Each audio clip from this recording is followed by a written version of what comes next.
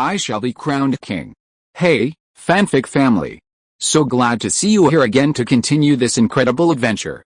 As always, kindly remember, this story is 100% fiction. So don't go looking for dimensional portals in your closet.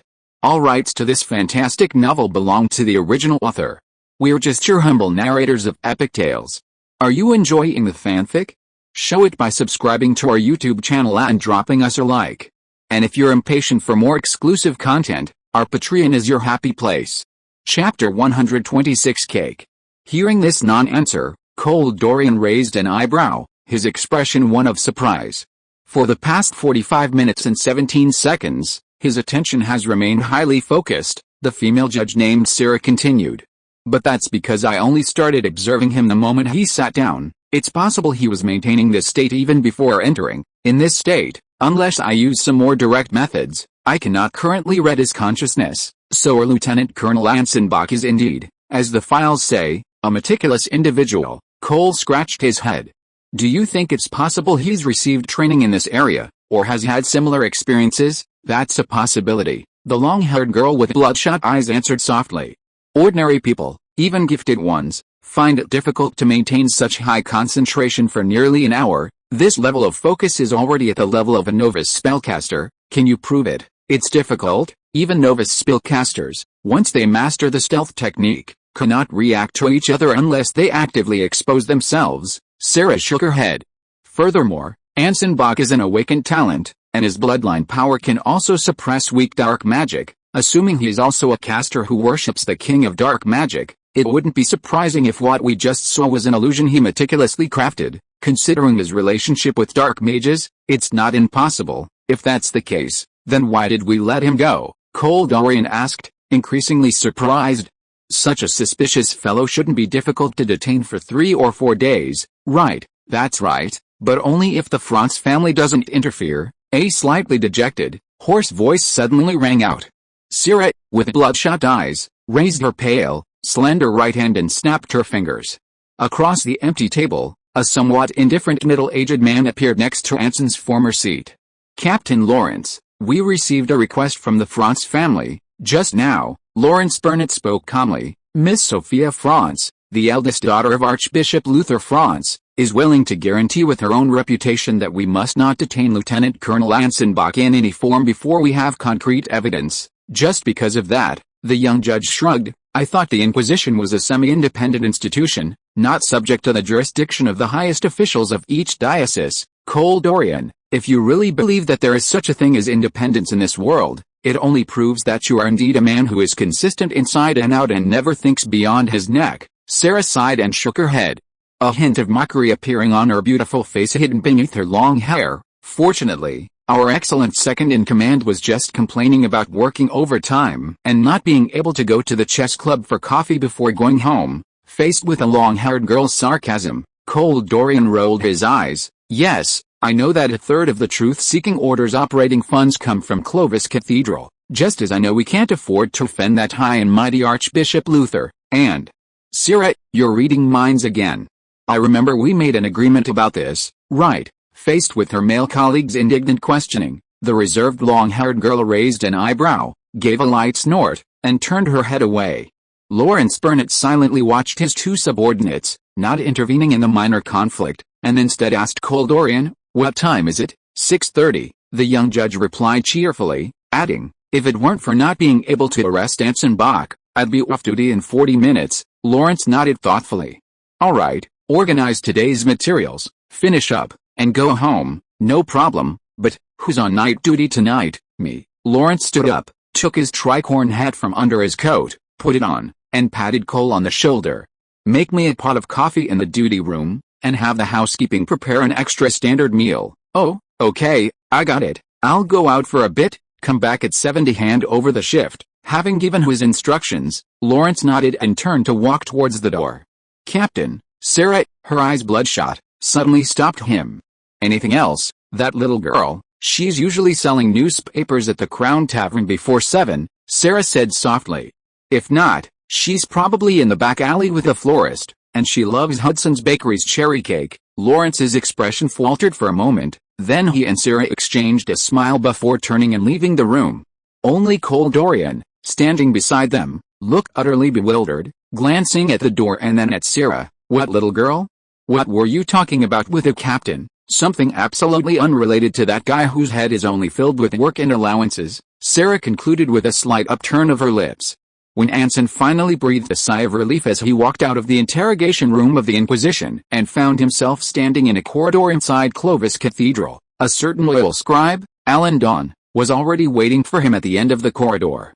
He was still dressed in an impeccably tailored black suit, a stiff-collared white shirt, gleaming leather shoes, and his hair styled like an adult's. He also carried a leather briefcase that always looked incredibly heavy, filled with countless documents. "Blessed by the ring of order, Lord Anson Bach, you're finally out," the clerk, who had been standing frozen like a puppet, immediately rushed forward excitedly the moment he saw Anson emerge from behind the door. "All the formalities are complete. You can leave this hellhole now, honestly." A dignified officer of the Church of Order, arrested without any evidence as a suspect in the Old Gods faction. This is unheard of. With a ring of order above me, I can't even imagine the damage this will do to your career and reputation. Listening to the clerk's incessant complaints as he walked, Anson followed him out the corridor, his mind constantly weighing the pros and cons. The most immediate concern, of course, was the surveillance from the Inquisition. As the Church of Order's top law enforcement group, according to the standard script, he should already be locked in some dark, sunless cell, tortured to the point of near death by all sorts of unheard-of methods, until he spilled every piece of information he knew, and literally, exactly. Now, for some unknown reason, this organization, whose public image was absolutely devoid of any connection to Harmony Brings Wealth, was being incredibly polite to him. After careful consideration, Anson concluded that besides this convincing acting, it was probably because the Franz family had exerted considerable pressure on the Inquisition, preventing them from taking any rash action. This was, of course, a minor matter for Archbishop Luther, but Anson vaguely felt he had discovered something. Compared to certain ironclad rules of the Church of Order, Luther Franz seemed to care more about the interests of the Kingdom of Clovis and the Franz family. On the other hand, Anson wasn't entirely without gain. According to the inquisitor named Cole Dorian, Professor Mace Harnard had been collecting the great magic books scattered throughout the capital. Although he didn't understand why, this seemed to explain why the Dark Mage frequently sent low-ranking officers to travel throughout the kingdom, and why he paid such attention to a certain talkative novelist and the royal guard. Anson guessed it was likely intelligence gathered by Draco Veltz, or that Miller Cortez's death was related to a volume of the Grand Spellbook. While this was just his speculation, it did explain many things. For example, Bronze presence at the newspaper building was because clues about the Grand Spellbook had appeared there. And the reason he left after sensing the Grand Spellbook was probably because he discovered it wasn't the volume he wanted and guessed it was a trap set by the Inquisition. With this explanation, many seemingly coincidental situations seemed to make sense.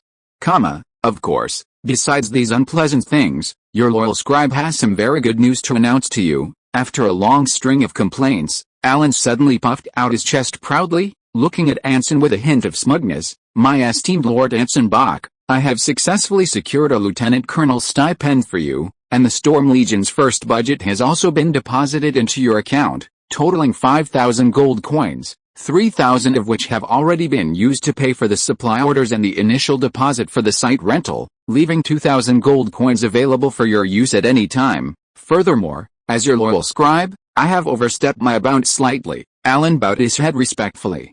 "Considering the conflict between you and the army, if you were to place orders with the military factories and recruit soldiers normally, you would almost certainly face their obstruction. Even if everything went smoothly in the end, you would inevitably be extorted for a higher price, so I found a roundabout way, using different names for everything from renting the venue to purchasing weapons, including recruiting soldiers. Therefore, although it basically meets your expected standards, there will be a slight difference." As he spoke, the junior clerk laboriously raised his right hand, gesturing with his thumb and forefinger towards Anson, cautiously observing Anson's expression. "Can you accept this result? Or, it's all right, let it be." Anson waved his hand, indicating he didn't care. Honestly, after experiencing the easily defeated allies, the veterans with no fighting spirit, the adjutant only thinking of running away, the new recruits only willing to die, the bang-bang cannons only good for making noise, the grenades that smoked but didn't explode, the crudely made muzzle-loading rifles. After experiencing all of this, and the well-equipped and well-trained conscripted army that miraculously captured Thunderberg in just 19 days, no difficulty seemed insurmountable to Anson. In that case, I will arrange for all preparations to proceed as quickly as possible, aiming to have most of the work ready in 4 days, so you can begin formally recruiting officers, Alan Dawn said cheerfully. Then your schedule for today only has one last item left. Someone has made a last-minute appointment to see you, who, I'm very sorry, but out of necessary courtesy, I cannot mention this young lady's name. The clerk politely shook his head, standing still and pointing to the room opposite. She is waiting for you in the prayer room now. Anson looked at the door, then at Alan, who had stopped. Aren't you going in with me? No, I've confirmed. She only wants to see you. Only me. Only you. Anson paused, remaining silent for a long time before speaking.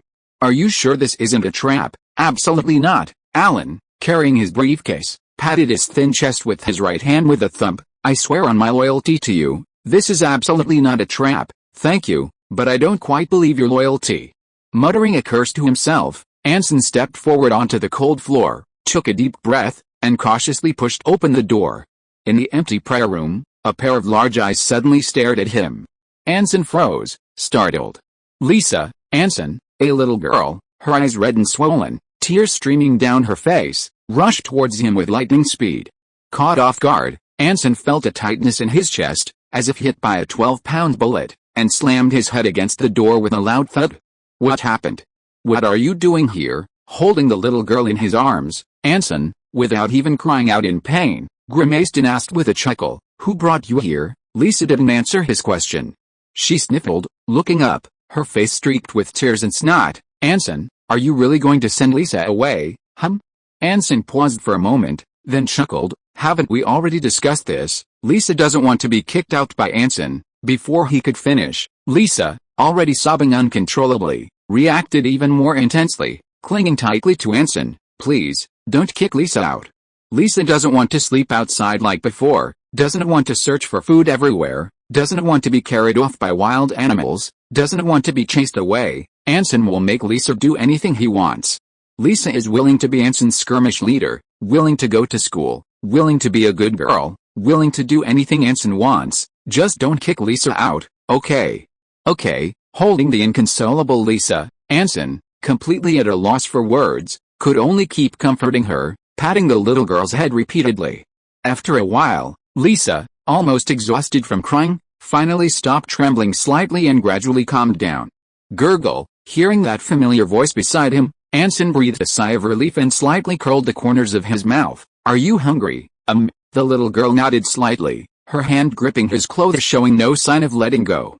What do you want to eat? Lisa hesitated for a moment, as if struggling with being a good girl and her own desires. Cake. Chapter 127 Storm Squad. At dawn, a four-wheeled carriage bearing the insignia of the Ring of Order slowly made its way along Frederickstrack Street, the crowded street, and the normally operating shops, cafes, and clubs on both sides made it impossible to sense the impact of the war. To offset the adverse effects that the Old Wall Street incident would have on Anson, a loyal scribe had worked with extraordinary efficiency, completing most of the preliminary preparations in just 3 days, and the establishment of the Storm Legion was officially in its final countdown. Sitting comfortably in the church-sponsored carriage, Anson gazed expectantly at the scenery outside the window, holding a copy of the Kingdom Loyalty Gazette specially brought by the scribe. This newspaper, exclusively for officers, exuded loyalty from its name to its content. On its front page, in bold, large font, was an incredibly eye-catching headline: The gunfire of Red Moon Town, the New Year War enters a critical turning point. On the night of January 19th, 30,000 Imperial troops launched a surprise attack on Red Moon Town on the southwestern border of the kingdom. 13 villagers discovered the vile actions of these rats in time and fired a warning shot, gaining a precious opportunity. The two sides fought fiercely throughout the night, and Red Moon Town was destroyed in flames amidst the roar of artillery. At 5:35 a.m. the next morning, the Imperial Army, terrified by the King's valiant Royal Army, fled in panic, and our army captured countless flags and weapons. The cautious Brigadier General Tenad, after winning the victory, mercifully abandoned the pursuit. He told our reporter that the Battle of Red Moon Town marked a reversal of the war situation. The defeatist rhetoric of the Empire's invincible was completely bankrupt.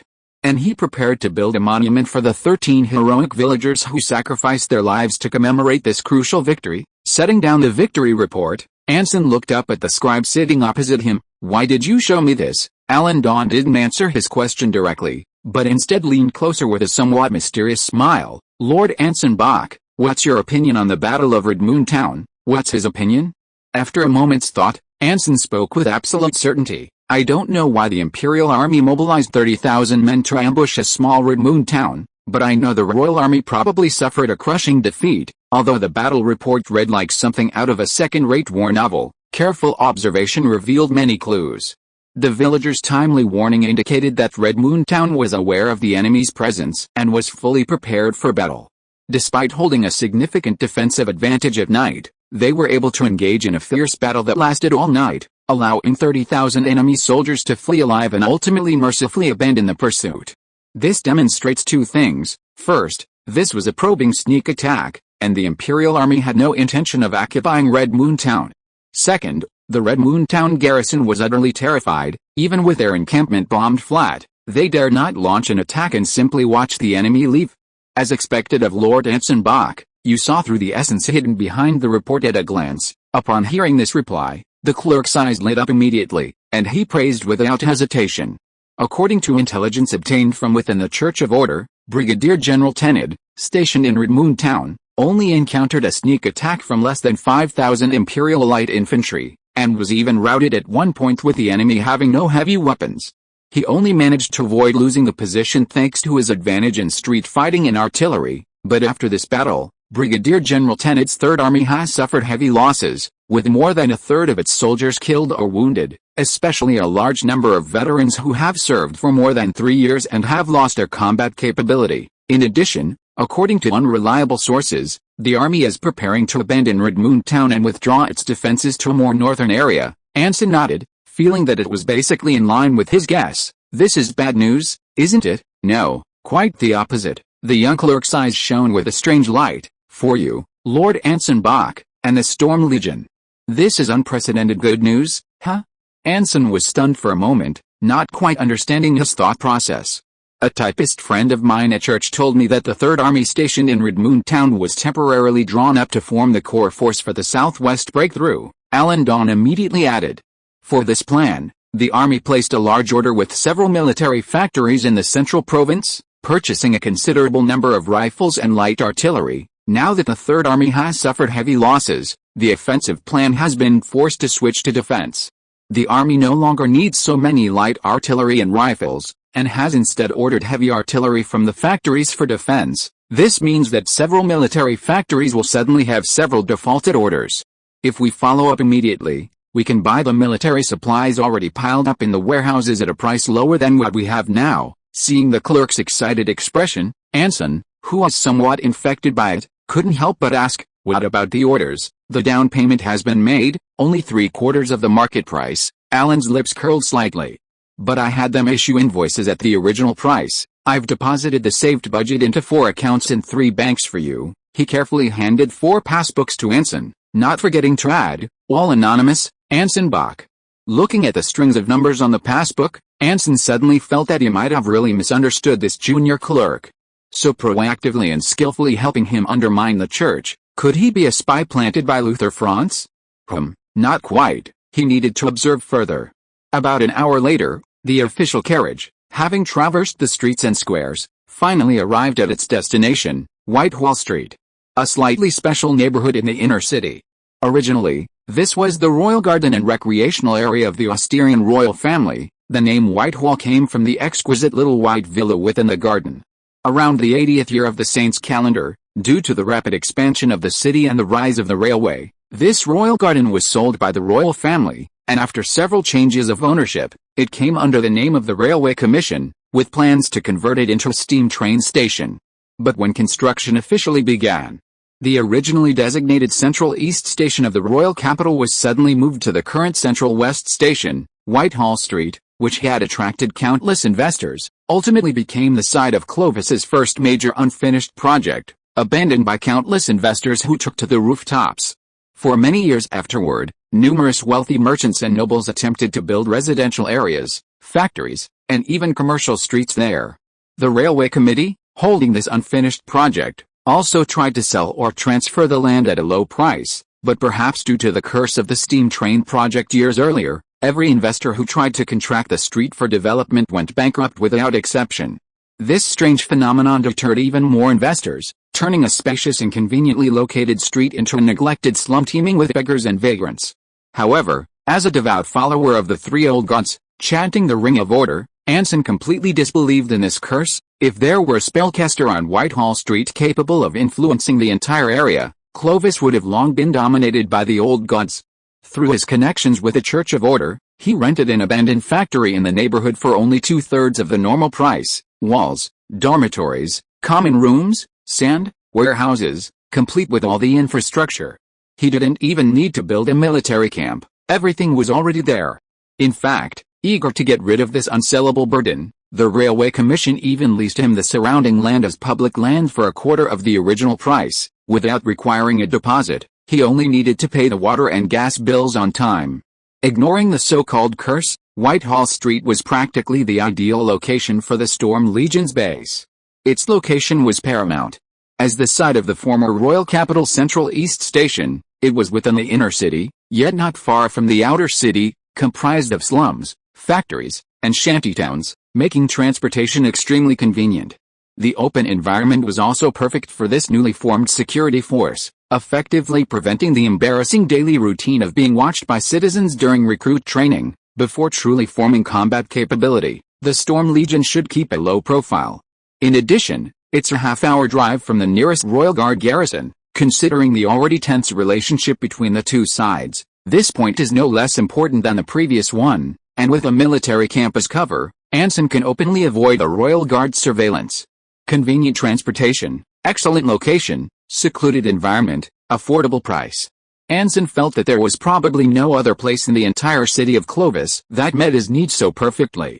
Of course, Anson also learned from the junior clerk that the Railway Committee was willing to hand over the land so readily, not only because they were eager to get rid of it, but more importantly because of Archbishop Luther Franz's attitude. In exchange for the land, the Church of Order would not stop lending to the Kingdom of Clovis for the Grand Cross Railway project since the 95th year of the saintly calendar, supporting the normal operation of the Railway Committee. Currently, due to the war with the Empire, many chambers of commerce in the central province that engage in import and bulk raw material trade are on the verge of bankruptcy, and the Railway Committee is also beginning to face operational difficulties, relying solely on coal orders from the military factory in the North Port to maintain operations. The New Year War, which began in the 99th year of the Saints' calendar, is currently confined to the borders, but over the past few months it has unknowingly begun to affect the entire kingdom, casting an invisible shadow over the bustling capital. Your Excellency Anson Bach, may I ask 2 questions? The carriage stopped outside the factory gates, and the junior clerk, Alan Dawn, suddenly spoke. Go ahead, Anson. Having just undermined the Church of Order and indirectly profited from the national crisis, was in a fairly pleasant mood, putting his bankbook into his coat pocket. So, the first one, Alan, sitting in his armchair, leaned forward, clutching his briefcase tightly.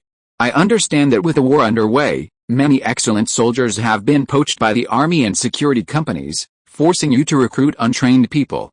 But why recruit homeless people from welfare homes? We have a sufficient budget and can hire enough unemployed workers from various unions. They and their families desperately need these jobs and would certainly be happy to join the army. That's right, but that also means we need to negotiate with the unions, Anson explained. We have 8 companies, requiring 1,000 combat soldiers alone. Including all the support and reserve personnel, it's about 1,500. If we hire from the unions, they'll definitely guess we're desperate for manpower and take the opportunity to demand exorbitant prices. Even a 1% cut for 1,500 people is a lot, and that money certainly won't reach the workers. In the end, we might end up spending a lot more money hiring a group of soldiers who are ungrateful and even resentful, but no welfare institution in the world wants as many people as possible. With a large influx of refugees brought by the outbreak of war, they're certainly eager to get rid of these burdens. They won't come up with a bunch of outrageous demands when negotiating with us, they might even cooperate willingly. I see, Alan readily agreed. Although they're all inexperienced recruits, the welfare institution can prevent soldiers from complaining about being exploited during enlistment, And most of the homeless in the welfare institution are single, saving a lot on resettlement costs. Besides, unemployed workers in the union still have expectations for the future and hope to receive treatment equal to or even better than before, but the homeless don't have this problem. They just want to escape their suffering as quickly as possible, and even a little welfare will make them grateful. This approach perfectly aligns with His Majesty Frederick I's famous saying, "Grace and sweetness should be given little by little, but pain should be inflicted all at once." That's right. Anson, gradually getting used to the junior clerk's flattery, nodded, indicating that this was exactly what he meant. And the second, Alan's expression changed slightly, but he quickly regained his composure. "It's just a little question I'm curious about. If you don't want to talk about it, I mean, why did you name the security force the Storm Regiment?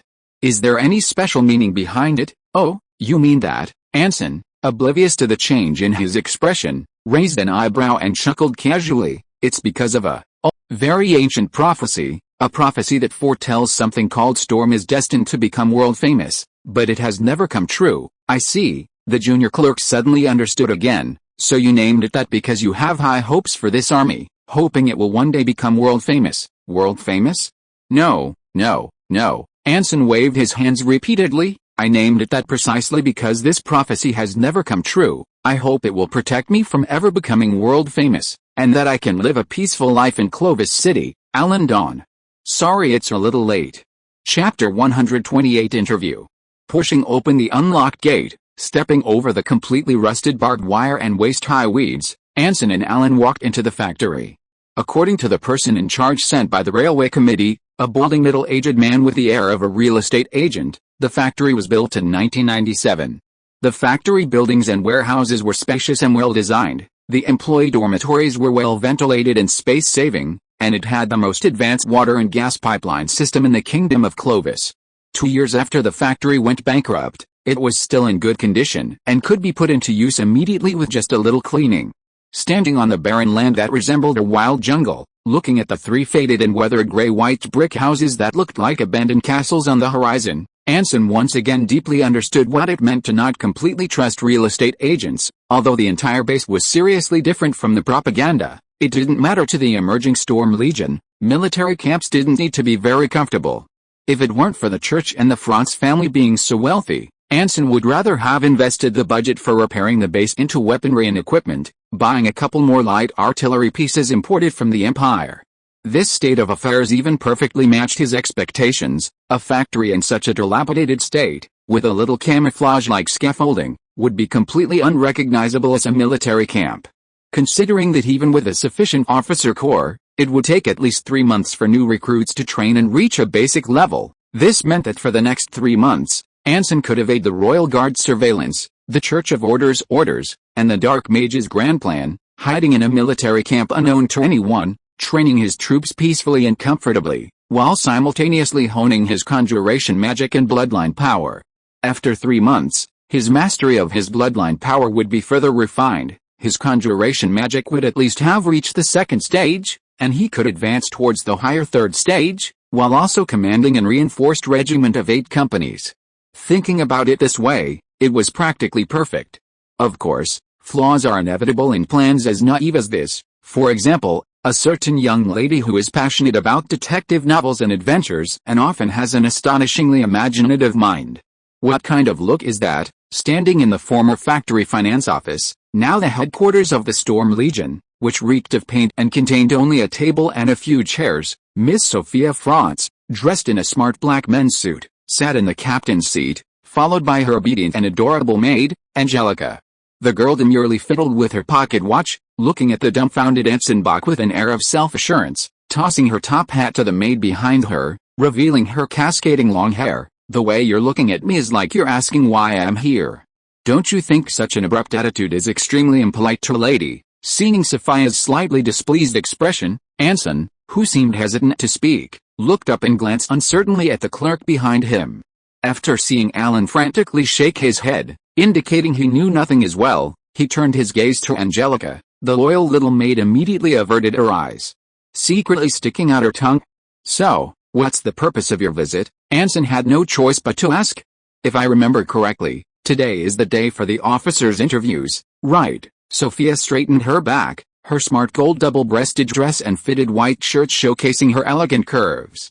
Anson raised an eyebrow, somewhat surprised, and asked, "You also intend to participate?" "Of course not. You are the military commander of the Storm Legion.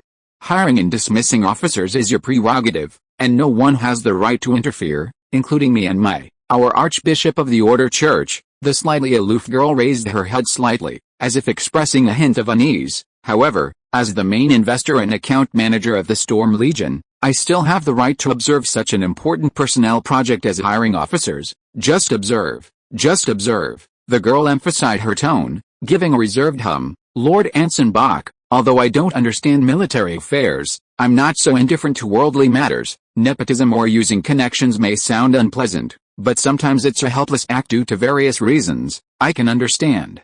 As a young officer rejected by the army, you must have to make deals with various parties to assemble an army of 1,000 men. So, whatever officer you hire today, I can assure you, on behalf of the France family, that there will be no interference. So what is your purpose in coming here today? To observe for the sake of observing? But her promise not to interfere with the interview is good news, right?" Looking at Sophia's reserved expression, but with a cunning glint in her eyes, Anson felt that things were probably not so simple. Ahem. Just then, the junior clerk standing behind Anson stepped forward, cleared his throat, and bowed slightly. "Lord Anson Bach, and Miss Sophia France. I apologize for interrupting your conversation, but the interview time has begun." Hearing this, the girl frowned slightly and stood up from her chair. "So fast? They're all here already. We notified them at 10 a.m. sharp, and it's 10:30 now. According to the prior notice, they should be waiting for the interviews in the factory outside." Alan glanced at his pocket watch and nodded. "We have to thank Instructor Eric from the Royal Military Academy for this. Thanks to his help, our people were able to distribute leaflets freely within the academy. In return, he hopes we can recruit as many skirmisher officers as possible." Anson nodded. This made sense, especially since he himself was a skirmisher. "How many people are there in total?" 25 people submitted their resumes, Alan replied. "A bit few." Anson frowned slightly. "A regiment of 1,000 men needs at least 50 officers to support it, and this is only half. However, with the frontline fighting intense, the shortage of officers is normal. Give me the resumes and let them all come in." Anson sighed. "Yes." Alan respectfully handed a stack of resumes to Anson, turned, and went out. However, he quickly returned, his smiling face bearing a strange expression. "What's wrong?" Anson suddenly had a bad feeling. "Is no one coming?" "No, not at all." Alan forced a smile. "I think it would be better if you two came out and saw for yourselves." Anson and Sophia exchanged a glance, looking at each other blankly. A minute later, the two stood on the second-floor corridor, looking at the sea of people. The factory hall crammed with countless heads and military uniforms, and finally understood why the junior clerk had that expression. This, Sophia, her expression one of astonishment, held her breath, staring at the dense mass of figures below the stairs. "How many people are there?" "About 1,000 or two." Anson's expression was no better, glancing blankly at the junior clerk behind him. "Didn't you say there were only 20 or so?" "That's indeed how many resumes were submitted, but..." Alan glanced at Sophia, then lowered his voice and leaned closer to Anson. "It seems that the news of the great victory of Red Moon Town has spread among the graduates, causing heavy casualties and defeats in the frontline battle." Anson Bach. "What do we do?" Sophia, somewhat nervous, turned her gaze to Anson. "With so many people, we can't finish interviewing them even in a month, let alone a day." Soon, people in the hall noticed several more figures on the stairs, and the previously quiet crowd immediately erupted into a cacophony of noise, the already enclosed factory like a boiling cauldron of oil. "Everyone, silence." Standing at the top of the stairs, Alan, his small, thin frame hunched over the railing and shouted down, "Lord Anson Bach, Commander-in-Chief of the Storm Regiment of the Clovis Cathedral Security Forces, Army Lieutenant Colonel." As soon as he finished speaking, the junior clerk bowed respectfully, stepping aside to make room in the center. After a moment of silence, Anson stepped forward, hands behind his back, looking at the sea of people and the pairs of eyes staring at him.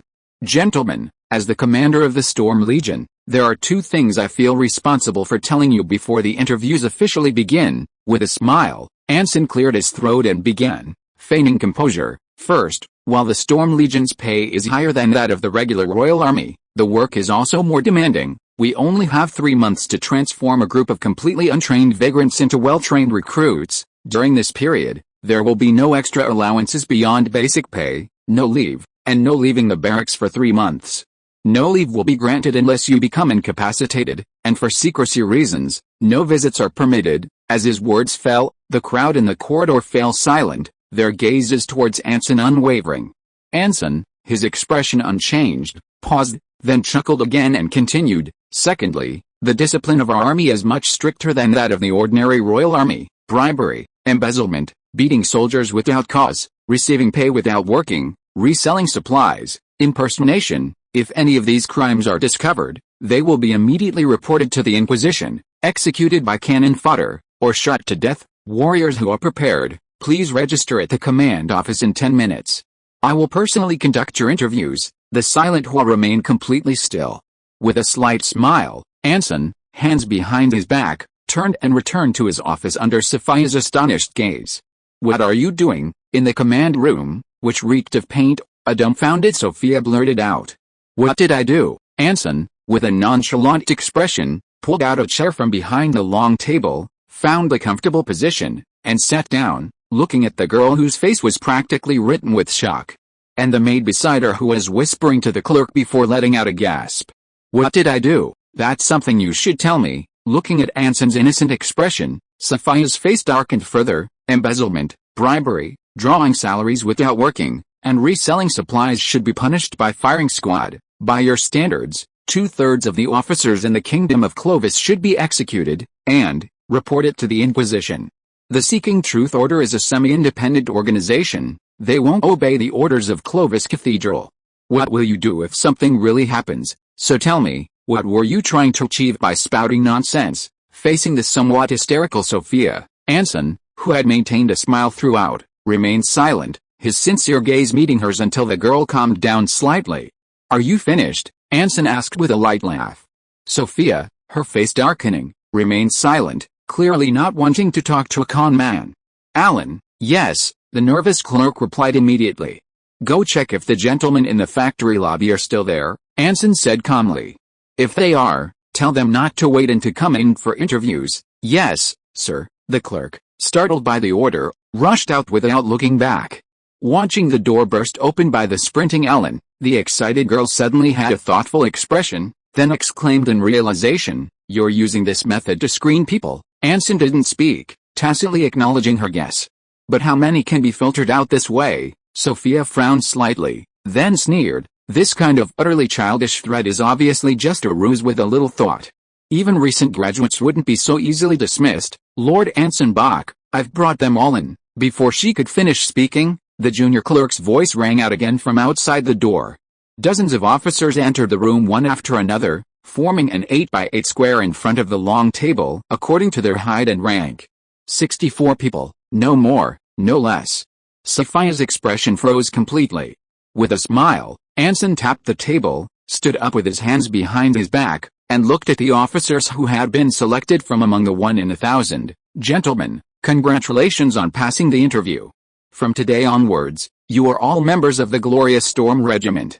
I know you have many things to say and many questions to ask, but you can discuss them later. Please leave your resumes, or those who didn't bring them can send them later. In 4 working days, I will officially announce your ranks at the officers' meeting. Now, as the Supreme Commander of the Storm Regiment, I, Lieutenant Colonel Anson Bach, announce my first order, dismissed." As soon as he finished speaking, the officers, with their varied expressions, looked at each other, and after confirming that Anson was not joking, they filed out one by one. The empty command room was left with only the awkwardly standing clerk and maid, the smiling Anson, and the frozen-faced Sophia. The selection of officers for the entire Storm Regiment, 1,000-strong security force, was over just like that. "Oh, it's only 12 o'clock," looking at the girl who hadn't yet recovered from her shock, Anson, a slight smile playing on his lips, pulled out his pocket watch and snapped it open. "Miss Sophia, I know a nice cafe nearby, on Friedrichstrasse. Before we go back, would you like to grab a coffee together?" I forgot to update. If you are listening to this novel on a channel other than Fanfic World, it means it was downloaded and re-uploaded without effort. We warmly invite you to visit our channel, Fanfic world. There you will find the original version of this story and many other novels of various genres. We look forward to seeing you dive into a world of incredible novels. Chapter 129: The Power of the Strongest Bloodline. Despite Anson's earnest attempts to persuade her to stay, explaining that it was an apology for what happened at St. Isaac's Academy, Sophia Franz left without looking back, leaving only her maid Angelica constantly apologizing and hurriedly catching up with Sophia. Clearly, after experiencing such a completely different interview from what she had imagined, even the most delicious coffee would taste bland to her. Watching the girl's somewhat dejected figure disappear into the distance, Anson couldn't help but smile. It seems Lord Anson Bach has won a resounding victory today. The junior clerk standing to the side immediately seized the opportunity to flatter him. Having learned today's lesson, Miss Sophia will surely dare not interfere with the Storm Legion's personnel changes so easily in the future. A resounding victory? A lesson? Anson raised an eyebrow. What are you talking about? I'm saying your methods are truly ingenious. Alan nodded slightly, his tone flattering without any outward expression. Lowering your stance, pretending to be completely unaware of Sophia's arrival, remaining calm in the face of the unexpected event, leaving Miss Sophia no room to intervene while also preventing her from raising any objections. Although treating a noble lady like this, and secretly mocking her behind her back, is a little ungentlemanly, but considering the impact of the old Wall Street incident, even the most demanding person wouldn't object to your actions. I don't know what you're talking about. Anson shook his head. And, did I laugh? You've been smiling the whole time. Without stopping, the junior clerk nodded firmly, raised her right hand, and gently rubbed her index finger and thumb against the corner of her mouth, gesturing the size of the smile. About this, up a little bit. After seeing off the uninvited Miss Sophia Franz, Anson and the junior clerk chatted for a while, with Anson explaining the renovation work for the Storm Legion's base. Although Anson himself hoped that the Storm Legion would always teeter on the edge of not quite famous, just like her name, such an approach would obviously not satisfy his largest shareholder and client. The Order Church, which had gone to great lengths to acquire the security forces, needed this army to make its presence felt in the turbulent capital. To this end, the entire abandoned factory serving as the base would be renovated: soldier and officer dormitories, a communal canteen, a drill ground, stables, an artillery range, an ammunition depot, emergency exits.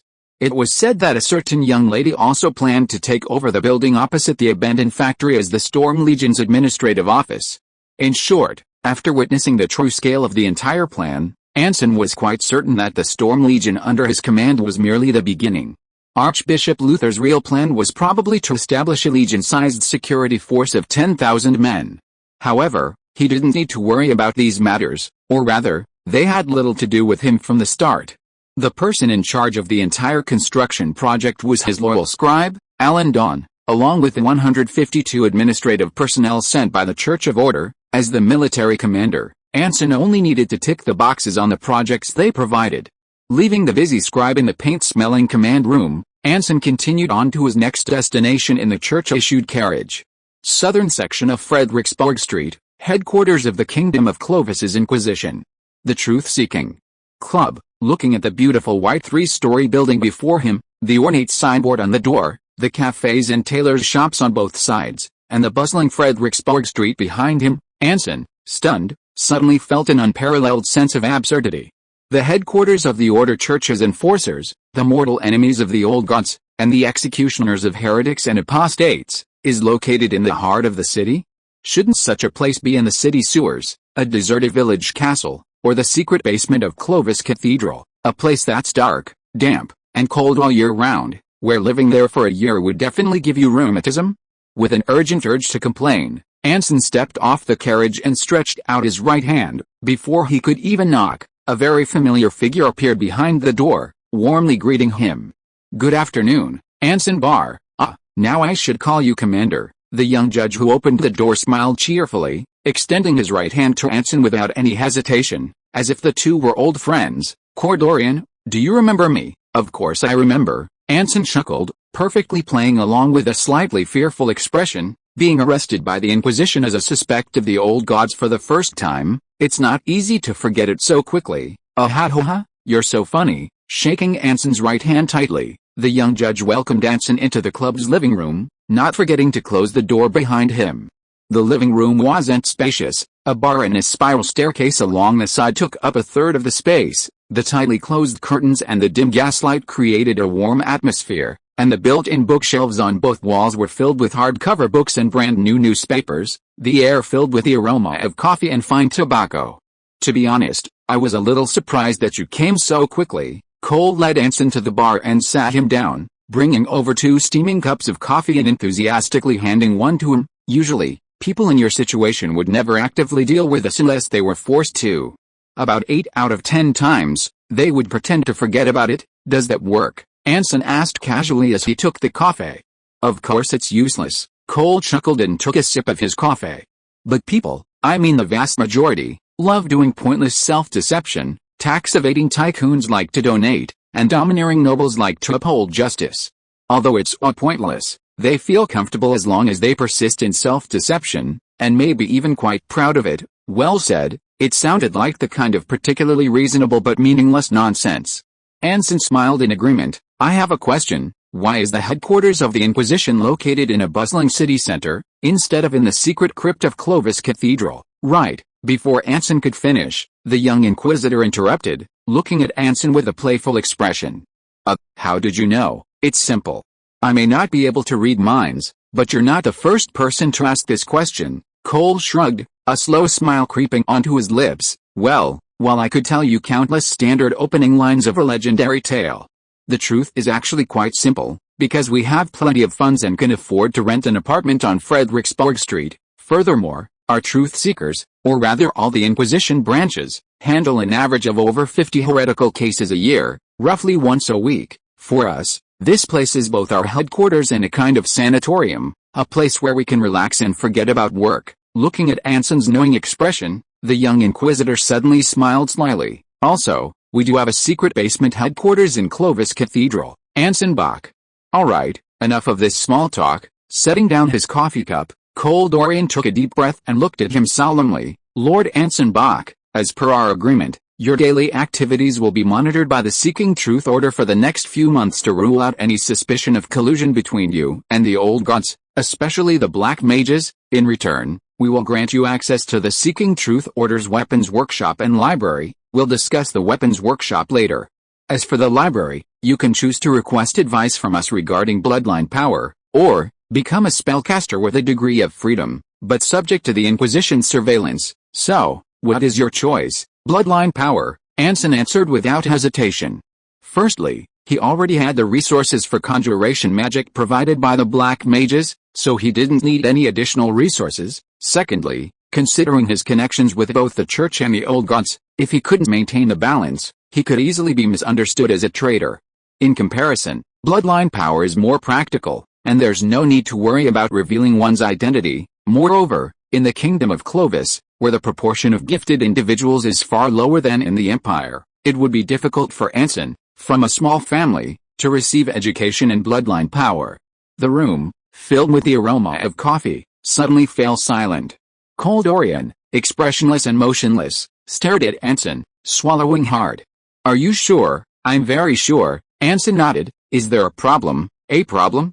No, there's no problem. Cole smiled and waved his hands repeatedly, pursing his lips hesitantly. I just want to know, are you really not going to reconsider? People like you, I mean, those who have been in contact with the special groups of the old gods, aren't they all very curious about magic? Anson frowned slightly. You really want me to become a spellcaster? Cole's expression stiffened. You noticed, obviously. Anson nodded. How obvious? Very obvious. The silent inquisitor picked up his coffee and took a sip, concealing his momentary embarrassment. Oh, I do have that thought. For some reason, he put down his coffee cup and sighed softly. But if you've made up your mind, I will do my best to help. After all, it's ultimately your choice. Alright, now tell me, has your bloodline power awakened, and what is its ability? Faced with Cole's question, Anson first nodded, then shook his head. Awakened but unaware of your abilities? Haha, that's quite characteristic of the Kingdom of Clovis, Cole chuckled. Although I don't know why, the Kingdom of Clovis doesn't seem to place much emphasis on cultivating gifted individuals among its officers, preferring to allocate resources to tactical training instead, but that's alright. The Kingdom of Clovis is only a few hundred years old. Most gifted individuals inherit the Holy Grail Knight bloodline from the Loran family, inherited by the austere royal family.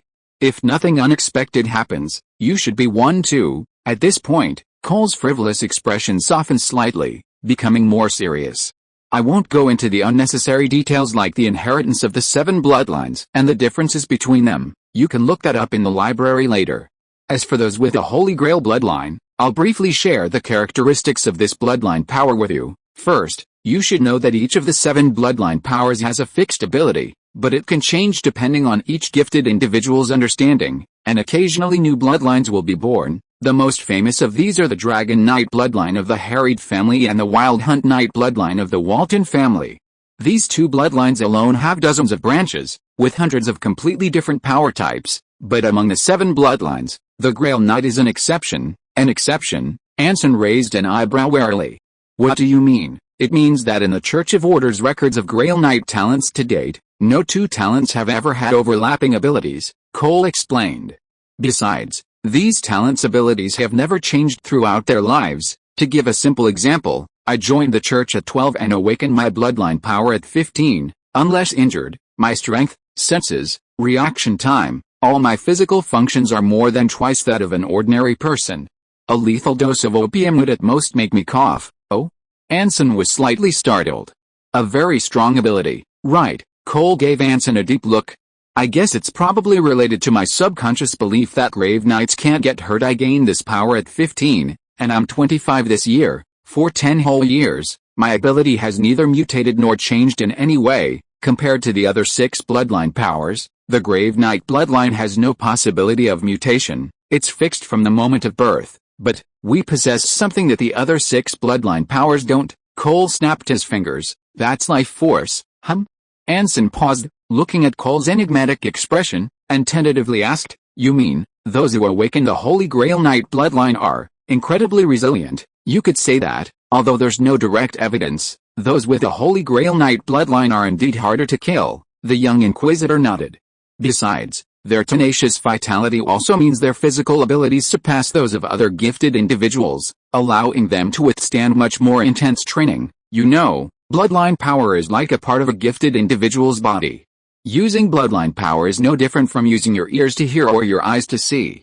Only high-intensity, targeted training can make it more sensitive, stronger, and more powerful. From this perspective, I believe the Holy Grail Knight bloodline is worthy of being called the strongest bloodline power. Slightly revised, took a little longer. Chapter 130. What are you doing here? The strongest bloodline power? Looking at the young Inquisitor's serious yet somewhat amusing expression, Anson couldn't tell if the other was just saying it casually or genuinely believed it.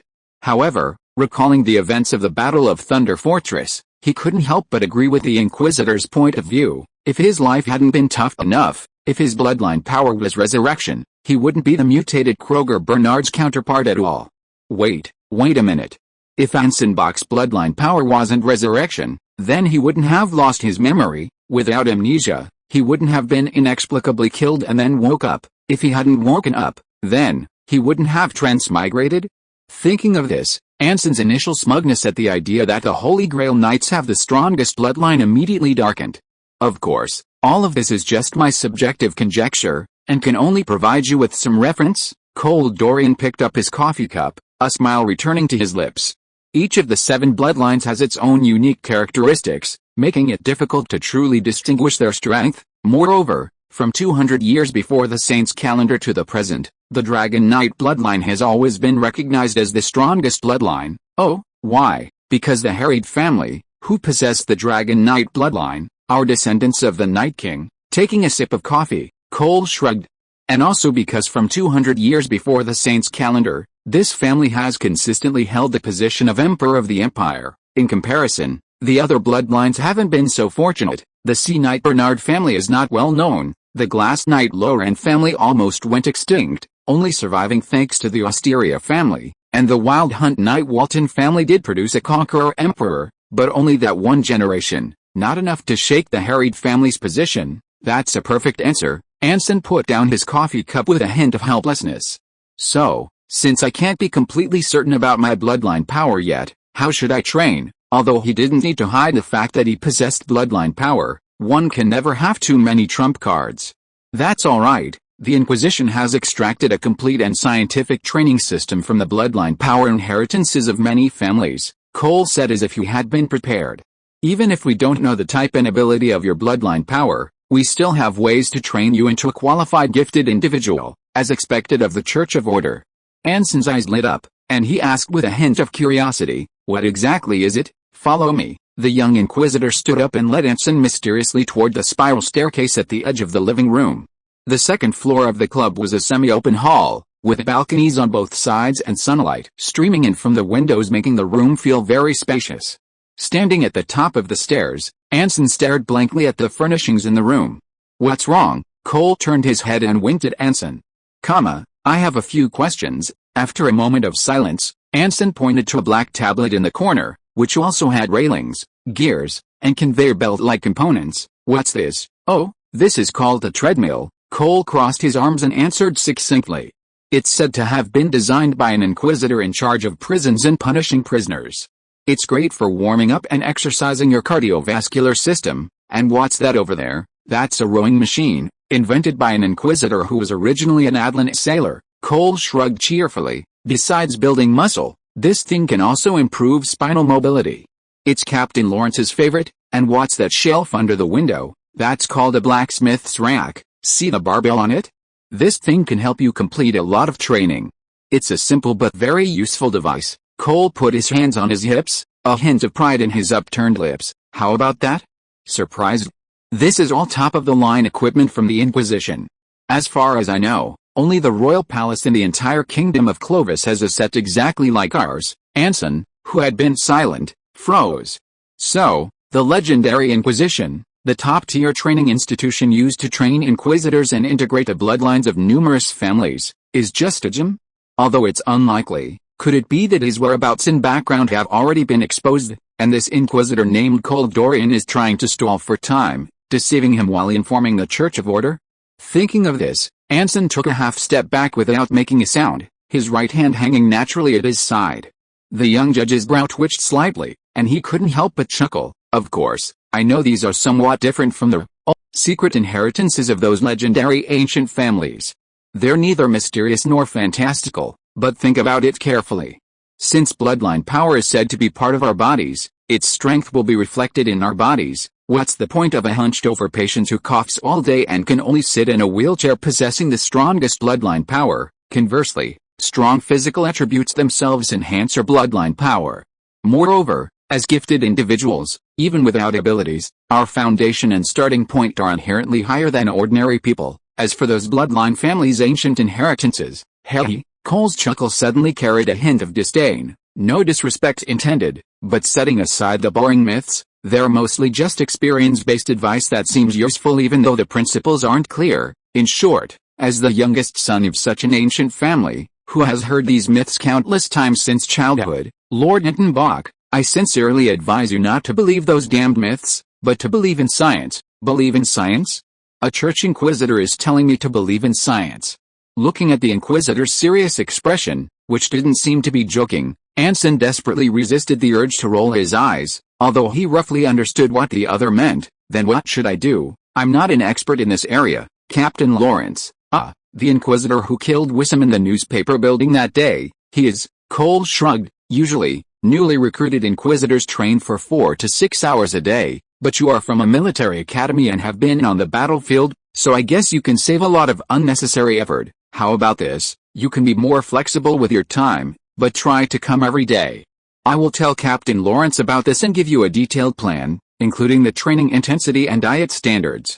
There are many books in the rooftop library about the differences and variants of various bloodline powers, although I don't think they are very useful. It's good to know more. Also, there's a small shooting range and fighting room in the basement of this club, which will open to you, though I don't think you'll need them. Not necessarily, Anson chuckled. My marksmanship is terrible. I need a place where no one can see me practice. You're still as humorous as ever. Cole smiled, clearly not taking the remark seriously, and said in a half-casual, half-invitational tone, want to try it out, right now, of course, if you're not in a hurry to leave. The young judge shrugged.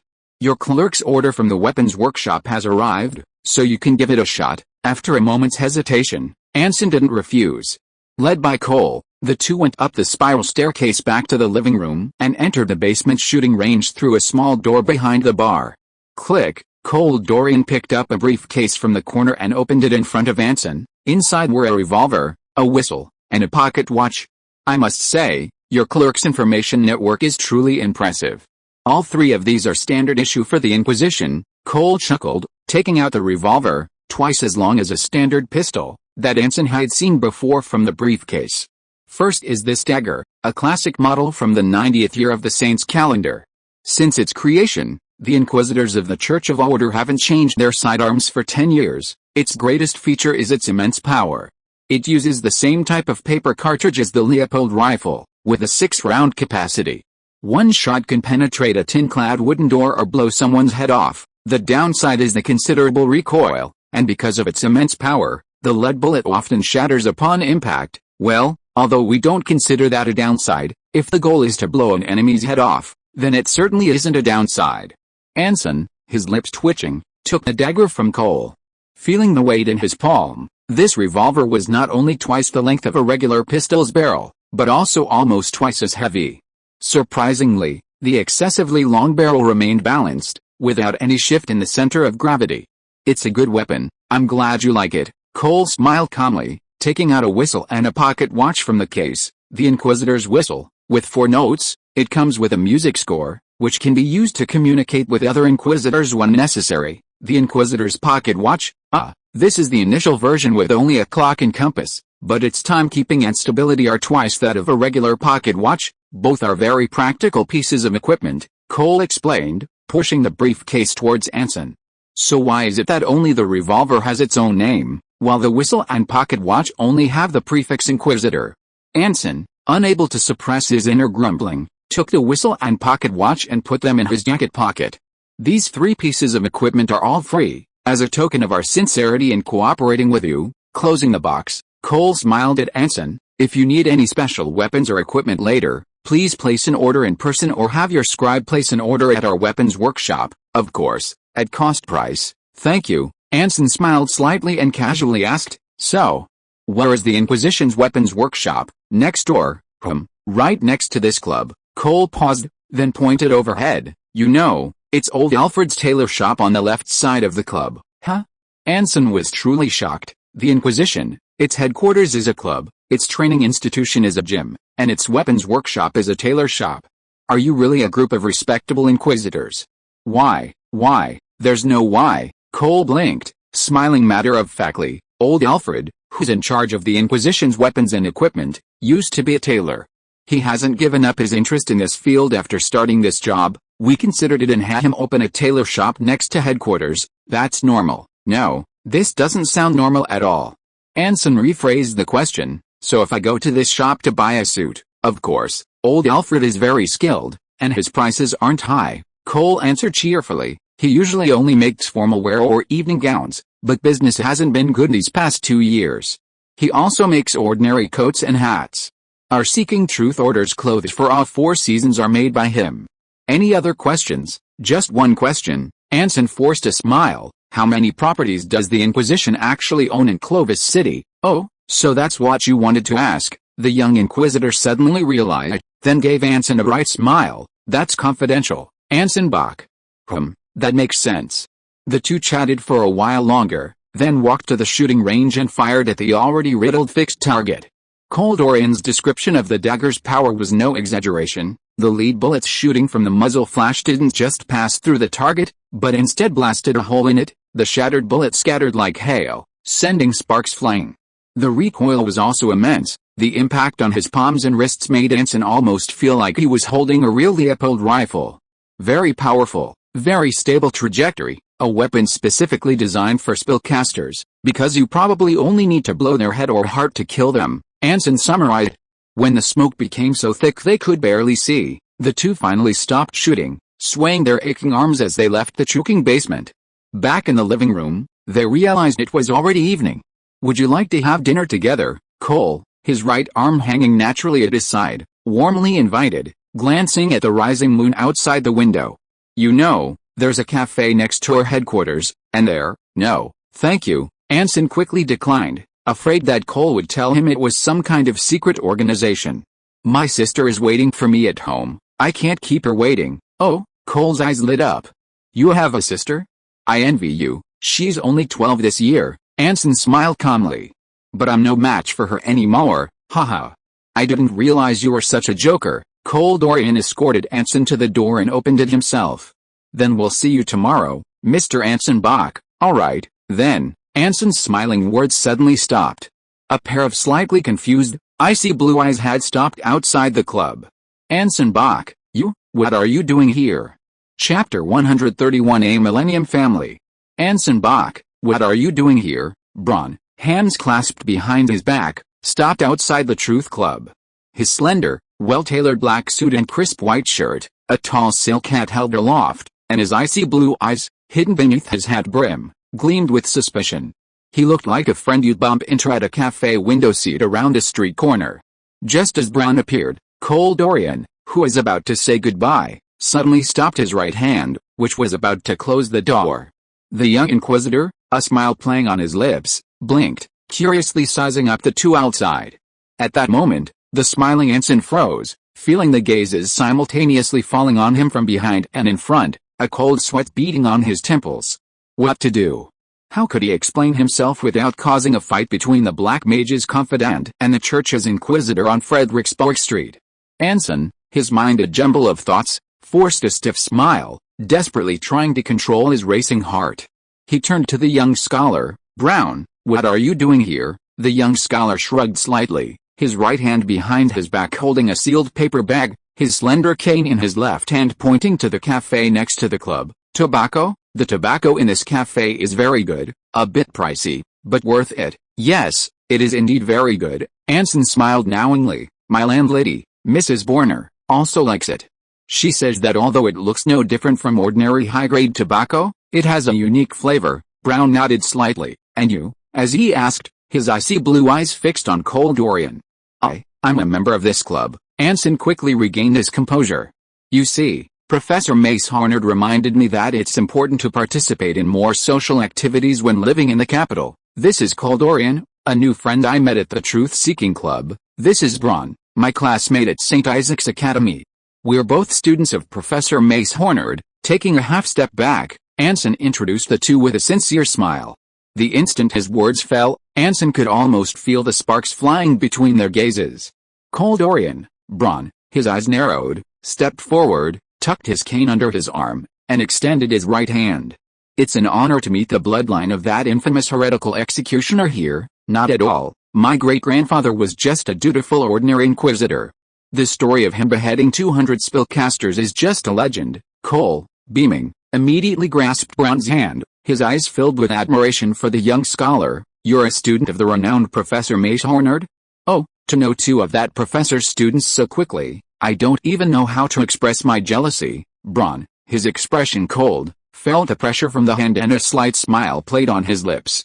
The two exchanged compliments, each with an expression of deep regret at not having met sooner. If it weren't for the enhanced observational abilities of a sorcerer, noticing one hand gripping a cane and the other hanging limply in front of a holster, Anson might have actually believed it. I'd be a fool to believe that. Hey, seriously, you and Anson should come here more often.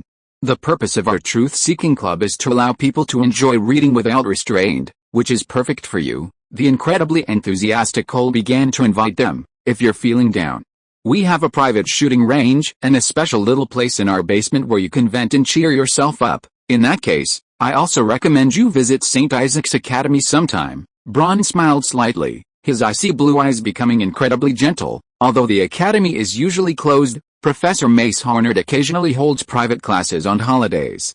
I can reserve a spot for you near the blackboard. Watching the two exchanging glances, Anson desperately suppressed the urge to twitch his lips, smiling and nodding repeatedly, occasionally interjecting with a few meaningless remarks. After a full 30 minutes of conversation, the three finally waved goodbye with reluctance. Cole Dorian repeatedly invited Brent to visit the Truth-Seeking Club often, promising him an absolutely unexpected surprise. The taciturn young scholar simply nodded, smiling as he boarded the same carriage as Anson. They've finally set their sights on you. Inside the swaying carriage, these were Braun's first words after the carriage finally left Fredericksburg Street. his silence replaced by a cold expression. Anson, his gaze grave, nodded emphatically. That person, Cordorian, a second inquisitor of the Seeking Truth Order, a gifted individual with the bloodline of a Grail Knight, Braun interrupted him. My understanding of him is limited to Professor Mace Hornard's assessment, a celibate pseudo-believer who can smile as he blows someone's head off for work. The fact that the Inquisition sent this person to negotiate with you proves they haven't found absolute evidence, or rather, they can only confirm your relationship with Professor Mace Hornard, considering you a very important lead. As a result, they will monitor you specifically, but considering you are already the Supreme Commander of the Order Church's security forces, this monitoring will inevitably be passive and flexible. Under these circumstances, relying on the advantages of your position, the entire plan of the Order Church and even the Inquisition cannot bypass you. As the Supreme Commander of the security forces, at this point, Braun took a deep breath, a slight smile playing on his lips. Well done, Lord Anson Bach. In that instant, Anson, relieved, looked at the other man with slightly excited eyes and said in a low voice, "It's all for the Dark Mage, for the old god's grand plan." What a close call. I almost thought I was going to be seen as a traitor. The stern-faced Braun nodded in satisfaction, took out his pipe from his pocket, and lit it. So you really came to buy tobacco? Anson pursed his lips and said to Braun, who was puffing out smoke, in a deep voice, "In fact, to gain my trust, the Seeking Truth Order has already told me part of their plan." Oh, the young scholar's eyes lit up, his expression filled with unexpected surprise. Through intelligence gathered from the Royal Guard, they know that Professor Mace Hornard is collecting the great spellbooks scattered throughout Clovis, Anson said. Because of the professor's status at St. Isaac's Academy, they dare not act rashly, so they plan to use one of the books in their possession as bait to make the professor reveal his identity voluntarily. They also plan to use the Order Church's security forces as cover to further strengthen their control over the old god's activities in Clovis. This is just my speculation. But I think the Order Church and the Inquisition's aims are probably not limited to this. They may also be trying to interfere in the current war between the Empire and the Kingdom of Clovis. The moment he finished speaking, the veins on Braun's right hand, which was holding his pipe, suddenly bulged. Why do you think that? Because the security forces established by Archbishop Luther Franz are far larger than they are now, Anson explained as he took a folded document from his pocket and handed it to Braun. Initially, I thought the emergence of this security force was merely due to the Church's distrust of the Royal Guard's capabilities. But when I learned that Archbishop Luther Franz actually wanted to establish a security force of 10,000 men, I realized I might have been wrong. No, he didn't want to establish this security force out of distrust of the Royal Guard. Rather, after seeing through the Royal Guard's untrustworthiness, he saw this as a golden opportunity. The Red Brick Street riots, the Old Wall Street incident, and the still unresolved murder case on the Steel Sky. The Royal Guard's incompetence is common knowledge, and everyone knows it's only a matter of time before they are replaced. And at this critical juncture, the Church of Order established a security force directly under their command. With the right to fire within the capital, Braun frowned slightly. You mean, the Church is taking advantage of the chaos in the capital caused by the outbreak of war to expand its power in the Kingdom of Clovis? I think it's not impossible, Anson said quietly, secretly pleased with his ability to make things up. Perhaps Luther Franz did indeed have such thoughts, or perhaps he didn't intend for the Church but rather his own family to control this security force. Otherwise, he wouldn't have appointed Miss Sophia Franz to oversee the budget. However, as long as the Privy Council and the Austrian royal family weren't foolish enough to turn into moldy oranges, they wouldn't completely relinquish control of this security force to the Church of Order. There must be other interests at play. The Franz family and the Church of Order certainly paid some price. But that was irrelevant to Anson. He was currently only concerned with how to appease the Black Mage and the Church, and peacefully collect his monthly stipend and salary. Since the Second Council of Public Order, the Church has been constantly thinking about intervening in the affairs of nations, even meddling in the internal affairs of kingdoms. They've wanted these things for a long time, Anson continued.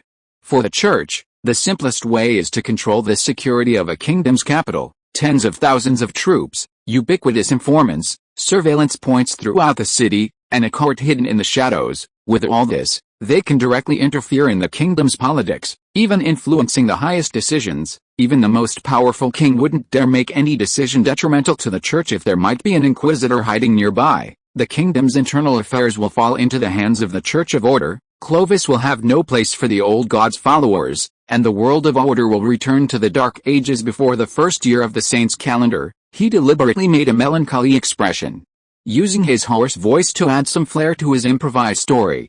Looking at Anson, who didn't seem to be joking at all, Bron remained silent for a long time. A long time passed, until the carriage entered White Lake Park, before he finally raised his icy blue eyes and said something that Anson found somewhat perplexing. "So that's how it is, I finally understand, huh?" Anson was taken aback. He understood what? Bron, expressionless, offered no explanation, his flickering eyes seeming to ponder something. According to Professor Mace Harnard's plan, this war cannot end easily. Only when all the kingdoms representing the world of order are swept up in the storm ignited by the kingdom of Clovis and the Empire, and their blood is shed dry, will our grand plan, belonging to all the old gods, become possible. Bron slightly raised the corners of his mouth. "That's right, I finally understand." Professor Mace Harnard, he saw this, which is why he had you infiltrate the Church of Order, allowing them to complete their conspiracy with self-satisfaction, because a chaotic order cannot allow the kingdom of Clovis to unleash its full power. Only by eliminating the incompetent royal guard can the Osteria family act freely, relying on an efficient and professional security force to mobilize the city's entire production capacity, sending the last piece of steel, the last able-bodied man, to the battlefield to fight the Empire to the last breath. The Church of Order, the Inquisition, Luther France, their petty tricks will completely destroy the balance built up over the past century, digging their own grave. Looking at the slightly excited Bron, Anson sighed inwardly. Perhaps he had chosen the wrong profession in his past life. He shouldn't have joined the army. Being an actor or a motivational speaker might have been more suitable. "So, what is the professor's opinion?" Anson asked. Bron immediately became serious. "Professor Mace Harnard instructed me to inform you that now that the Church of Order has officially intervened in the security of the capital, which was originally controlled by the Royal Guard, using the old Wall Street incident, we might as well use this opportunity to our advantage. There is one thing they are right about. The professor is indeed searching for the whereabouts of the great magic book in the capital, but this is merely a side task, not something that important." Anson's expression was solemn. Since Mace Harnard said so, it proved that this matter was indeed very important. The Church's goal is likely to weaken the Royal Guard's authority through the security forces, and we can certainly help them. Bron took a puff of his pipe. "To search for the Grand Spellbook, the professor has controlled many gangs and low-level guilds in Clovis City. I will gradually reveal some of their intelligence to you over the next few months, allowing the Church of Order to get ahead of the Royal Guard, thus deceiving the Church of Order and the Inquisition, ideally creating the illusion that dark mages are desperately searching for the Grand Spellbook. Furthermore, the professor also asked me to give you this letter. The research on the August family has yielded results." He handed a letter to Anson. "It is said, this was a blood magic family that existed for 1,000 years and was eventually wiped out. Today is another ordinary update day. I'm just an ordinary struggling writer. Writing is just an ordinary hobby. Although I still really hope that more and more readers will be willing to subscribe." Chapter 132 The Great Magic Book. Dear Anson Bach, as you read this letter, I hope you are sitting on the sofa by the fireplace with a cup of coffee and a pipe at your side, because this is probably the longest letter I've ever written to you, because of my heart, my emotions, my rapid breathing and my heart pounding in my chest. I cannot rewrite or revise it right now. August is one of the oldest blood magic families, existing for thousands of years, dating back to the era of the three old gods. Under the dim gaslight, looking at the exclamation mark that almost tore through the paper, Anson, holding a cup of hand-ground coffee, raised an eyebrow in surprise.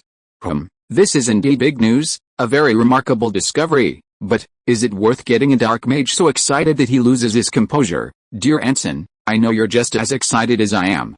We're uncovering the mystery of a certain historical truth, a family that still held influence around 300 years before the saint's calendar, comparable to the oldest family in the kingdom of Clovis. The rune was wiped out. There must be something unknown about this, but the real key isn't the truth of history, but the surname itself. What I'm about to say involves the deepest core secrets of the old gods world, a realm that the vast majority of people in the world will never access, something known only to a small group of us and our mortal enemies. Mortal enemies? Anson paused for a moment, then immediately realized he was referring to the Church of Order. Among the followers of the old gods, spellcasters are divided into three classes. Yes, I believe you. being so diligent and studious, must still remember our lesson in the cafe and took notes, especially the part about the 5 stages and missions.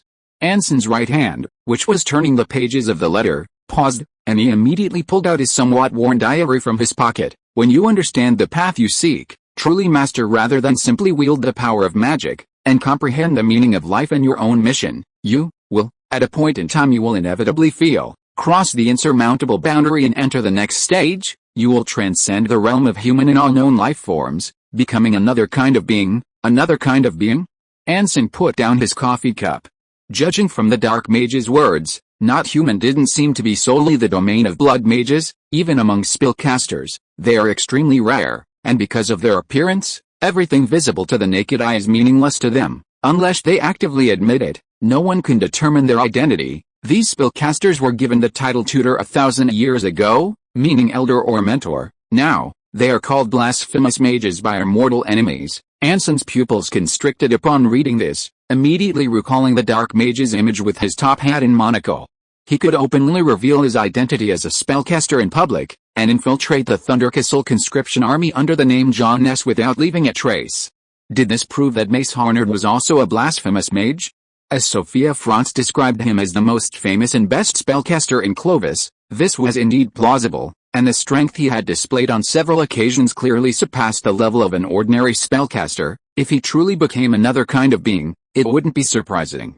Taking a sip of coffee, Anson continued reading, and what even the blasphemous Church of Order might not know is that above blasphemous mages exists another level, a level incredibly close to the 3 old gods, and perhaps even having replaced gods. They are called apostles. There are various legends about their existence, most believing they are the culmination of the 3 old gods system, the embodiment of their will, possessing the power of immortality. Because there is never a record of an apostle being killed, all records concerning apostles predate 600 years BC, are scarce, and even those that exist are merely fragmentary testimonies.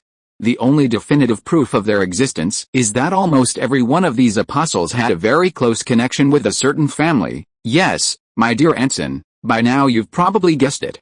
August, or rather, the first August who founded this family, was an apostle of blood magic. The excited word spilled over the edge, leaving a large ink blot on the letter. Anson could almost see Mace Harnard sitting at his desk, desperately trying to calm himself, his hasty handwriting becoming neat and elegant again. I cannot describe my feelings at this moment. This is an unprecedented discovery. If all of this is true, then August will be the first apostle to fall in history. In the ancient Dark Ages, all spellcaster groups existed in the form of families. Therefore, this blood magic family must be hiding secrets beyond our imagination. Dear Anson, this secret may open a door for us, a door to the pinnacle of magic. The moment his gaze fell on the last word, Anson suddenly felt a chill on the back of his neck. Someone was in his study, right behind him. Alert, Anson immediately tensed, his clear mind beginning to consider the intruder's identity. It was 10:30 p.m., Mrs. Borner and Lisa had already gone to bed. A thief or robber wouldn't be foolish enough to enter an occupied room, much less a study with the lights still on. So, the only person sneaking in at this hour could be someone trying to kill him. Could it be the Royal Guard? Sensing the faint, increasingly close footsteps behind him, Anson, motionless, casually set down his coffee cup, his left thumb reaching into his sleeve to press against the hilt of the bayonet pressed against his wrist. 3 steps, 2 steps, 1 step. Thump. A cup of coffee was placed on Anson's desk. Hey, Anson. Anson turned around, looking surprised. Lisa, holding a tray, was smiling at him. Before he could ask anything, the big-eyed little girl explained, I noticed you weren't asleep yet, so I went to the kitchen and made you a cup of coffee. MRS. Bonner said that good girls should learn to make coffee. Make coffee? Anson glanced at the dark, cold water on the table, tried to pick it up and smell it, then tried to swirl the liquid inside. It didn't budge. This was a very thick cup of coffee. Gently setting down the cup of liquid that resembled black mud, Anson smiled at Lisa. It looks delicious, but it's a little cold. Really? Lisa smiled, her eyes crinkling into crescents. Shall I heat it up for you? And no need. Anson quickly stopped her, forcing a smile. I haven't finished this cup yet. I'll heat it up myself later. Okay. Slightly disappointed, Lisa nodded, then nodded to Anson, picked up the tray, and turned to walk out of the study. Lisa, just as the little girl was about to step out of the door, she suddenly heard a call from behind. Her eyes lit up, and she turned around. What is it? No, nothing. After a pause, Anson's expression changed slightly, and he smiled. Good night. Oh, good night, Anson too. The little girl looked at him, somewhat puzzled, and silently turned away. Watching Lisa's retreating figure, Anson, feeling slightly conflicted, decided it was best not to tell her about the August family for the time being. Why was Mace Harnard at Thunder Keep? Why was he so interested in the name August? Why was he searching for the Grand Spellbook in Clovis? Why was he so obsessed with his so-called grand plan?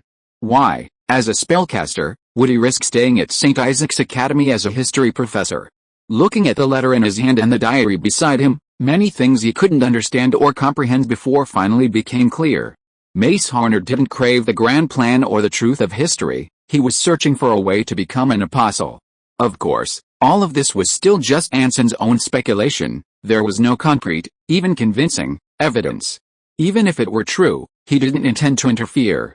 For the Church of Order and the Inquisition, their greatest value at present lies in their possession of clues about the Dark Mage. Before the Storm Legion truly possesses sufficient combat power, allowing the Dark Mage to demonstrate a certain degree of threat can slightly increase their importance in the eyes of the Church of Order.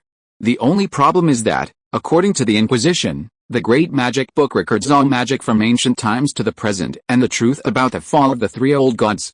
If this is true, then what use is this thing to the Dark Mage? Anson, expressionless, sighed deeply, picked up the coffee cup on the table, and took a large gulp. Then, without thinking, he grabbed the cup Lisa had brought him. PFFT.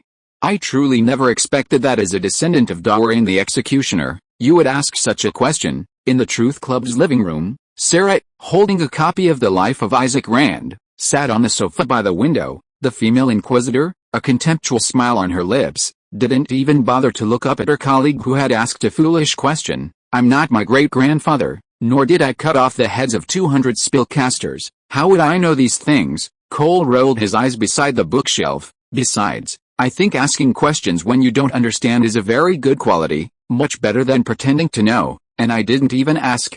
Why are you reading my mind again? Do you want to know or not? Please tell me. Sarah glanced furtively at Cole's resentful face, lowered her head and snorted softly, continuing to turn the pages. The earliest record of the Order Church regarding the Grand Book of Magic is from 58 BC, when a church scholar who is not a spellcaster compiled the current Grand Book of Magic through some unknown means, recording all magic from ancient times to the present and the truth about the fall of the three old gods. From 20 BC to 1 BC, Isaac Rand accidentally obtained the Grand Book of Magic, which led to the church's pursuit, and he died in an explosion in 1 BC, after which, wait a minute, Cole Dorian quickly raised his hand to interrupt the female judge. You mean Saint Isaac once possessed the complete Grand Book of Spells, and his death wasn't just because he invented the earliest steam engine, but also because he was a follower of the old gods, with a ring of order above him? If that's true, it's truly astonishing. No, what's truly astonishing is that you didn't even know that.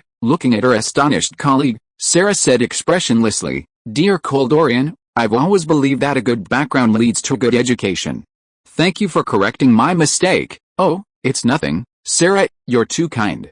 No, that's not what I wanted to say. Cole, his face flushed, took a deep breath to calm himself, and what I wanted to ask wasn't a popular science explanation of the Grand Book of Spells, but why the Dark Mage wanted it so much. If the Dark Mage were just a history professor interested in the old gods or an ordinary spellcaster, perhaps he would indeed be interested in the Grand Book of Spells, but clearly he isn't. He's either a spellcaster who has reached the 5th stage, or he has already ascended to the Blasphemy Mage. Why would a spellcaster of this rank be interested in an encyclopedia from the old gods? The female inquisitor offered a helpful hint to her ignorant colleague. Because of Isaac Rand, Saint Isaac. Cole's expression became even more bewildered.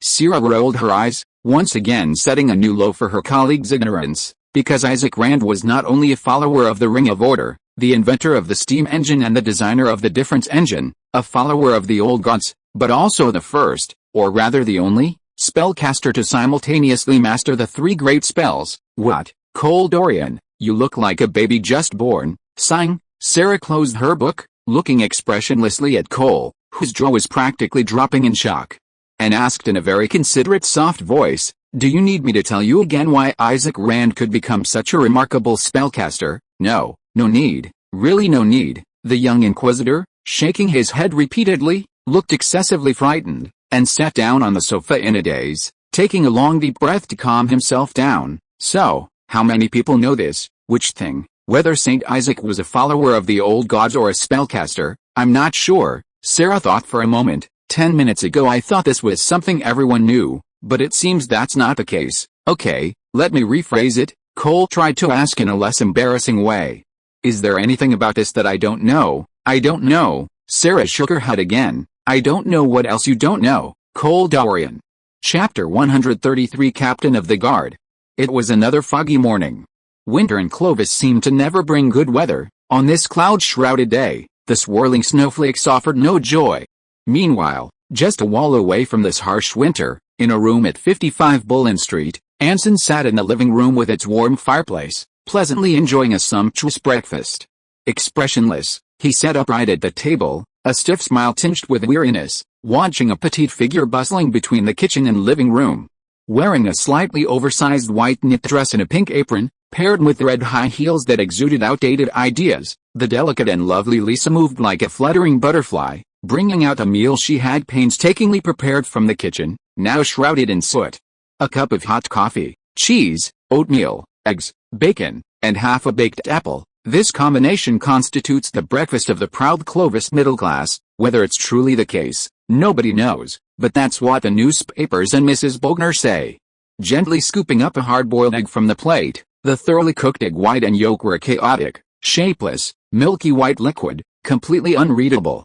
Anson, unfazed, smiled slightly, picked up a whole piece of oatmeal bread, and evenly spread the egg liquid on the surface of the charred, still sparkling bread. The first sensation on his tongue was the smoothness of the egg and the delicate aroma of plain water. The unique texture brought a smile to Anson's lips. He didn't even need to close his eyes to imagine the adorable little girl scratching her head at the stove, completely clueless about how to retrieve the burnt egg.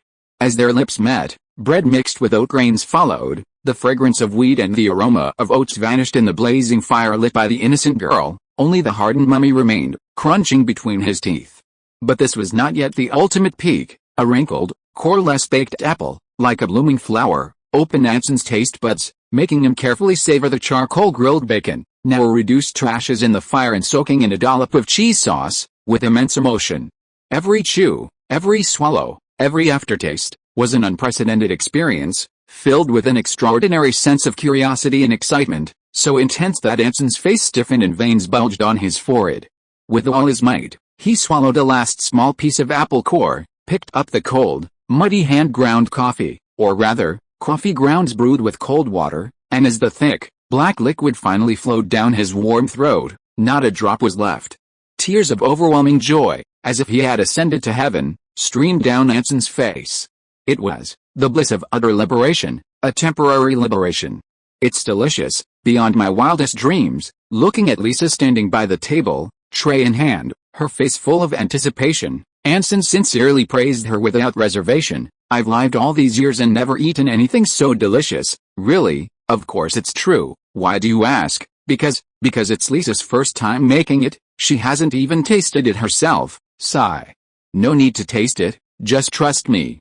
Do you think I would lie to you? Then Anson will never send Lisa away again, right? Of course not. Why would I send away such a capable and obedient Lisa? The excited little girl blushed, her emerald green eyes sparkling with shy light. In that case, Lisa will make it for Anson every day from now on. No. Anson's expression changed drastically, and he immediately refused, his smile growing increasingly stiff. No need. Why? Lisa tilted her head.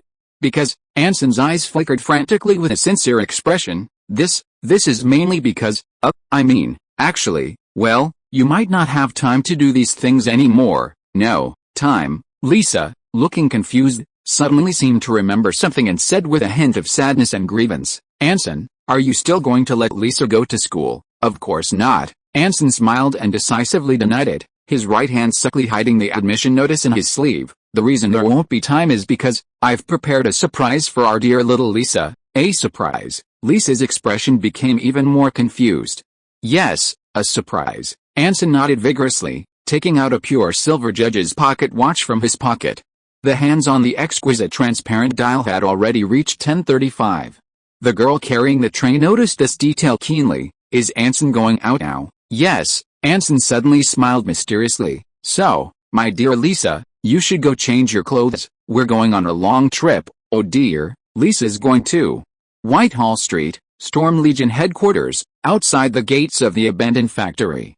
Looking at the strange expression on Anson Bach's face, the little maid, standing alone in the wasteland, covered in snow, sighed softly, even her usual smile becoming somewhat stiff. Dear Angelica, I know this is difficult for you, but today is really, really crucial. That damned liar tricked us last time, and today is the deadline for the official officer appointments. If we want to catch him red-handed, this is our only chance. But you know, after what happened on Old Wall Street, Father Luther's surveillance on me has become increasingly strict. If I leave without saying goodbye, he will definitely. In short, you don't need to get involved in the entire appointment process. Just sit quietly and watch. That damned liar is probably very pleased with himself right now and will definitely appoint a large number of incompetent people who are all in name only, allowing him to easily seize power in the entire Storm Legion. You just need to quietly watch his performance and remember those people's names. Recalling Sophia Franz's instructions, the little maid sighed helplessly again, remaining silent amidst several strange glances, closely following Anson as they walked towards the dilapidated gate. After several days of intensive work, the abandoned factory, the Storm Legion's base, was taking shape, somewhat resembling a military camp. While even with the Church of Order's resources, transforming an abandoned factory into a military fortress overnight was impossible, leveling the land, repairing the gas and water pipes, and constructing some simple fortifications were manageable. The weeds that once grew in the four corners of the factory had vanished, replaced by 4 wooden watchtowers rising from the ground. Several workers were gathered at the base of the towers, preparing to build semi-permanent stone towers alongside them. Around the watchtowers, a group of new recruits, led by their instructors, had begun basic training. Over 800 emaciated soldiers, fresh from the orphanage, carrying brand new Leopold breech-loading flintlock rifles. Weekly ran laps around the watchtowers amidst the instructors' angry roars. Almost constantly, there were unfortunate ones who fell behind, their pitiful cries echoing under the angry instructors and the fearful gazes of their comrades. Angelica had no interest in why Anson specifically insisted on breech-loading rifles for all soldiers, or in the officers' harsh and cruel training methods. What truly concerned the maid was the soldiers' unadorned gray uniforms. In her mind, whether it was the regular army or the mercenaries from the security company, they all tried to make their uniforms as conspicuous as possible, so that the army would look imposing enough to intimidate the enemy and the rioters. What kind of army would send its soldiers into battle wearing only shirts and gray overcoats?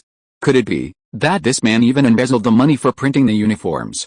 With a suspicion brimming with malice, the maid followed closely behind Anson toward the factory building, the garrison building. 2 6-pounder cannons, 4 3-pounder cannons, 4 1-pounder cannons, and 2 howitzers, a total of 12 cannons, were arranged in rows on both sides, forming a corridor outside the gate. Because of the intense fighting at the front, the city of Clovis was running out of qualified cavalry, and Anson, who could find some, certainly couldn't afford them, so he simply converted the entire budget allocated to cavalry into artillery and heavy 4-wheeled carriages, forming a division-level artillery company. Angelica couldn't understand what use these cumbersome and slow cannons were in the city. However, Sophia hadn't given any instructions on this, so the maid didn't pay much attention. Following Anson to the door of the command room, Angelica was somewhat surprised that, apart from the young clerk, even the little girl who had come in the same carriage as Anson hadn't gone in. The empty room contained only the two of them. He wouldn't be retaliating against her because of Miss Sophia? Just as the maid couldn't help but let her thoughts wander, a knock came from outside the command room. "Come in," Anson said in a deep voice, clearing his throat slightly. Angelica turned her head and pushed open the door to find a middle-aged man wearing a heavy coat and a black bowler hat. He had deep-set eyes and a slightly droopy face that made him look somewhat dejected. "Good afternoon, Lieutenant Colonel Anson Bach." The dejected middle-aged man removed his hat, revealing a head of messy, slightly graying brown hair, and sat down opposite Anson. "My name is Lawrence Burnett, Army Captain, Artillery Specialist." "Oh, you're an artilleryman." Anson's eyes lit up. "That's wonderful. Our army is short of an artillery commander. How much experience do you have in this area?" "None," Lawrence smiled gently. In fact, this is the first time I've seen real artillery since I arrived here today. It looks really impressive, Angelica, is that so? Anson nodded as if he hadn't heard anything. Then how are your math grades? An artillery officer needs to be very good at math, especially geometry, given that one side of a right triangle is 3 and the other side is 4. What is the length of the third side? 7, Lawrence answered without hesitation. Well done. Anson immediately stood up and firmly grasped Lawrence's right hand. From today onwards, you will be the artillery company commander of our storm regiment. When you leave, please remember to call the next person in. No problem. The maid, her eyes wide with shock, watched the smiling Lawrence Burnett turn and leave. Before she could say anything, the second person had already entered. This was a very slender woman with thick, long hair that made the maid envious. Her expression as cold as an iceberg, making it impossible to imagine what kind of charm she would have when she smiled. Sarah Virgil, Lieutenant, the aloof female officer sat down, silently gazing into Anson's eyes. I wish to be appointed as the Internal Affairs Adjutant of the Storm Regiment. The female officer, a former Internal Affairs officer, was slightly strange but at least more normal than before. The still shaken maid nodded, staring motionlessly at the female officer's beautiful back. A qualified adjutant needs to be familiar with everything in the military, from top to bottom, and keep his mouth shut, Anson said with a light laugh. Lieutenant Sarah, tell me, what did you notice on your way from the entrance to my office? Nothing, Sarah replied expressionlessly. Oh, Lieutenant Sarah, you didn't see anything in the barracks? No, this isn't a barracks, nor is it Whitehall Street, and there's no organization called the Storm Regiment, Sarah said coldly. Even Sarah Virgil doesn't exist. There's nothing here, but we all saw you. I deny it. You saw nothing, you heard nothing. Sarah remained unfazed. The barracks, Whitehall Street, the Storm Regiment, they're all just your fantasies. You're living in your own dream, Angelica. Congratulations, Lieutenant Sarah, Anson smiled with satisfaction. From now on, you are adjutant in charge of internal affairs. Remember to call the next person when you leave. Sarah stood up without a word and turned to leave as if in a daze. Watching the female officer's departing figure, Anson turned his head, about to say something to the maid, when a cheerful voice suddenly rang out from outside the door. Oh, is it my turn already? The two looked up at the same time as a young man with a face full of joy rushed into the room. Before Anson could speak, he sat down directly in front of him and loudly introduced himself. My name is Cole Dorian, captain of the Skirmisher Division. I'm here today to apply for the position of Skirmisher Company Commander. Very good. What our unit lacks most right now is an excellent Skirmisher Commander. An excited Anson immediately crossed his arms and looked Cole in the eye. Captain Cole Dorian, as the reconnaissance and vanguard of the entire regiment, the Skirmisher Company Commander needs to know the battlefield under his command inside and out. Tell me, what's the fastest way from Old Wall Street to Red Brick Street? Find a coachman. Cole laughed heartily. They all know the way. Slap, the little maid slapped him across the face. You're exactly the kind of talent we desperately need. Anson smirked and patted Cole on the shoulder. From this moment on, I officially appoint you as the commander of the 1st Skirmisher Company. Remember to call the people outside when you leave. Yes, sir. Cole Dorian jumped up from his chair and happily dashed out the door. A moment later, a little girl in a gray military uniform carrying a Bernier rifle walked in, her bright eyes wide. Anson, Lisa, tell everyone to take a 30-minute break. Anson pulled a pocket watch from his pocket and smiled slightly. Have Alan Dawn prepare lunch. We'll continue the interviews in 30 minutes. Yes, sir. Lisa gave him a stern salute, slung her rifle over her shoulder, and quickly turned and left. Anson nodded, and just as he was about to get up, he saw the little maid staring at him with a stunned expression, her eyes wide as if she had a million questions to ask. He smiled slightly and said in a somewhat embarrassed tone, Sorry, I forgot to tell you, her name is Lisa Bach, she's my captain of the guard. Chapter 134 The Franz Family. It was horrible. In the pink-clad girl's bedroom, the hysterical maid expressed her feelings to her mistress in the highest, most piercing aria. My lady, thank goodness you weren't there, otherwise Angelica couldn't imagine what you would have done. I mean, Angelica initially thought you had some misunderstanding about Mr. Anson Bach, or that you just wanted to cause him trouble, but you were so wrong. He's just like you said. No, he's even worse than you said, a complete bastard, a liar, a shameless scoundrel. Someone who's definitely a complete old God's follower. Angelica, Sophia looked at her maid, a hint of confusion in her sleepy eyes. What happened? That's not important. Angelica suddenly rushed forward, kneeling by the bed and grasping Sophia's hands, her gaze meeting Sophia's unwaverings. The important thing is that Angelica completely understands. Miss Sophia, you were right. From this moment forward, your maid will stand firmly by your side, fighting alongside you to expose Mr. Anson Bach's ugly face, and, well, the evidence of his crimes as a member of the old gods. The maid pursed her lips tightly, her resolute gaze revealing her determination. Still half asleep, Sophia remained silent for a moment, then a cold smile suddenly appeared on her drowsy face. So, dear Angelica, you weren't on my side before. An awkward expression flashed across the maid's face, followed by a bright smile. Angelica means, this time, especially on your side. HMPH, Sophia snorted softly, subtly expressing her dissatisfaction, but her mind was preoccupied with something else. The old Wall Street incident, seemingly yesterday, had already occurred more than 10 days ago. Even if Sophia wanted to, she couldn't hide such a major event from her father, but that wasn't the point. That night, the father and daughter had a very long conversation. Ludwig Franz spoke very gently, showing not a trace of anger at his beloved daughter's secret absence from the salon. Instead, she had gone to the newspaper building on the old Wall Street to participate in the gunfight between the guards and the gangsters, and the Inquisition's actions. Just as he had always allowed Sophia and Draco Veltz to meet, representing the Franz family in negotiations and collaborations with novelists, and even to go to the old gods gathering of the Black Wizards to investigate clues, he had even, in his own name, requested that the Inquisition not forcibly detain Anson Bach unless there was clear evidence. But when Sophia saw her father pick up his coffee cup and earnestly comfort her, she knew he was truly angry. Many years ago, when Ludwig Franz had decided to join the army, her father had similarly comforted his brother. This finally gave Sophia a sense of crisis. Ludwig was her father's only son, and no matter how much he angered her father, he would still have the right to inherit the family fortune and business, but she was different. She could fully imagine her fate if things didn't change: a lavish party, a coincidental encounter, a promising young nobleman, an enviable marriage, an incredibly wealthy dowry, and then, a permanent farewell to the Franz family's business. As Ludwig's replacement, she knew better than many church deacons the terrifying wealth possessed by Clovis Cathedral and the extent to which the Franz family, who had ruled the church for years, had swelled to power. Marrying a family that could bring Ludwig future profits for a small sum of money was definitely not the future Sophia Franz envisioned for herself.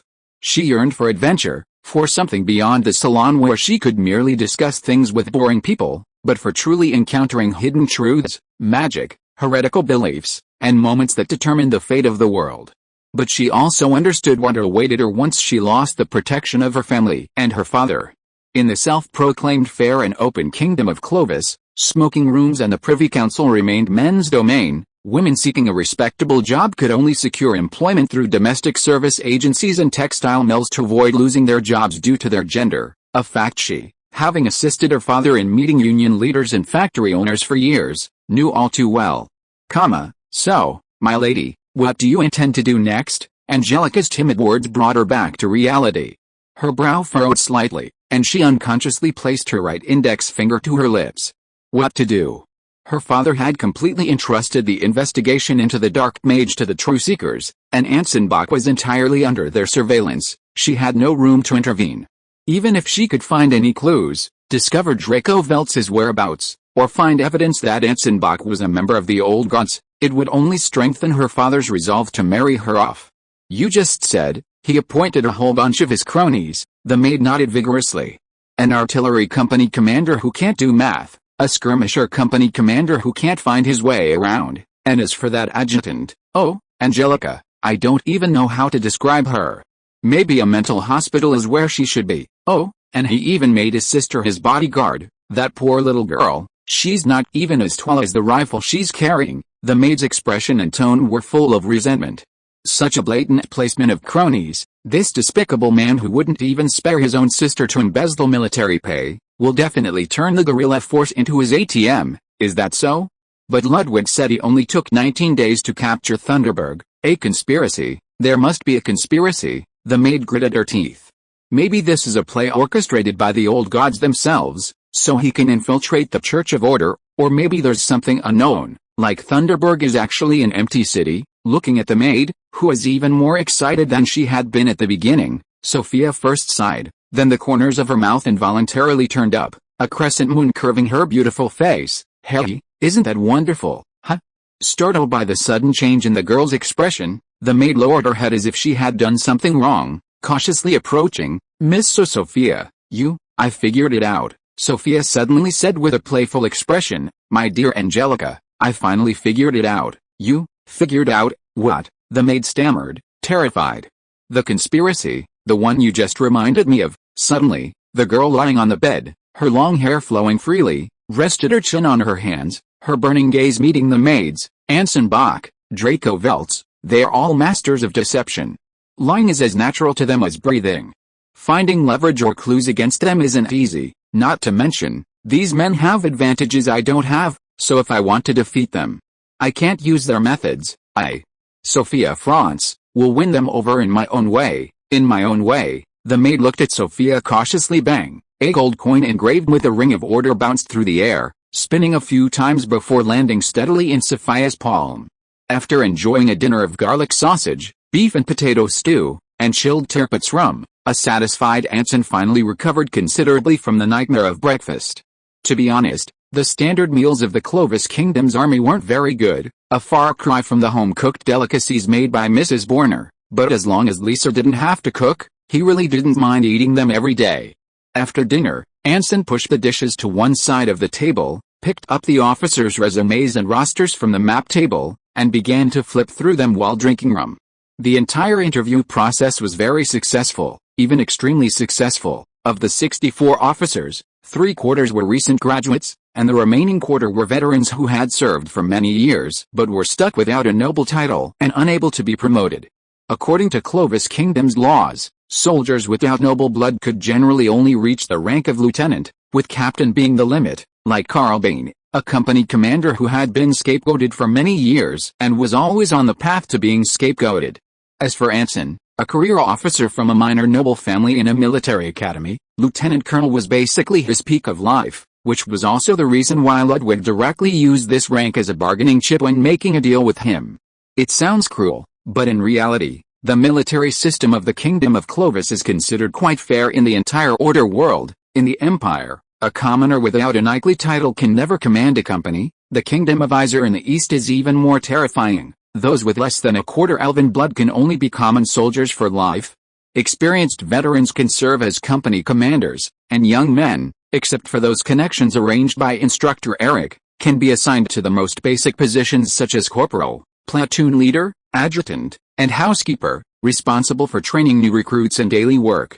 In as little as 1.5, or at most 3 months, the officers who have passed the adjustment period, and the vagrant recruits who are gradually recovering their physical strength from training and food, will be able to form the Storm Legion with the most basic combat power, perfectly achieving the expected goals of the Order Church, the client.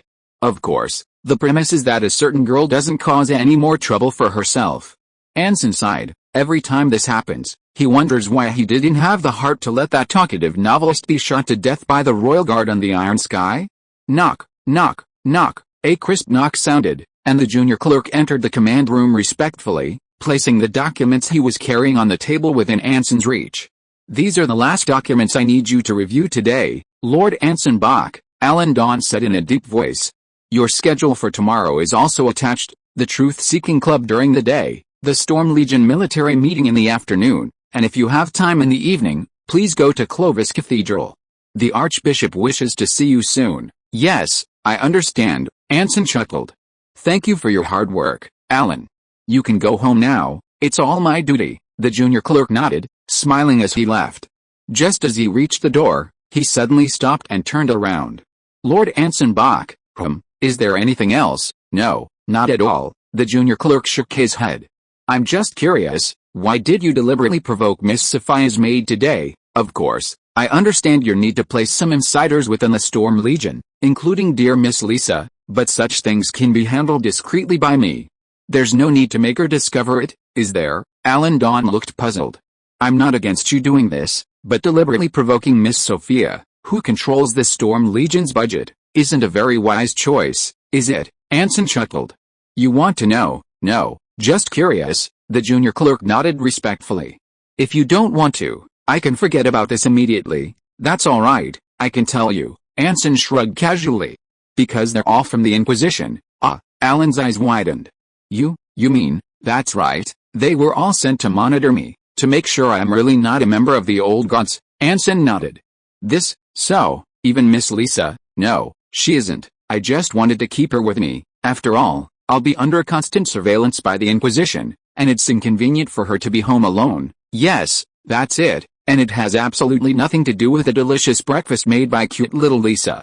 So, you deliberately humiliated them in front of Angelica because, nothing much, just wanted to confirm if the Church of Order knew about this. Oh, and also to make them understand that their job is to monitor me and not interfere in the Storm Group's affairs. I see. The shocked junior scribe looked enlightened, then angrily exclaimed, outrageous.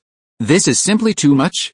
You're just an ordinary person caught up in an accident, yet you have to pay such a huge price for something you didn't do. As your loyal scribe, Alan Dawn cannot stand by and watch them commit evil deeds. I will definitely seek justice for you. Tell me, Lord Anson Bach, what do you want me to do? Forget about justice. Glancing up at the scribe eager to pledge his loyalty, Anson waved his hand and said, just answer one question, please speak. An excited Alan stepped forward, ready to face execution. If, Anson said softly, if one day, my interests clash with those of the Church of Order, or the Franz family, as a former priest and my scribe, whose side would you stand on? The agitated Alan paused, stunned. After a long silence, as if having undergone a profound internal struggle, the junior scribe raised his head and looked at Anson with utmost sincerity. Your Excellency Anson Bach, as your loyal scribe, my purpose in life is to prevent the day from coming. Chapter 135 Anson, the Tool. Sitting in the carriage on his way home, holding the sleeping Lisa in his arms, Anson gazed thoughtfully at the night outside the window. The dim yellow gaslights illuminated every corner of the inner city, but Clovis remained eerily quiet at night. The cold winter and crumbling security had forced most shops to close early. Only the taverns lining the streets and the brightly lit, palatial buildings still exuded a lively atmosphere. Although it was a casual question, Anson had already considered at least 6 or 7 possible answers, and the junior clerk's response was probably the least likely.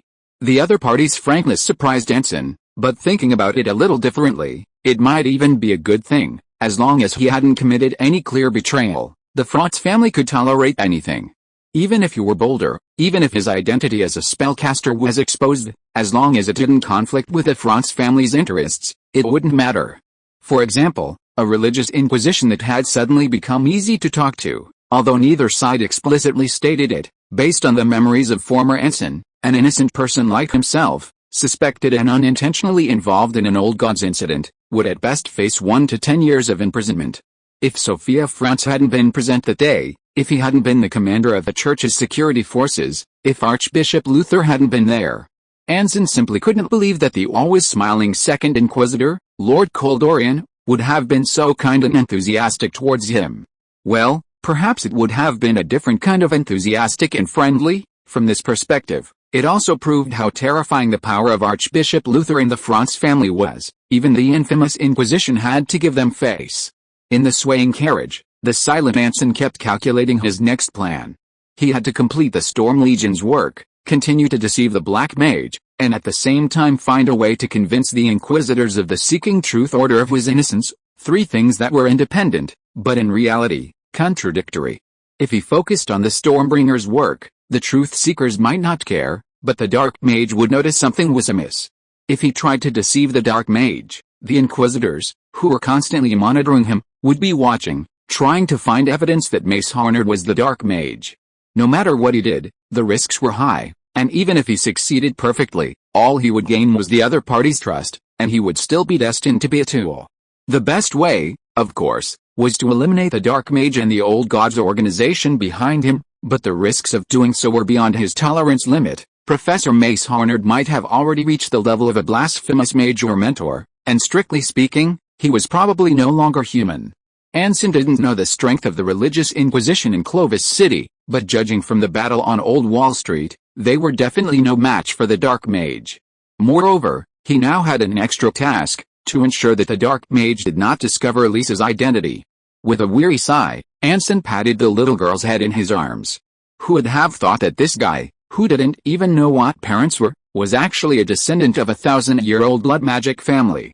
Lisa first appeared publicly before the cavalry raid on the besieged positions at Thunder Keep. At that time, the dark mage disguised as John S. was probably not yet alive, or had only recently fled. Judging from his reaction afterward, he probably hadn't heard the name Lisa August, but he certainly knew that a group of new recruits had arrived in the 1st Legion. As for whether he had met Lisa, that was hard to say. Regardless, he had to avoid any possibility of direct contacts between the two. If she really was a descendant of the blood magic apostle, she would probably be exposed at the first glance. Just as Anson was beginning to veer from careful thought into wild speculation, the swaying carriage stopped beside a street lamp on Bullen Street. Lisa, still half asleep, rubbed her eyes and yawned as she climbed up from the cold, hard chair. Anson breathed a slight sigh of relief, handed the fare to the coachman, and they both got off the carriage and headed towards room number 55. Just as they reached the door, Lisa, still groggy, suddenly widened her eyes and froze. Anson, looking somewhat surprised, followed her gaze and saw that the old John's Cafe, the one where the gas explosion had occurred, was brightly lit and open. It had only been a little over a month. Had it reopened so quickly? After a second of surprise, Anson immediately understood what she was thinking. Lisa, want some cake? The wide-eyed girl remained silent, swallowing hard. The answer was obvious. Watching the overjoyed Lisa grab her keys and run up the stairs, Anson sighed and smiled helplessly, then walked towards the cafe alone. Perhaps because it was so late, the cafe was unusually quiet. Aside from a waiter in a red vest wiping coffee cups at the counter, the spacious room only had 2 customers in overcoats, leisurely drinking coffee and smoking pipes at a table with an oil painting in the background. "Hello, how can I help you?" the waiter asked Anson with a smile, setting down his cup behind the counter. "I'd like a small piece of cake to take away." "Sure, our strawberry cake is excellent, only 2.5 silver coins, is that alright?" "Sure, take it." Anson nodded and pulled out his wallet. He now had Ludwig's checks, the military pay he'd embezzled at Thunder Castle, his lieutenant colonel's allowance, and the Storm Regiment's budget account. He was completely flush with cash. With his current income, Anson could at least hire a butler and a maid, or even move to a luxury hotel. However, considering the risk of secrecy, he abandoned this somewhat extravagant idea. 5 minutes later, the waiter, carrying a cake box in both hands, nervously returned to the counter and carefully placed it in front of Anson. "Your cake, sir." "Thank you." Anson placed the change on the counter, picked up the cake box, and turned to leave. Click. Just as he stepped towards the door, a very familiar sound suddenly rang out behind him. It was the sound of a revolver snapping its hammer. "You're welcome, Mr. Anson Bach." The waiter's cold voice sounded behind him, tinged with a hint of nervousness. "If you really want to thank us, then please come with us." Feeling the muzzle of the gun pressed against the back of his neck, Anson, carrying the cake box, couldn't help but curl the corners of his mouth. No wonder this cafe reopened so quickly. "The guards?" Anson asked. "Smart," the waiter sneered. The instant he spoke, the 2 customers in the shop also drew their sidearms from their pockets, pointing them at Anson, one in front and one behind. "Since you're so clever, please stop trying to resist, otherwise, we wouldn't mind putting a few holes in the Storm Legion's leader." "Is that so?" Anson chuckled. "This is Bullen Street, patrolled by security companies. Red Brick Street is just 3 blocks away. Aren't you afraid of attracting the church's attention?" "We're not afraid at all," the waiter gave a smug snort. "You seem to have forgotten our identity. The Royal Guard has the right to request the cooperation of licensed security companies. The security companies on Bullen Street are patrolling another street tonight. Besides, do you think we'd only send 2 or 3 people to arrest you after what happened at St. Isaac's Academy, huh?" Just as Anson became alert, a muffled thump came from the ceiling above his head. "This is. To be honest, we really didn't expect you to walk into this cafe on your own initiative," the waiter continued. "The 4 people actually responsible for the arrest are lying in wait in your house. The 3 of us are just reserves. If I'm not mistaken, they're currently arresting your sister, Miss Lisa Bach." "Oh?" Hearing the waiter's smug words, Anson, whose expression had suddenly become somewhat strange, suddenly breathed a sigh of relief. Soon, another burst of rapid fighting sounds came from the ceiling above. It lasted for about a minute before finally subsiding. Very good, it seems it's over, the waiter continued smugly. Lord Anson Bach, if you don't want your sister to get hurt, please come with us. Before he could finish speaking, Anson, with a gun pressed against the back of his neck, abruptly bent his knees, his upper body falling to the ground in freefall, his right hand already reaching for the dagger hidden in his clothes. The waiter was startled at first, but instantly regained his composure and pulled the trigger without hesitation. Bang! A flash of gunfire. The lead bullet pierced the waiter's jaw, burning between the skin and fat, shattering upon contact with his skull. The fragments of the bullet spread within the skull cavity, shooting out from the top of his head along with thick white and bright red liquid. Before he could even scream, the waiter's head exploded from a bullet, his torso gushing blood like a geyser as he fell backward to the ground. Thud. Blood splattered everywhere. The moment he fell, the two guards, reacting in a second, immediately drew their guns and opened fire. A barrage of gunfire erupted from the cafe, creating bullet holes in the floor and doors. Anson, pinned down, hid under the bar, carefully placing the strawberry cake in a corner. A sharp pain shot through his temple, and the entire scene of the cafe flashed through his mind.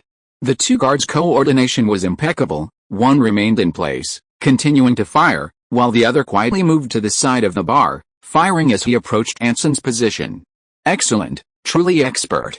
Calculating the distance between them, Anson silently gave them a mental thumbs up, then pulled out a silver whistle from his pocket and bid it. 3 steps, 2 steps, 1 step. The guard, gripping his revolver, moved to Anson's side, pulling a dagger from his pocket with his left hand. Beep! A sharp whistle rang out in the cafe, causing the two unprepared guards to momentarily black out, instinctively covering their ears. Now, seizing this brief pause, Anson dashed out from behind the bar with lightning speed, aiming his gun at the other guard in the cafe. He would definitely stop firing the instant his comrade launched the attack to avoid friendly fire. In other words, his gun was definitely empty at this moment. Bang! Bang! Bang! Bang! Bang! This was a 5-round burst as a precaution. The rapid-fire bullets exploded in sprays of blood onto the guard's body, his mangled figure trembling before collapsing into a pool of blood. In that brief moment, the guard who had intended to ambush Anson finally recovered from his dizziness. Startled by the series of gunshots, he realized he was still alive. Then, he saw Anson suddenly smile at him, throw away his revolver, and swing his fist. Thump. A simple, ordinary punch landed on his chest, yet the pain was excruciating, like tendons tearing and ribs breaking. How could this be? The astonished guard's face flushed red, staring incredulously at his caved-in chest. Before he could even understand what had happened, countless fists rained down on him. Thump thump thump thump thump thump. 10 seconds later, the guard, blood gushing from his mouth and nose, collapsed in a pool of blood, his chest completely caved in. Calming his racing heart, Anson, standing in the pool of blood, looked at his undamaged hands with some surprise.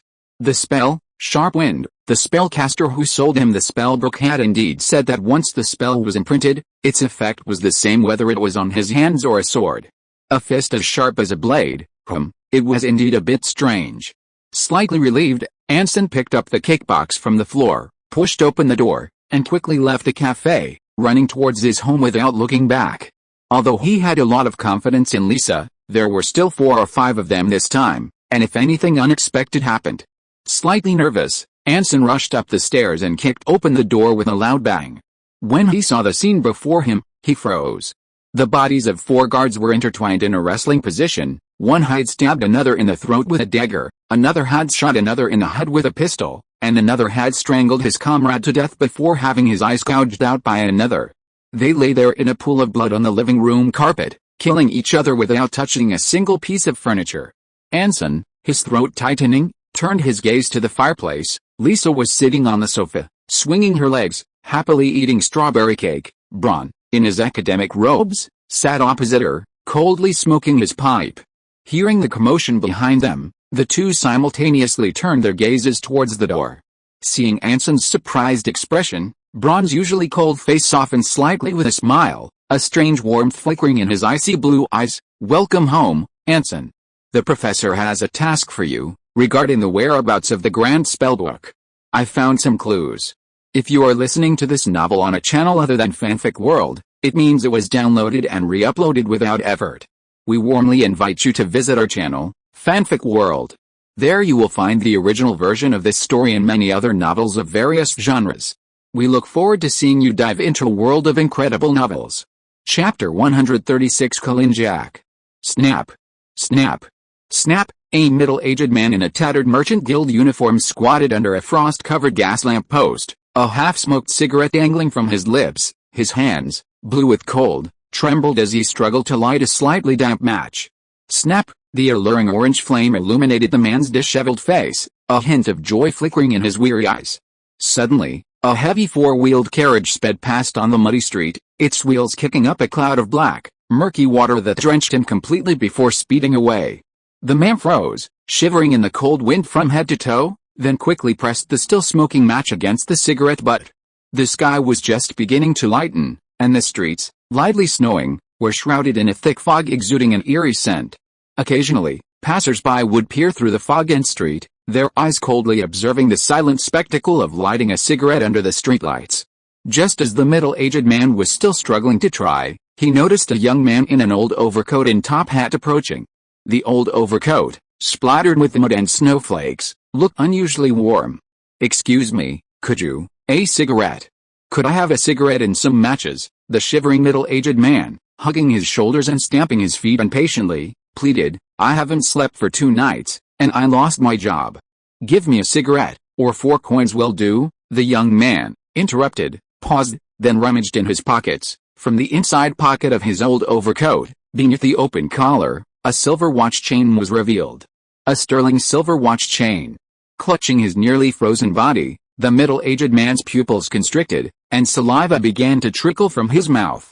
While the young man was looking down for change, he stepped forward and, his right hand, throbbing with cold, inadvertently unbuttoned the collar of the old coat, slipping 2 fingers inside. Snap! The middle-aged man froze. The sensation in his hand told him he hadn't touched the watch chain, but a wooden grip, which felt like. The old coat blocking his view was suddenly pulled open, revealing a revolver hidden beneath. The middle-aged man, his expression stiff, swallowed hard, slowly raising his head to find the young man smiling at him. Your cigarettes." The young man smiled and grasped his wrist, slipping a few coins into his right palm. "Excuse me, could you tell me how to get to the Crown Tavern?" Feeling the friction between his palm and the patterns on the coins, the familiar yet unfamiliar touch told him there were 4 silver coins. The middle-aged man's face immediately lit up with a fawning smile. I know the way. I can take you there." "That would be wonderful." The young man smiled slightly, using his old overcoat to cover the revolver under his arm again. "Please lead the way." Okay. The middle-aged man nodded eagerly, braving the howling wind to start walking with his numb feet. The smiling young man put his hands in his pockets, walking half a step behind him. Can I ask you something?" "Please go ahead." "You're going to the Crown Tavern. What for?" The slightly fawning middle-aged man's expression turned somewhat fearful. He didn't think that someone who could afford a pure silver watch chain and always carried silver coins as change would be a regular at a street tavern in the outer city. "Nothing much." Seeing the middle-aged man stagger, the young man patted his shoulder. "Just going to meet a friend, Colin Jack," taking the note with a name on it from Braun, stamped with a ring of order. Anson, sitting by the fireplace, couldn't help but raise an eyebrow. "Is this a priest?" "To be precise, a trainee priest." Braun, sitting upright on the sofa, exhaled a puff of smoke. He frequents an area near the Crown Tavern in the outer city. During the day, he usually does odd jobs at the church, occasionally doing missionary work. At night and in the early morning, he gambles, drinks, and chats at the tavern, gambling, drinking. Anson's expression was a little strange. "Is he really a priest?" "A trainee priest," the young scholar emphasized again. "He runs an underground market in the outer city, specializing in buying and selling books suspected of being illegal, and the collections of impoverished families, many of which are related to the old gods. A priest who deals in old gods' artifacts and stolen goods." Anson's expression grew even stranger. "By chance, I learned from an informant that Colin Jack is highly likely to possess one of the 4 great magic books scattered throughout Clovis City, the evidence being that he occasionally produces some relatively rare, but quite ordinary, magic books." Braun took a puff of his pipe. "Furthermore, someone told me he was once seen at the Crown Tavern with a red-haired man who claimed to be a novelist. I need you to investigate this guy named Colin Jack. Find out if he really has information about Draco Veltz, and if he does possess a copy of the Great Magic Book, find a way to get your hands on it." In the quiet midnight, Anson's icy blue eyes reflected the sleeping Lisa in his arms, and his pensive face. "I have 2 questions, please speak." Braun put down his pipe and slightly adjusted his posture. "First of all, I'm very grateful to the professor for giving me this opportunity. It's truly been my dream to help the professor." Anson's expression was sincere, but there was a hint of conflict in his eyes. "But why me? You already have leads, witnesses, and even know the person's background. Why suddenly give this task to me who knows nothing?" "You're surprised?" Braun countered. Anson nodded vigorously. "Very surprised." "I'm surprised too," the young scholar sighed. "But Professor Mace Harnard clearly told me before he left that all tasks involving the Grand Book of Magic and Draco Veltz must be handled by you." Anson Bach. "I'm only allowed to provide assistance." "The Dark Mage left Clovis City?" Anson blinked rapidly. "Why, I don't know, the professor didn't tell me." Braun shook his head slightly. "What's your second question?" "The Inquisition." Anson hesitated. "I'm currently being monitored by the Truth Seekers, and I promise to go to the club every day. If I appear in the outer city, it's almost inevitable that they'll notice." "You don't need to worry about that." Mentioning the Inquisition, Braun suddenly revealed a half-smile. "If they notice anything, we can tell them what we discussed today." "Huh?" Anson looked surprised. "This is also part of the professor's plan," Braun explained. "Right now, the professor has to leave the capital for something very important. To avoid being detected by the Church of Order, we need to do some slightly conspicuous activities to make them believe that the professor is still collecting the Grand Spellbook and the whereabouts of Draco Veltz, of course.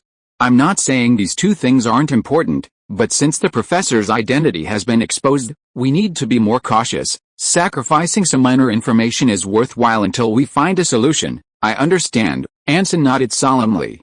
"This also reveals the importance ranking of various matters to the Black Mage. Life comes first, the chance of advancing to Apostle is second, and the Old Gods organization is third. As for the Old Gods' grand plan, well, it's probably something like an additional option, right? Otherwise, back in Thunder Fortress, he wouldn't have turned and run away when things went wrong, leaving the task of determining the fate of the Old Gods to someone like him, a mere tool. Is there anything I should be careful about?" "Yes." Seeing Anson's increasingly cautious expression, Braun's eyes gleamed with appreciation. 2 points in total. First, Kalinjak might seem flamboyant, but he's actually extremely cautious. He's very familiar with the Crown Tavern and the surrounding streets. Once he senses danger, it'll be difficult to catch him." The young scholar sighed. "That's one of the reasons I haven't acted yet. Otherwise, hiring a few gangsters would have solved the problem." Anson expressed his understanding. "Secondly, he's not very strong, but he should have quite a few special items on him. Casters after the 5th stage can fix a spell onto an object, so be extremely careful, and don't try to solve problems with violence unless absolutely necessary." Supporting the middle-aged man, who was soaking wet, Anson crossed the street and found Crown Tavern under a narrow, dilapidated building. It was just dawn, the tavern's quietest time of day. A few scattered carriages were parked outside, and several drunkards lay sprawled beside them, clutching empty bottles and sprawled on their vomit. "This is it, sir." The middle-aged man, his face full of flattery, pointed to the tavern door, shivering in the cold wind. "May the law of order bless you, and may you find your friend." "Aren't you going in?" Anson asked curiously. "It's still early, and it's very cold outside." "No, I'm not going." The middle-aged man shook his head vigorously, his eyes fixed on the signboard above the tavern door. "I owe them a lot of money. I'll keep these 4 silver coins to buy some clothes, a decent meal, and a new job. The king and emperor are at war, and the empire's tobacco business is failing, but perhaps the steel mills will still be willing to hire a few quick and efficient porters." Looking at the middle-aged man's hands, blue and bruised from the cold, and not at all like those of a skilled porter, Anson could only nod. Good luck to you too, generous sir." The middle-aged man waved his hand, staggered away, and left. Just as Anson was walking towards the tavern, the middle-aged man, who hadn't gone far, suddenly turned around and called out to him in a mysterious tone, "By the way, if your friend hasn't arrived yet, I suggest you sit in the tavern for a while longer. At this time, the Crown Tavern has a special event that no other place has." "A special event? What's so special about it?" Anson nonchalantly smirked, took a deep breath, and quickened his pace toward the tavern. Pushing open the door, A wave of heat mixed with a stench of alcohol and sweat hid him. Anson's expression changed slightly as his gaze quickly swept across the hall before him. An empty bar. A mess of tables, a floor littered with drinks, vomit, food scraps, and some unknown liquid, and the snoring sounds mixed in with this horrific garbage heap, plus a coachman enjoying a delicious breakfast. The priest who trafficked in the stolen goods of the old gods, is he here? Slightly suspicious, Anson stepped over a sleeping drunkard and found a reasonably clean table to sit down, intending to wait for the other party to appear. Just as he was considering whether to order a drink himself, a somewhat familiar voice suddenly rang out from a corner of the tavern. "Gentlemen, my good gentlemen, I understand your thoughts. I know how much you resent the Church of Order, this damned church, this sublime ring of order. It can't give you good fortune, it can't give you eternal life, it can't tell you the truth. And no matter how many times you wish, it will never, ever grant your wish. In fact, it can't give you anything, except 10,000 rules and regulations, plus a loan you can never repay in this lifetime." Huh? Anson was startled and looked at the source of the voice. A priest in a black robe stood among 2 or 3 tables of customers with varying expressions, rolling his eyes and speaking eloquently. "But think about it carefully. Think about those guys who tell you how bad the Church of Order is and how good the old gods are." The priest, reeking of alcohol, gesticulated wildly. "They tell you that the great black magic king Mutter, the blood magic master Bruto, and the fate master on your own, they can give you good luck, give you immortality, tell you the truth, and grant your wishes. These ancient old gods, accused of heresy by the Church of Order, are so amazing, so wise, capable of so many things. Then why were they defeated by the Ring of Order, by the incompetent Church of Order?" The priest snapped his fingers as he spoke. "Defeated? Or let me ask you another question." The black-robed priest raised his right index finger to his audience. "Yes, just as you say, the Church of Order is incompetent, only good at making and spending money. Without money, we can't do anything. But, those who invited you to join the old gods faction, didn't they also tell you bullshit like the great old gods need your offerings? If not, that's great. There's nothing to lose anyway. Why not believe in something that's free? If so, then I'm a little confused. These old gods who can give you good luck, eternal life, tell you the truth, and grant your wishes, why would they be short of money? Or rather, you offer them money, and they promise you good luck, eternal life, and the fulfillment of your wishes. It's basically like paying for a service, and a service with opaque pricing, unclear details, and no recourse if it doesn't deliver. Sigh, doesn't this sound like a scam?" The black-robed priest chuckled, leaning on the table, looking at his audience with a sincere expression. Anson was dumbfounded. Chapter 137. You have a lot to tell me. Listening to this sophistry-style proselytizing, full of fallacies, distortions of facts, and generalizations, Anson was utterly speechless. Was this the special activity that the middle-aged unemployed worker had mentioned? After delivering his opening remarks, the grinning black-robed priest sat unceremoniously at the table, his sleeves spread out like rags on the greasy surface, and began gulping down dark beer from his mug. But his audience seemed unsatisfied, exchanging bewildered glances as they crowded around the black-robed priest, looking at him with skeptical expressions. "Sir, we all know you're from the church and have to speak for them, but there's one thing you must admit, and that is that the church has concealed the truth from the world." "Yes, that's for sure," someone in the audience immediately chimed in. "They definitely haven't told us all the truth. What they've published is all fabricated." "That's right. Those venerable warriors of the old gods said that their surviving documents are completely different from the church's so-called official records." PFFT, the black-robed priest suddenly laughed, taking a swig of dark beer, giving the audience closest to him a refreshing shower. "You disagree?" The audience member, looking somewhat displeased, wiped the beer off his face. "Or perhaps something else?" "Oh, no. I completely agree with your point of view." The black-robed priest raised his hands ingratiatingly, looking at them sincerely. "That's right, the church certainly hasn't told the whole truth." But, as soon as he said "but," the surrounding audience immediately tensed up again. So what? The black-robed priest shrugged.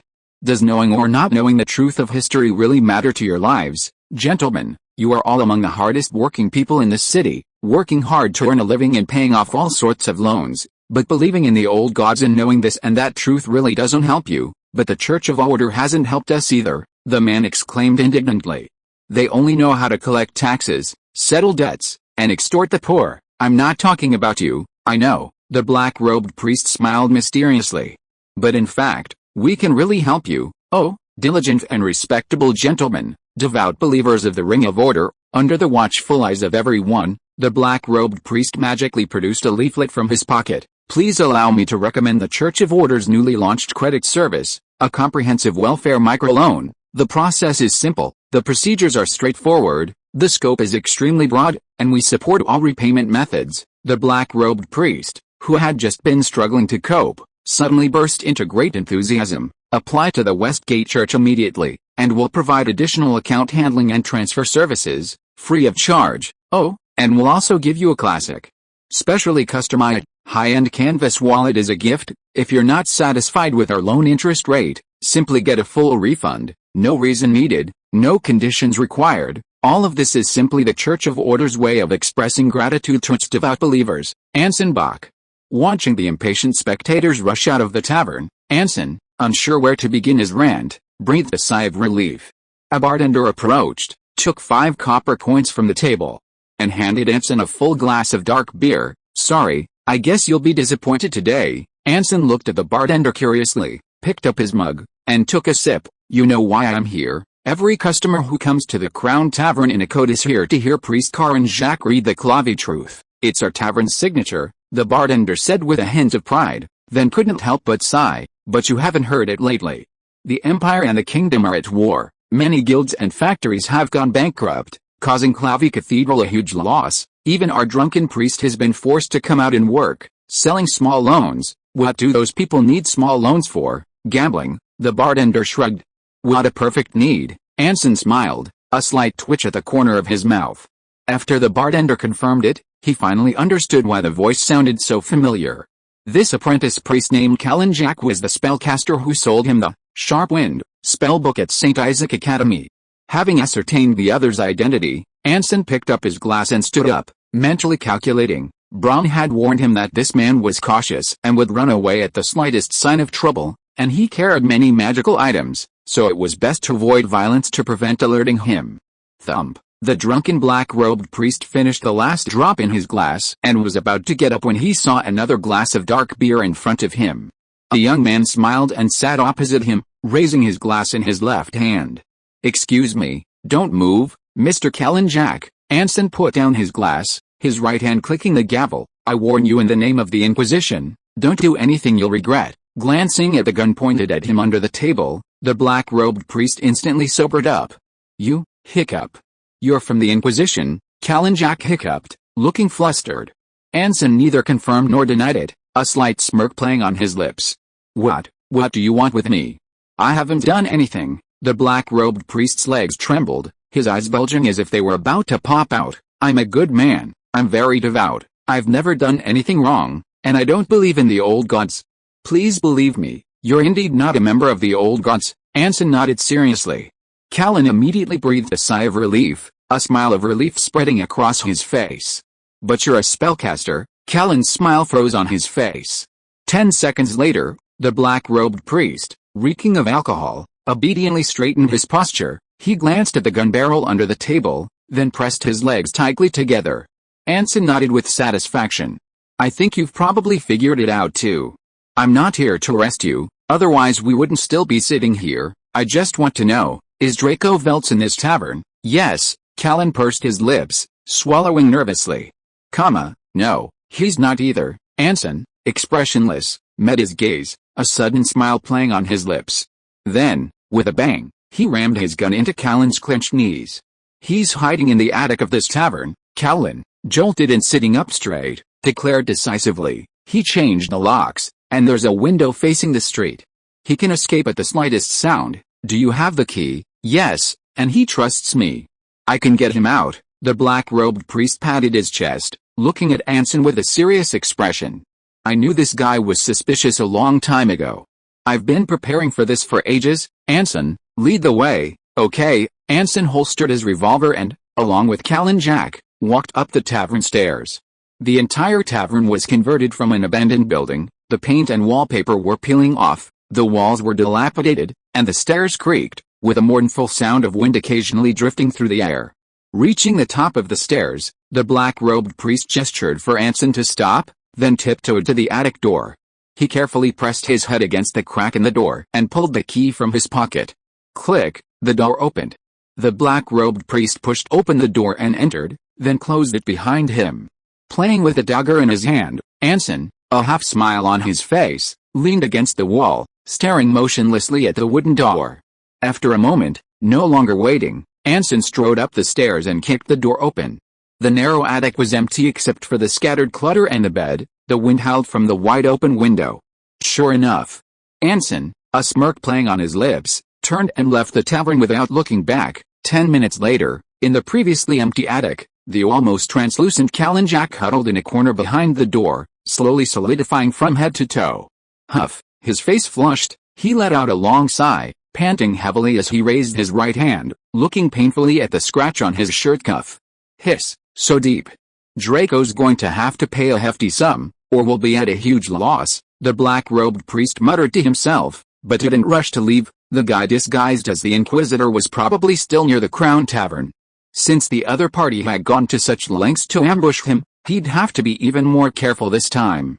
After waiting another 30 minutes, and hearing customers starting to arrive in the tavern's main hall downstairs, Callan Jack finally stood up. After 30 minutes of thought, he had a complete escape plan in his mind. First, he took off his priest's robes and found a rag-like jacket and a baseball cap in the pile of debris on the floor. This was Callan Jack's proud little trick. Usually, in his priest's robes, he was practically the center of attention in the tavern, so by changing into ordinary clothes, no one would notice unless they were right next to his face. Clutching an empty wine bottle, the black-robed priest, feigning a hangover, staggered down the stairs. After confirming the Inquisitor was gone, he pretended to stumble out of the Crown Tavern. He burst through the wooden door, hopped into a carriage, and tossed the driver 2 copper coins. Old Wall Street, first step, get out of there as quickly as possible. The driver didn't ask a single question, yawned, cracked his whip, and sped away from the Crown Tavern. Callan, feigning a hangover, slumped in his seat, his eyes fixed on the scenery rushing past, making sure no figure or carriage followed. The speeding carriage twisted and turned, slowing slightly as it passed a long alley. Seizing the opportunity, he decisively pushed open the door, jumped off, and sprawled on the ground. Second step, absolutely do not leave the outer city. Clovis City's security had collapsed, and defenses were lax, but the inner city still had a large number of guards patrolling. Since that person wanted to capture the novelist, he was likely in league with the guards. More importantly, for a fugitive, venturing into completely unfamiliar territory is a major taboo. Callan Jack, shivering in the cold wind, tossed his coat and cap into a trash can in the alley, his upper body clad only in a shirt. Just as he was wondering what to do, 2 beggars sitting on the ground at the alley entrance gave him a sinister smile. The black-robed priest's eyes lit up. A few minutes later, Callan, wearing an old overcoat and soft hat, with a scarf around his neck, emerged from the long alley, fiddling with a small purse, and walked back the way he came. The third step, avoid all means of transportation unless absolutely necessary. Head down, hands in pockets, the priest strolled leisurely, like a homeless person or an unemployed worker, aimlessly wandering the lightly snowy streets. The empty streets made it easier to detect you if he was being followed, and also made it easier to escape. Since the other party had come to his door in a semi-threatening manner, it meant that he didn't want to escalate the situation if given the chance. He should be waiting for him in some alley or a relatively secluded place. From one street to another, from one intersection to another, from daytime to noon, and then to afternoon. With increasing composure, Callan Jack began walking towards his true goal, Westgate Church. The fourth step, the most dangerous place is the safest place. A man posing as a judge would never dare to expose himself easily in a well-ordered church. Moreover, Westgate Church was holding a microloan event today, and the afternoon was the busiest time. With believers in the church protecting him, he would be safe enough. Outside the crowded church doors, the black-robed priest took a form from a colleague who was overwhelmed with work, pretending to be someone applying for a microloan, and walked into the church. While entering the waiting room, Callan Jack, using the crowd as cover, entered another corridor, left through a side door, and turned to enter the church's communal dormitory. Looking at the empty corridors and staircases, and the bustling street outside, the black-robed priest finally breathed a sigh of relief, slowly walked to his room door, and took out his key. Click, the door opened. With a hint of smugness, Karanjak pushed open the door, his leaden legs suddenly feeling incredibly light. The next second, his foot froze in midair. "Good afternoon, Priest Karanjak." Looking at the black-robed priest standing outside the door, Anson, sitting on his dormitory bed, yawned and greeted him, casually pulling the hammer of his dagger, the dark muzzle pointing at the priest's head. "I saw you run from the tavern to Old Wall Street, and back again. You must have had a long day. Want to grab something to eat?" "My treat." The black-robed priest stood motionless, his lips trembling. "No, impossible. This is impossible." "How? How did you know? Could it be you have X-ray vision? Or some kind of magic that can see into people's minds? Or some kind of device that can pinpoint someone's location?" "No, impossible. How could a newbie in curse magic like you have those things?" "That's not important." Looking at the stunned Karanjak, Anson's lips curled into a slight smile. "What's important is that you have a lot to tell me, a lot." Chapter 138, Sincere Negotiations. Bang! Still shaken, Karanjak slammed the door shut without looking back. In the cramped dormitory, the two men stared at each other, their breathing and heartbeats clearly audible. The black-robed priest looked at the man sitting on the bed, a gun pointed at him, his steady heartbeat and slight smile suggesting he was having dinner at home. Could you put the gun down?" Callan forced a smile across his stiff face. "I swear to the Ring of Order, I won't run away this time." Anson's lips curled up, and his right hand, gripping the gun tightly, showed signs of loosening. "No." Before he could even breathe a sigh of relief, the black-robed priest quickly raised both hands above his head again. "Mr. Karanjak, you lied to me once." Anson shook his head, looking hurt. "To regain my trust, you'll have to show some sincerity, but you lied to me once too." Callan groaned, a chill running down his spine. "I don't know where a new spellcaster like you got your hands on the Inquisitor's pocket watch and revolver, but if the Church of Order finds out, I bet you won't fare well. Likewise, you old god priest who deals in fake antiques." Anson chuckled. "No," the black-robed priest retorted. "I deal in antiques, I study magic, and I have connections with many old gods, but I am still a devout follower of the Ring of Order. I told you that back in St. Isaac's Academy, so you recognized me from my accent. Aren't you the same imposter Inquisitor?" Callan, his face pale, raised his hands, mustering his courage. Anson didn't deny it, glancing at the chair in the room to signal the other man to sit down, the gun still pressed against his forehead. "Now, answer my question again," Anson said in a low voice. "Considering past experience, if you move even slightly, I'll pull the trigger. Since you know I'm an imposter, you must know the power of the dagger. One shot can blow your head off. Don't doubt it, I just tested it recently." The black-robed priest shuddered. Draco Velt's whereabouts. He stared at the dark muzzle of the gun, swallowing hard. "Sorry, I don't know." Anson's expression changed slightly, a smile beginning to play on his lips. "By the Ring of Order, I truly have no idea." Callan, startled, hurriedly said, "Yes, he came to see me, asked me some questions, borrowed some money, and even asked me to meet with people from the Church of Order, but that's all. I really don't know where he is now or what he's doing, so this guy acted as an intermediary, arranging for Draco and Sophia to meet." Anson asked without changing his expression. "What did he ask about?" "The death of Miller Veltz." The black-robed priest sighed. "This guy is strange. He didn't ask about the details of the case, but he was very curious about the identities of the parties involved and what happened to them afterward. At first, I thought he was here for revenge, but he wasn't." "How do you know?" "Because I was the unlucky guy who was robbed." Karanjak chuckled self-deprecatingly. "When he came to my door, I thought I was going to die, and I even started guessing how he would kill me, so I told him everything I could. What happened that day, similar to what the newspapers said, with slight differences." The black-robed priest sighed. "I made a deal with a buyer, and Miller was my hired helper. He's a third-tier dark magic caster. On the way to the transaction, we encountered a robber, and Miller fought him. Since we don't dare use magic in the inner city, and he seemed to be struggling against the guy, I went to call the Royal Guard. You know what happened next? Who was the robber? I don't know, but probably a gifted individual." Karanjak shook his head. "Hiring thugs to ambush someone if you don't want to spend money. I occasionally run into this kind of business, which is why I hired Miller." "Why Miller?" "He's my friend, a somewhat naive young man who aspires to be a spellcaster but doesn't have much money, so I occasionally hire him for help. It's better than letting him hang out with those money-grubbing old gods." What happened to the royal guard? He disappeared. My first instinct when the incident was to save Miller, which allowed him to escape. Then Draco came and told me it was best not to get involved anymore, so I gave up. Give up just like that? I gave up, Callan said matter-of-factly. He was my friend, that's true, but I tried my best. Life goes on. I can't just abandon my work and go around hunting down a missing guard just because he's dead, can I? Anson nodded slightly, considered for a moment, and continued, didn't Draco Veltz tell you anything before he left? He told me two things, Callan Jack said uncertainly after trying hard to recall.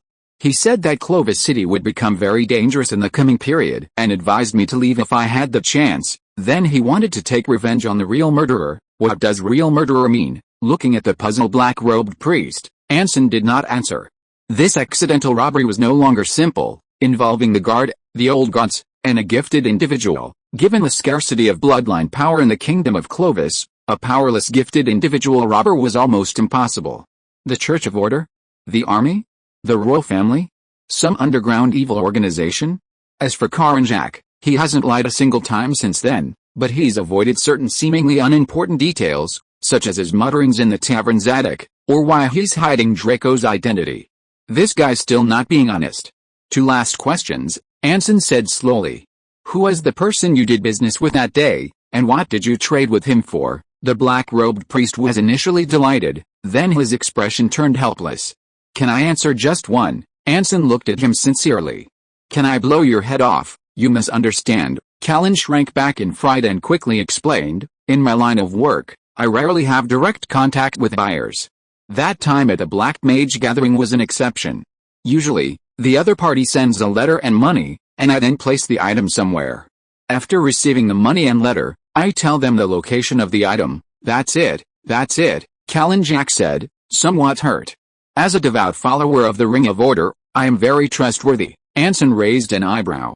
Where's the item? Callan's expression shifted, and he mustered his courage to ask tentatively, if I hand over the letter and the item, can you guarantee that you will leave immediately and never come looking for me again? That depends on how sincere you are, Anson said coldly.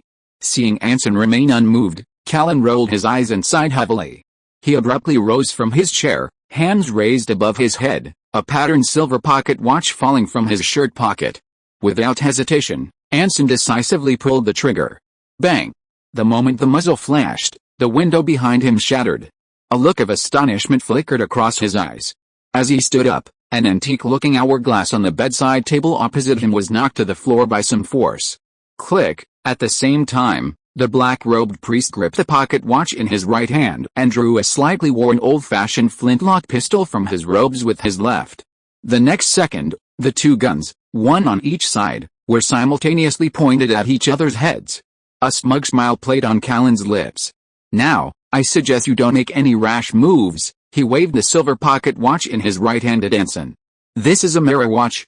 Once it starts spinning, everything within its range will be reversed. Not only that, the reflection direction will be reset, so I advise you not to try your luck. And then you knocked over the mercury hourglass on my table, before it finishes its countdown. Even if you throw a grenade on the spot, the sound will be locked throughout the entire dormitory. You put magical items in the church's communal dormitory. The most dangerous place is the safest place. Besides, where else can a novice priest like me live besides the dormitory? Anson Bach. It seems the situation has reversed, Karanjak said smugly.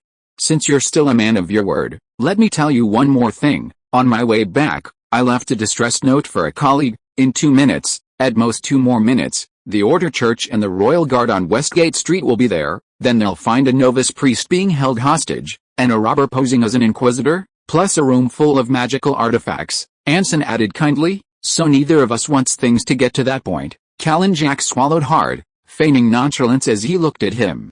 You have 2 minutes to run away from the window you shot, then pretend nothing happened today. Tomorrow or the day after, you'll receive that letter at some point. I swear in the name of the Ring of Order that the letter is absolutely genuine, because I really don't want to be involved in Draco Veltz's revenge in the slightest. Looking at Callan Jack's resolute expression, Anson, with a smile, quietly watched him, saying nothing. Tense cold sweat trickled down the black-robed priest's temples.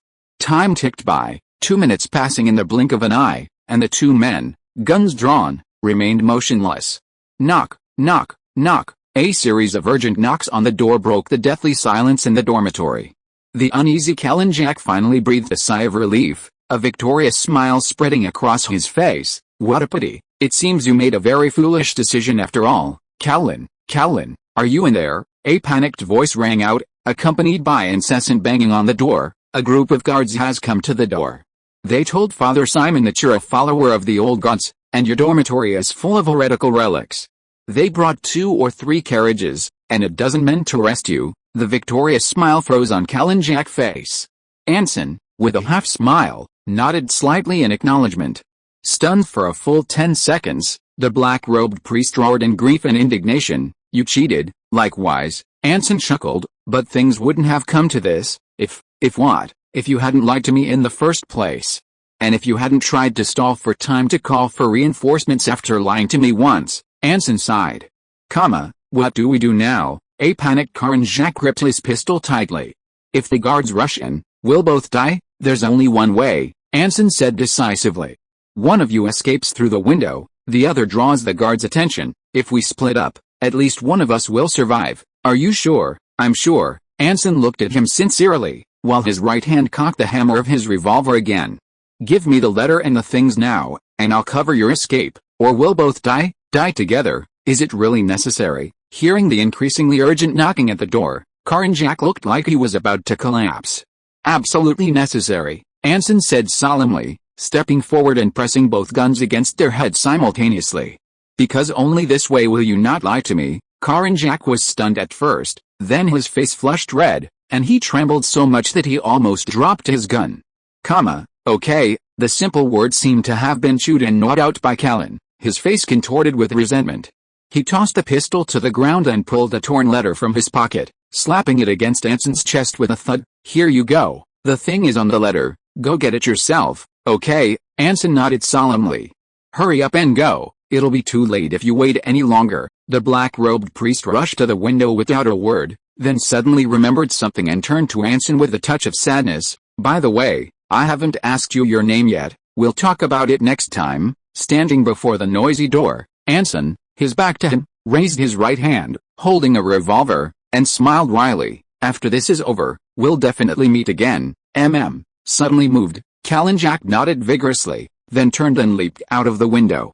Watching the black-robed priest's retreating figure, Anson let out a long sigh, stuffed the letter and revolver into his jacket pocket, and walked forward to open the door. The long-haired, bloodshot-eyed female inquisitor, Sarah Virgil, stood outside, with an unconscious priest slumped against the wall beside her. How's the situation? Anson asked with a slight smile. Everything's arranged, Sarah said softly, her expression cold. That guy may be a fool, but he's a very clever fool. Near the Crown Tavern, at a street corner. After once again winning against the vagrants with his gifted insight, Cole Dorian, his face beaming with joy, inadvertently saw a figure escaping through a window. He stood up with a helpless expression. Sigh. More overtime tonight. The Inquisitor whistled a light, cheerful tune, raising her right hand high, sending playing cards and coins flying. Chapter 139 Cards. In the dim light of dusk, a weary old horse pulled its dilapidated carriage through a secluded street, panting as it stopped before a black iron gate. 2 tarnished gas lamps beside the gate nearly made the driver think he'd taken the wrong road, until he saw the sign on the gate and breathed a sigh of relief. Benevolent Welfare Home. This was a public welfare organization in the capital, maintained by the royal family and Clovis Cathedral. Funded by multiple foundations and noble donations, it served a vast majority of impoverished citizens of the kingdom, providing them with basic living security and the opportunity to support themselves. The above is largely based on content from the Kingdom Loyalty Gazette and propaganda posters from the Church of Order. Anson stepped down from the carriage, gave the driver 3 more copper coins, and arranged to wait for him there. With his hands in his pockets, he trudged through the snow, which had turned to mud, and knocked on the welfare home's door. The woman who opened the door for him was Mrs. Corney, a kind-looking woman dressed in a style no different from that of middle-class women who often strolled in White Lake Park. Her ruddy complexion made her look younger than her actual age. May I ask who you are, Bumble? I've been donating to your orphanage for the past few months. Anson, head bowed, pulled down his hat brim, deliberately making his voice hoarse. Last month, your orphanage sent me a letter. An old friend of mine, Oliver, passed away here, And you ask me to collect his belongings? Ah, you must be Mr. Bumble Brownlow." Mrs. Connie's eyes lit up, then tears welled up in her pupils, and she sighed softly. "It's so sad to let you hear such heartbreaking news. The will of the Ring of Order is beyond the comprehension of us mortals, Mr. Oliver's belongings are safely stored in the storage room. Please come with me, okay?" Anson felt a chill run down his spine. His right hand, tucked into his pocket, clutched a slightly yellowed note. "Go to the benevolent orphanage on Westgate Street as Bumble Brownlow to collect Oliver's belongings." There inside his shirt, with a sorrowful yet grateful smile, Anson, greeted by the warm welcome of Mrs. Cornelius, entered the dark and secluded Renee orphanage. The entire orphanage was converted from an ancient fortress, where, according to legend, 13 brave knights of Clovis used it as a stronghold to resist the oppressive rule of a tyrant, holding out for 15 days and nights against an army of 2,000. Having witnessed it firsthand, Anson believed that even if the legend was exaggerated, it was likely true. Thanks to the orphanage's preservation efforts, it had never undergone any renovations or alterations, remaining exactly as it was when the fortress was captured, with even 2 dried-out skulls hanging beneath the dilapidated doors. When Anson and Mrs. Cornelius entered the hall, it was dinner time for the orphans. Children in burlap sacks carried small wooden bowls, and the plump cook reluctantly scooped a spoonful of thin porridge from a steaming pot, condescendingly pouring it into the children's bowls, barely larger than a soup ladle. Looking at the thin porridge that had been gulped down in a few mouthfuls and the children's green eyes from hunger, Anson hesitated, wanting to speak but holding back. "This is all thanks to your donation and the new policy of the Order Church," the director's wife, noticing his expression, immediately said with a smile. "Starting last month, each child in the orphanage can eat an extra half ounce, about 16 grams, of oatmeal every day." "Hey, of course, you know that children this age can never get enough to eat." "I know," Anson nodded. "I have a younger sister, I see. With a loving brother like you, your sister must be very happy." "Yes, I think so too," Anson said, a slight smirk playing on his lips. The two walked through the hall and entered the orphanage's storage room via a spiral staircase without railings. The moment the door opened, the room, piled high with boxes of all sizes, was filled with a strange, damp, and rotten smell. "This is it. I'm so sorry. It smells a bit because it's rarely cleaned," the headmistress, covering her nose, handed Anson a small key, chattering on. "Mr. Oliver's locker is number 76. He was a truly good man, never causing us any trouble. Even before he died, he made sure to organize all his belongings and left himself some money for a coffin." Anson nodded slightly, took the key, and said in a hoarse voice, "I'd like to be alone for a while. Is that all right?" "Oh, of course." The headmistress quickly left the storage room. Listening to the footsteps fading away at the top of the stairs, Anson stood motionless until he could only hear the distant echoes before turning and entering the storage room, closing the door behind him. Following the number on the locker, he found Oliver's locker in a rather inconspicuous corner and, by the dim light of a kerosene lamp, unlocked it. In the not-so-large closet lay a shirt, a pair of trousers, a pair of shoes, and a worker's hat. These were all of Oliver's belongings. Putting down the kerosene lamp, Anson carefully took out the shirt and fumbled around for a while. With a slight effort, he tore open the patched pocket, revealing 3 card-like objects hidden beneath the thin linen fabric. Picking up the 3 cards, Anson's face showed a puzzled expression. These were cards made of some kind of milky white material, springy to the touch, with a slightly reflective surface. Each card was densely covered with dozens of pinholes of the same size, but in a different order, as if made by some kind of machine. He examined them several times, but there were no signs of magical imprinting on the thin cards. Apart from the strange material, they were just ordinary cards. Was this the goods that led to Miller Velt's tragic death? Anson paused, then subconsciously pulled out another letter from Kalinjak in his coat pocket. "Your Excellency, I wish to purchase from you an item that Bogner sold at Wade Pawn Shop for 20 gold coins in the 75th year of the saintly calendar. A kind person told me it's in your possession. An enclosed check for 100 gold coins from the Royal Bank." This thing was worth 100 gold coins? Anson frowned slightly. Judging from the letter's contents, the writer must have known Bogner, had sufficient connections to an old gods antique dealer, and could easily produce 100 gold coins. Bogner. He thought of Viscount Bogner on the Iron Sky, and Mrs. Bogner at 55 Boulevard. Could it be a coincidence? Anyway, it has nothing to do with me. Anson shrugged, hid the 3 cards in the inside pocket of his shirt, picked up Oliver's remaining belongings, and left the Benevolent Welfare Institute, Inner City, Friedrichstrasse, Truth Club. He confessed everything. Cole Dorian, emerging from the basement with a cup of coffee, looked at Anson with amusement. So fast, Anson looked at him, somewhat surprised. It hadn't even been 10 minutes. Caught red-handed, whether he confesses or not is actually quite meaningless. Cole Dorian placed his coffee cup in the center of the table. Besides, with Syrah, the mind-reading spellcaster, there was no chance for him to lie. Mind-reading. Anson felt a chill run down his spine. He suddenly remembered that the female judge had been present during his last interrogation. That was close. Sigh. Captain Lawrence isn't here tonight, and Syrah and I don't have the authority to use torture instruments, so we can only keep him locked up here. Cole, completely oblivious to Anson's slightly changed expression, continued to complain to himself. Back in my great-grandfather's time, even newly recruited junior inquisitors could use torture instruments. Unlike now, we even need to apply for permission to use a skull crusher and a water dungeon. Anson Bach. Cole, who was sighing, looked at his expression, paused for a moment, and then burst out laughing. I mean, you don't actually believe it, do you? Ho ha ho ha? Anson breathed a sigh of relief. So it's all fake, you're joking, ha ho ha ho ha? Cole Dorian let out a hearty laugh. No, I'm serious. Anson suddenly didn't want to talk to this guy anymore. Okay, seriously, no more joking. Cole, his face beaming with joy, shrugged, then looked at him seriously. Callan Jack, what are you going to do with this guy? Me? Anson exclaimed in surprise. That's right. We've discussed this with Captain Lawrence. If we can successfully arrest Callan Jack without causing a commotion, then you can decide how to deal with him, Cole explained. Firstly, it's based on our mutual trust, and secondly, having him around makes it easier for you to report back to the Black Mage afterward. Finally, this guy is useless to us. Useless? Anson was somewhat surprised. Capturing a mere antique dealer and low-level spellcaster from the Old Gods faction is meaningless to the Inquisition, Cole said, pursing his lips before turning serious. Powerful or large-scale Old God organizations are our prey and targets. I understand. Anson paused, hesitating slightly. Let me think about it. It's up to you.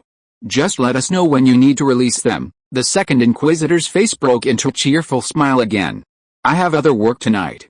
If you need anything, just go find Syrah. She'll be here all night. Okay, Anson nodded, then casually asked, by the way, where are you going so late? Before he could finish speaking, Cole Dorian, who was about to get up, suddenly stopped. His unwavering gaze slowly moved to his side, settling on Anson's face. Instantly, a chilling aura swept over Anson. The dimly lit cafe fell into an eerie silence.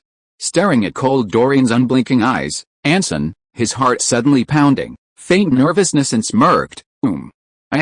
I was just, Cole Dorian, his expression cold, remained silent for a few seconds, then suddenly burst out laughing. It's nothing, don't be nervous, it's just an instinctive reaction. My bloodline power always forces me to be vigilant, so I sometimes act a little crazy. You'll get used to it, ha ha ha. This was too hard to get used to. Anson twitched his lips and dramatically rolled his eyes at him. You almost scared me to death. Sorry. It's all my fault. Cole casually raised his hands, his smiling face brightening. By the way, consider it compensation. I'll satisfy our Storm Legion leader's curiosity a little tonight. No need. It's the Great Magic Book, Cole interrupted with a smile. He pulled a slender metal box from his pocket, somewhat resembling a playing card box but exquisitely crafted. Each of the 4 sides of the box had a small gear dial. The junior judge placed a box on the table, carefully turning each gear one by one, then slowly set it in place. Click, click, click, click, accompanied by crisp mechanical sounds. The 4 locks opened in sequence, followed by a series of fine gear clicks. The slender metal box unfolded outwards like a magic box. Anson involuntarily held his breath. This was the legendary Great Book of Magic, recording all magic from ancient times to the present, as well as the truth about the fall of the 3 old gods. What is this? Staring at the box full of cards, Anson's eyes widened in astonishment. Surprising, isn't it? Cole smirked smugly, pulling one of the cards from the box and gesturing in front of Anson.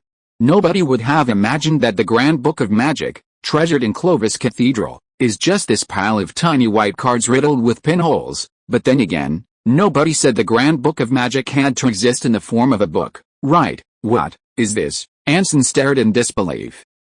The official name is complicated. I usually just call them magical memory cards. Cole thought hard for a moment, then suddenly laughed. They seem to be just a bunch of useless hard material cards full of pinholes, but if you insert these into St. Isaac's steam difference engine in Clovis Cathedral, it will spit out a piece of white paper covered in writing, and the content on the paper is the same as the content on these cards, and this is the reason why we dare to use the Great Magic Book to lure the Dark Mage. Even if he steals the cards, we don't have to worry at all, because all the difference engines in the entire Order world are in the hands of the Church. He looked triumphantly at Anson, whose face was full of shock. Put the cards back in the metal box and put them in his clothes. I'm going to return them to Clovis Cathedral tonight. The application period has expired. It's a pity I didn't get the Dark Mage to take the bait. The application process for this thing is quite troublesome. He sighed again, smiled helplessly, waved to Anson, turned around and pushed open the door to leave the Truth Club. Only he remained in front of the empty bar. Smack! Stunned, Anson slammed his hand into his chest pocket. The dull thud echoed through the empty cafe. Please give me a reward, vote, and subscribe. Chapter 140 Coffee is poisonous. Night deepened.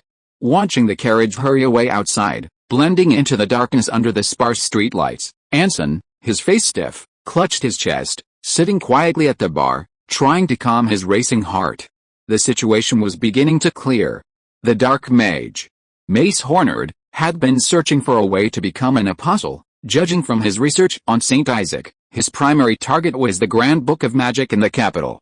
But collecting the entire Grand Book of Magic was no easy task, especially since at least one volume was in Clovis Cathedral. As a professor at St. Isaac's Academy, he probably knew that volume existed as a memory card. Obtaining it required not only the card but also access to the cathedral's difference machine.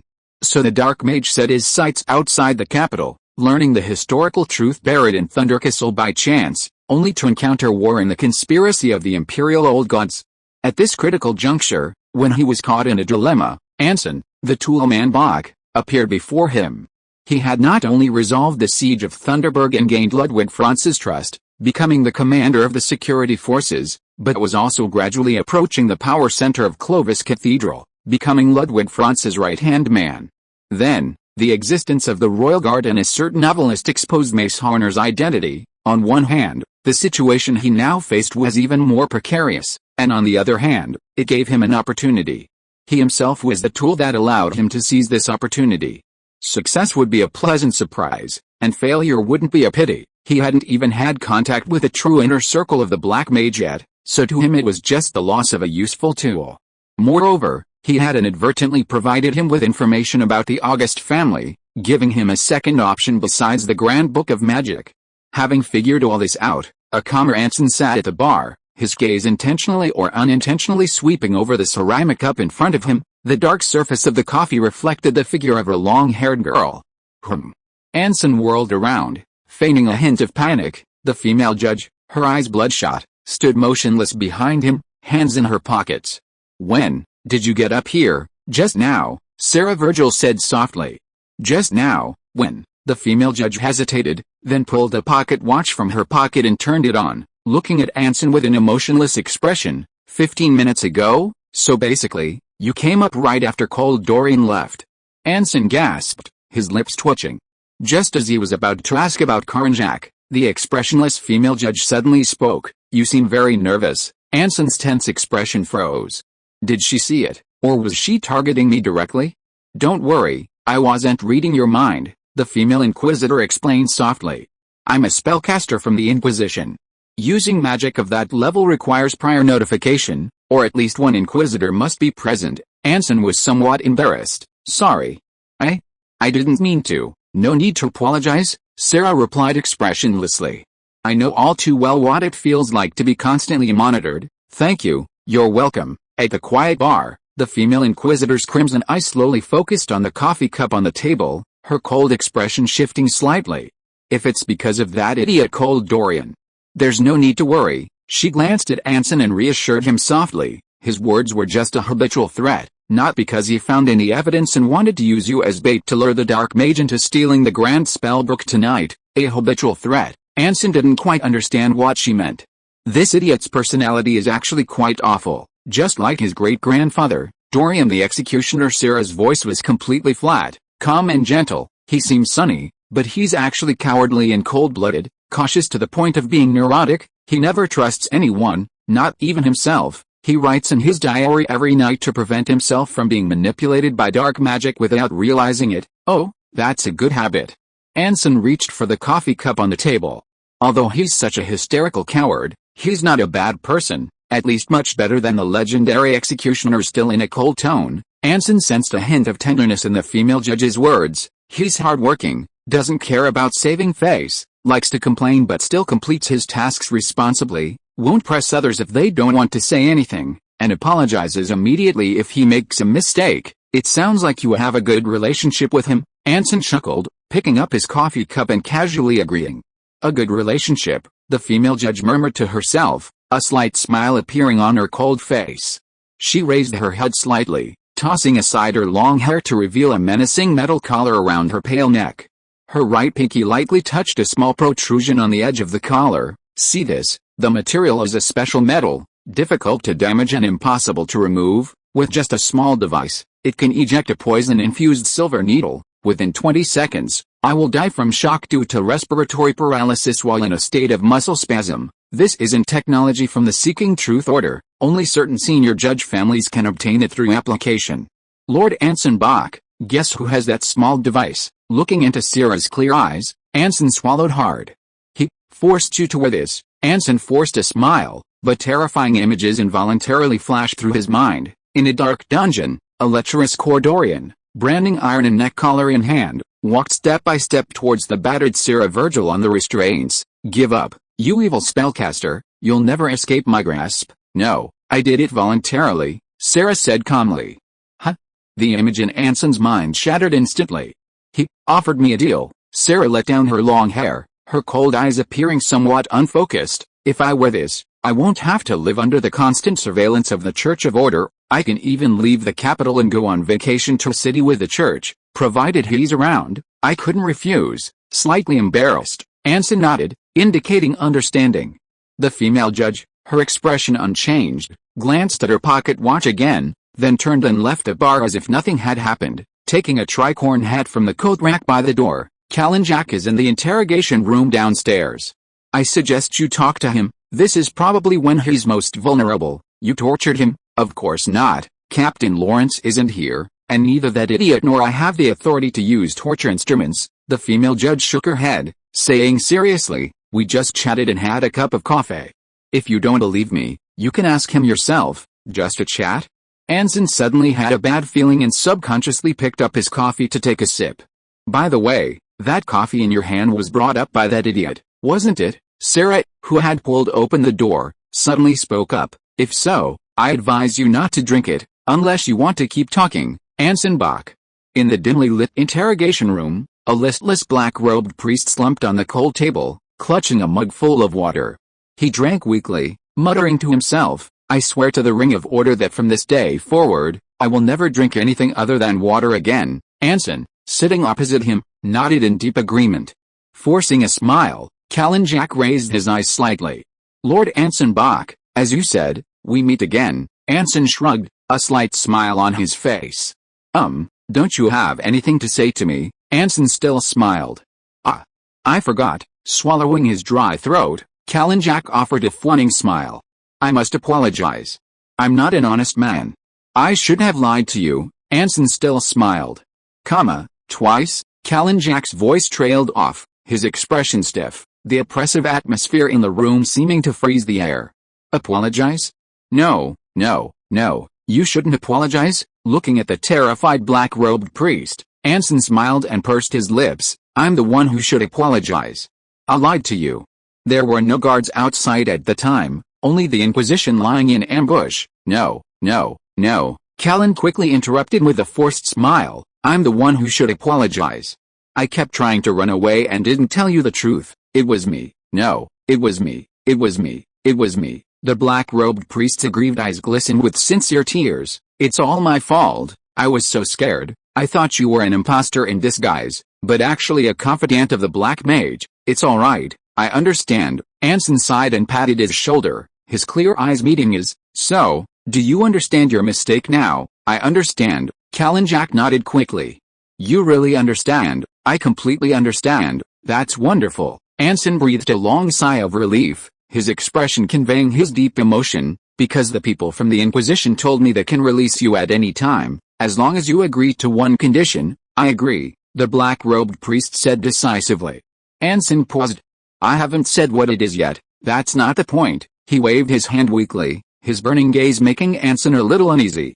As long as you're willing to let me go, I'll agree to any conditions. You want to know Draco Velt's whereabouts, right? No problem. Although I don't know where he is yet, I have many clients, the old gods, gangsters, nobles, high-ranking military officials, foreign powers. Finding him is only a matter of time. Isn't he a relative of your best friend? Even the best friend can't compare to a life-saving grace, Jack said with utmost seriousness. Besides, I just lied to you. My conscience is filled with deep unease, and I believe that even if Miller Veltz were still alive, he would absolutely not object to what I did. Priest Jack, what you say makes so much sense. I simply don't know how to refute you. No need to refute. This is what I should do. The black-robed priest, his lips tightly pressed together, shook his head vigorously. Besides, you only want to find him, not kill him. You are my friend. And he is my friend. As a mutual friend, I sincerely feel it is my responsibility and obligation to help you reunite. Anson had to admit that this devout follower of the Ring of Order was far superior to him in lowering his standards and abandoning certain important things, by a significant margin. Let's leave Draco Veltz aside for now. I need you to tell me something else. Clearing his throat, Anson looked at Jack seriously and said in a deep voice, what do you know about Andel Bogner and the Wade pawnshop of St. Calendar 75? Before he finished speaking, the black-robed priest's eyes widened slightly. He cautiously looked around, lowered his voice, and whispered to Anson, you've been to that orphanage. Anson nodded almost imperceptibly. Then, Callan swallowed hard. Where is the item? It's gone. Anson sighed, feigning regret. Only Oliver's belongings remain. The black-robed priest nodded thoughtfully. It seems the robber was indeed one of the client's people. They were convinced from the beginning that the item was in my possession. What was it that was worth 100 gold coins? Anson pressed, feigning curiosity. A nervous Jack took another sip of water and lowered his voice, saying, in the 75th year of the saintly calendar, Andel Bogner, the father of the current Viscount Bogner, sold it at Wade pawnshop for 20 gold coins. Nobody knows what it is, but by sheer coincidence, I learned some interesting news from the drunken priest at the Westgate Church. In the 75th year of the saintly calendar, a secret theft occurred at Clovis Cathedral. Not a single copper coin was stolen, not a single document was lost, only the 3 memory cards from St. Isaac's difference engine vanished. Jack took a deep breath, his trembling right hand setting down the water glass, and looked at Anson with pleading eyes. You absolutely mustn't tell the Inquisition that I sold those 3 cards. No problem. Anson chuckled, his mind racing. As long as you promise to help me find Draco Veltz, no one else will know. No problem, actually. I've already thought of a good idea. The black-robed priest, a smirk playing on his lips, swiftly pulled a copy of the Truth of Clovis from his robes and spread it out in front of Anson. His right hand slammed down on the bottom right corner of the front page. Look, Anson, holding a glass of water, took a sip and looked in the direction the priest was pointing. Missing person notice, Draco Veltz, gender, male, age 30-40, characteristics, red hair, shabby dressed, self-proclaimed novelist and detective, reward for any clues. 2 gold coins, reward for a specific location. 50 gold coins, reward for confirming and finding the person and bringing them back safely. 1,000 gold coins, contact person, Sophia France, PFFT. Chapter 141 The Villains. Very good, very good. On a bright, sunny morning, Sophia France, enjoying the rare good weather in the capital, sipped her fragrant hand-ground coffee, a bowl of her favorite orange jelly in front of her, listening intently as her maid reported on the progress of the missing person notice. The progress was far beyond her expectations. In just 3 days, information about Draco Veltz had poured in like a tidal wave, although 9/10 of it was meaningless or false information. After careful screening, some clues or commonalities could still be found. Of course, the loyal maid took on the screening work, and Sophia only needed to listen for 15 minutes during breakfast. With dark circles under her eyes and disheveled hair, Angelica listlessly flipped through her notebook, offering 3 points in a eulogy-like, emotionless tone. First, all clues were in the outer city. Second, no 2 clues were from the same location. And finally, the last time anyone saw the novelist was before the Old Wall Street incident. So our clever novelist, to evade the royal guard, has been hiding in the outer city, and became even more cautious after the Old Wall Street incident. Sophia, taking a small sip of coffee, pondered for a moment, a slight smile playing on her lips. The maid struggled to open her bloodshot eyes. Maybe, if that's the case, then why did he send that novel to the Clavi Truth? Sophia frowned slightly. To show off, a smokescreen, or to send a signal to someone? Or, is there some other hint hidden in the novel, a prediction of what will happen in the capital? After thinking seriously for a minute, Sophia, completely clueless, shook her head. It seems the only way to find out is to ask him in person. The maid, her head still spinning from sleep, rubbed her eyes, trying to hide a yawn, and asked, "My dear lady, do you really think we can find Mr. Novelist with a reward and a missing person notice?" "Of course, impossible." Sophia winked playfully and stretched. Her waist, clad only in a close-fitting silk nightgown, curved beautifully in the sunlight. "But this will cause him a lot of trouble, because from now on, our Mr. Novelist will be very anxious about even eating, sleeping, and going to the bathroom, and the price I have to pay is at most, 2 or 3 new dresses, until he's found." The maid asked, her eyes glazed. Sophia shook her head, a smile playing on her lips. "Until he comes to me in person." "And what about Lord Anson Bach?" The maid deliberately changed the subject, hiding her notebook behind her back. "That liar, I've had him under my thumb from the very beginning." Sophia took a vicious bite of her croissant. "The Storm Legion's budget is entirely under my surveillance. His every move is under my watchful eye. For example," the maid blinked. "For example, I know that our Storm Legion commander, besides embezzling military funds and depositing the budget meant for purchasing weapons into 4 private accounts, has also lied. Well, probably more than once." Sophia elegantly wiped her mouth, continuing to enjoy her breakfast. "He probably doesn't know that Old William's Cafe on Red Brick Street is owned by the Church of Order, and that the Frotz family is a member of the board of directors of the Benevolent Welfare Home. The cafe owner told me that he had seen Lord Anson Bach and Maze Hornard enter the same private room, and just the day before yesterday, the director of the Westgate Welfare Home claimed that Lord Anson Bach, disguised as Mr. Bumble, took the belongings of a man named Oliver from the welfare home." Sophia sipped her coffee. "This is only a small part. Once Draco Velt's matter is resolved, this liar's secrets will surely give me even more surprises." Looking at her mistress's constantly twitching lips, the maid suddenly felt a chill. "Then, how do you plan to punish him?" "Punish him? Why should I punish him?" Sophia laughed, a dangerous laugh. "Isn't it amusing to watch him jump around like that, completely oblivious to how he's exposed himself? Just like my father said, whenever he decides to borrow money from those who are trying so hard to prove their honesty and reliability, he never expects them to pay it back.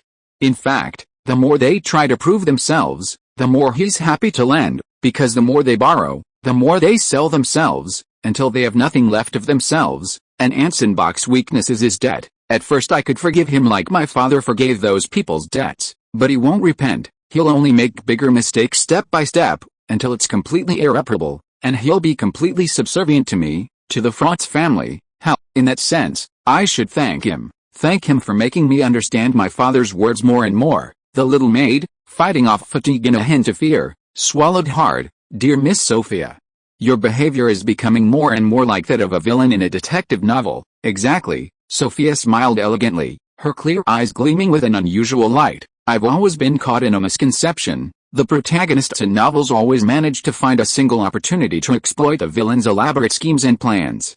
Why? The answer is simple. Novels only need entertainment, but reality requires logic. In the real world, someone with vast wealth doesn't need to deliberately target anyone. Just a little bit of that kind of thinking is enough to keep the protagonists busy." "That's it?" the maid asked opportunely. "Only one aspect." Setting down her coffee cup, a refreshed Sophia picked up the orange jelly on the table, scooped out a spoonful, and licked her lips contentedly. "More importantly, don't you think being a villain is a very pleasant thing?" Seeing the girl's cheerful expression, The considerate maid decided against asking a question that would surely infuriate her, such as it seems like villains in novels all think that way, but thinking of the villains, especially the female villains, the little maid couldn't help but feel a little worried about her master's future. "Are you really going to let me go?" In the cafe next to the truth-seeking club, Karan Jack, now dressed in his priestly robes, looked at Anson with trepidation, holding a glass of plain water. "I can't help it if you don't believe me," Anson shrugged helplessly, taking a sip of his coffee.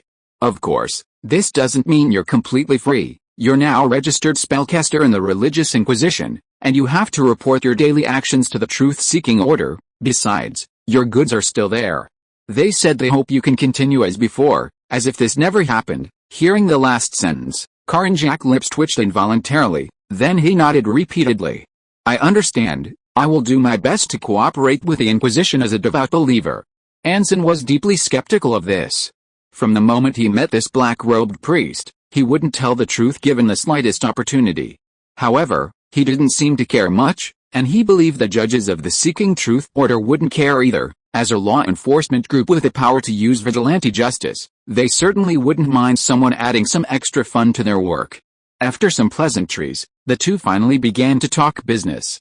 "The last time I saw Draco Veltz was before the old Wall Street incident. He asked me to submit his newly completed novel, Arsène Lupin, to the Crovey Truth newspaper for publication, and then left the royalties in the attic of the Crown Tavern," Callan Jack recalled while drinking water. "At that time, I had just learned about the Iron Sky incident and thought he was just being watched by the Royal Guard, so I didn't think much of it, but later, more and more people wanted to find him or capture him. People from the Royal Guard, the Army, the Church of Order, nobles, the old gods." "Wait a minute," Anson interrupted, frowning, suddenly realizing something was wrong. "You mean, there were nobles and the old gods? The former is more polite, the latter is more direct." Callan nodded, took a sip of water, and continued, "You probably don't come to the outer city much. The nobles in the capital don't care about this place, and those people looking for Draco Veltz have fought more than once. I've seen it more than 3 times. The reasons for seeking him out are varied. Some are admirers, the most outrageous of which, some want to kill him, some have lost things, some want his help, some want to help him." The black-robed priest suddenly paused, cautiously looking at Anson. "And you, what do you want from him?" "Me." After a moment's thought, Anson chuckled, "I want to chat with him, and maybe lend him a hand." "Really?" Callan Jack's expression was full of doubt. "Of course, really." Anson looked at him somewhat bewildered. "Do I look like a devil or a villain to you?" "No." The black-robed priest swallowed, forcing a sincere smile. Anson sipped his coffee, deciding not to bother with this guy who looked like a villain for now. "Do you have Draco Veltz's contact information?"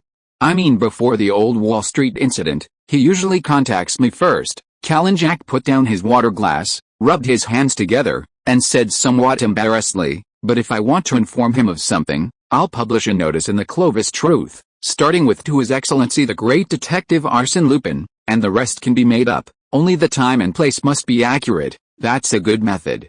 Anson nodded with some surprise. But then again, after being arrested by the guards and the building explosion, the Clovis Truth, which a certain novelist described as a second-rate newspaper, first-rate popular reading, still managed to survive tenaciously, with its publication completely unaffected, which was quite surprising. "His Excellency Anson Bach, may I offer another small suggestion?" Callan Jack leaned closer and whispered. Anson nodded slightly. "If I were you, I would absolutely not go looking for Draco Veltz right now. He's at the heart of all the storms in Clovis. You could even say everything started because of him," the black-robed priest said earnestly. "His hiding proves he knows how dangerous it would be to show his face now. Those who want to kill him are obvious, and the rest are all big shots we can't afford to offend. You might think you're safe with the Church of Order as a shield, but believe me, no. The young lady of the France family has now laid her cards on the table, openly throwing money around to arrest people. It won't be long before this guy can't even stay in the outer city anymore, and it's only a matter of time before he shows himself. My advice is to wait. With a royal guard around, he won't dare show himself directly in the inner city, so if he decides to stop hiding, he will definitely be at the Crown Tavern," Anson said instinctively. Callan Jack calmly raised the corners of his mouth and straightened his posture slightly. "If you're willing to trust me, I can arrange for you to meet him." "I trust you," Anson nodded sincerely. "Priest Callan Jack, you're free now. May the environmental protection bless you with a successful day." After exchanging polite words, Kalinjak decisively stood up, not intending to linger for even a second. "Wait," Anson stopped him, taking a letter from his jacket pocket. "Help me mail this letter, anonymously." "No problem." Taking the envelope, the black-robed priest left the cafe without looking back. Watching him leave, Anson put down his coffee cup and poured every last drop of water from Kalinjak's cup into the flower pot beside the door, leaving a few barely noticeable white powdery residues on the clean bottom of the cup. According to Cole Dorian, these magical little powders that make you want to vomit when you lie and magical little pills that make you talk non-stop were both contraband of the Inquisition. What he received was his last stock, in exchange for the Storm Legion paying him a salary and allowance as a skirmisher company commander. Anson readily agreed. After all, he wasn't the one paying. The only pity was that this stuff was ineffective against awakened talents and spellcasters of the 4th rank or higher. It could only be used against ordinary people. Otherwise, he could have taken a gamble and extracted all the information about the Dark Mage from Braun. But he didn't need to now. Knowing the Dark Mage's reasons and goals for using him, all that remained was to devise a perfect plan to cause a direct conflict between the Dark Mage and the Church of Order, while he himself could escape unscathed. "Dear Professor Mace Hornard, greetings. After the last pleasant time, my understanding of the Church of Order and St. Isaac has deepened, and I've become increasingly interested in the history of the steam engine and the difference engine. I wonder when you would have time to meet with me. I hope to meet with you to ask you questions on this matter. You are loyal and devoted, and will always cherish your student." Chapter 142 The Beginning of the Grand Plan. Inner City, St. Isaac's Academy, night. Thick clouds obscured the moon, and the midnight sky over Clovis remained sparsely starry, a phenomenon some conscientious scholars from non-church academies attributed to the numerous factories and excessive coal burning around the capital, but bankers, nobles, and workers held distinctly different views. Gazing at the few remaining stars, Braun, smoking his pipe, drew the curtain shut, slipped an anonymous letter into his inner jacket pocket, and slowly walked to his desk, still lit by a lamp. He took a sheet of paper and a letter opener, and gently made a cut on his right thumb with the tip of the blade. Drip, drip, drip, blood dripped onto the paper. Staring at the eerie red under the dim lamplight, a hint of bewilderment flickered in the young scholar's icy blue eyes. Only in darkness can light shine. With his soft murmur, the blood dripping from the letter seemed to come alive. Tiny, vibrant drops of blood, like worms, began to writhe on the paper, gradually coalescing into a primordial rune composed of 3 concentric rings. Braun closed his eyes. Whoosh! When he opened his eyes again, the Black Mage, wearing a top hat and a monocle, was already seated before him. "Professor," the young scholar stood up naturally, bowed respectfully to the figure before him, presented the letter with both hands, and then silently sat back in his chair. The Black Mage lit the envelope on the purple candle between them. As the letter turned to ashes, a slight smile appeared behind his monocle. "Our classmate Anson Bach is still adept at surprising people," the Dark Mage said slowly, his hands filled with ashes still glowing with embers. "It seems I underestimated him. Someone who can conquer Thunderkeep in 19 days has a grasp of the situation and an understanding of intelligence that far surpasses the level of a student I don't understand." Braun shook his head, completely unaware of the letter's meaning.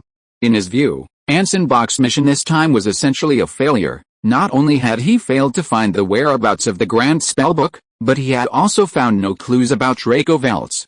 His only success was attracting the attention of the Inquisition, causing them to lower their guard further against Anson Bach, while simultaneously believing that the Dark Mage's attention was still focused on the Grand Spellbook within the capital. "The difference engine, that's the only important thing in this letter," the Black Mage explained to his student, Anson Bach. "He already knows the true nature of the Grand Book of Spells kept in Clovis Cathedral, and the real purpose of my sending him to approach the Franz family. The anonymous letter was probably sent because of the Inquisition's surveillance, and also subtly reminding you that it's best not to meet with him in the near future. When the opportunity is ripe, he will come to you." "Then, when will the opportunity be ripe?" Braun asked, pausing in thought. "When the situation is chaotic enough that he can steal the Grand Book of Spells from Clovis Cathedral and use St. Isaac's difference engine." The Black Mage's words carried a hint of admiration. "That is the moment I have been waiting for." As soon as he finished speaking, the young scholar's eyes widened slightly in surprise. After the surprise, his expression immediately turned tense. "So Anson Bach now fully understands your purpose. Isn't that very dangerous?" "Dangerous? No," The dark mage directly dismissed his guess. "My dear Braun, Anson Bach is my student, just like you. How could he possibly harm me? Besides, even considering the worst-case scenario, if you were a traitor plotting to kill me, with the current strength of Clovis Cathedral and the truth-seeking order, he could only cause me a slight loss." Looking at the professor sitting before him, Braun immediately realized his foolishness. Clovis Cathedral and the Inquisition still only considered Professor Macehorner to be between the fourth and fifth tiers. According to the standards of the Order Church, spellcasters at this stage were still only to be wary of, monitored, and arrested or killed when the opportunity arises. They were unaware that the professor had already reached the level of mentor 10 years ago, and if not for insufficient preparation and information, he would have already begun his assault on the level of apostle 2 years ago. The cathedral and the small religious order no longer posed a real threat to Macehorner. "I've recently gained a lot from my research on the August family." The Black Mage suddenly changed the subject. "Although these are just some unverified and rather one-sided speculations, after searching through a large amount of data, I found that the records of the number of apostles throughout history are very consistent. For example, it seems that there have never been more than 3 blood magic apostles." "Does this mean anything?" "You mean," Braun immediately followed up, "the number of apostles is limited. Perhaps that's why the August family's apostles have fallen. Besides another apostle, I can't imagine anything else that could cause their demise." The Black Mage nodded slightly. "But if that's all, it wouldn't lead to the complete annihilation of the entire family. Even among ancient spellcasters centered around bloodline families, such ruthless extermination is too suspicious. No, there must be other reasons, more important reasons that force them to do this. For example, the influence between bloodlines. Perhaps reaching the apostle level would cause another qualitative change in one's existence, allowing the power to be passed on to a descendant, forcing another apostle to eliminate potential threats." Watching the Black Mage mutter to himself, Braun remained motionless in his seat. He had become quite accustomed to such situations over the past few years. 10 minutes later, the Black Mage gradually emerged from his deep thought, looking at Braun with slight weariness. "In short, I will continue searching for documents about August in the coming weeks. You will continue to assist Anson Bach in finding an opportunity to obtain the Grand Book of Magic. Finally, remember to urge our dear patrons to understand that we must expedite the progress of the City Public Administration Act and reach an implementation agreement in the Privy Council as soon as possible. Only by maintaining the vitality of Clovis can this war be sustained for longer." "Understood." Braun nodded slightly. "All for the grand plan." "For the grand plan." The Black Mage raised his right hand and snapped his fingers lightly. Bang! Bang! Bang! On the firing range of the Storm Regiment's barracks in Whitehall, lined up in 3 rows, the battle infantrymen, clad in gray uniforms, gripped their brand new Leopold breech-loading flintlock rifles and unleashed 3 rapid volleys at a stationary target 80 meters away. After the roar, thick white smoke immediately enveloped the entire company. The soldiers, having completed their volley, stood motionless in the dust, like statues. Anson, holding a copy of the Clo Truth, stood nearby, watching the largely undamaged target and the smoke and dust erupting on the surrounding grass, and nodded with satisfaction. Half a month had passed, and these recruits had finally mastered the basic skill of firing without being knocked down by the butt of their rifles or accidentally shooting their own comrades. This was truly remarkable. After the shooting ended, the bugler, wearing a flat-topped military cap and carrying a military flag, jogged up to Anson and gave a perfectly standard salute, reporting to the regimental commander, "This shooting training has been successfully completed.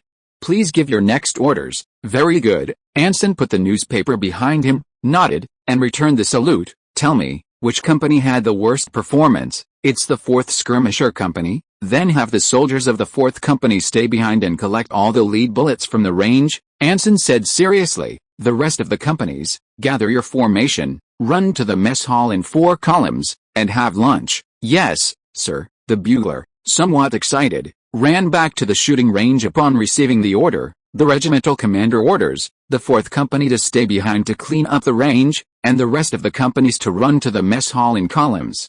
Left turn. At the command, the soldiers of the 7 companies turned right in unison, carrying their rifles, and sprinted towards the mess hall.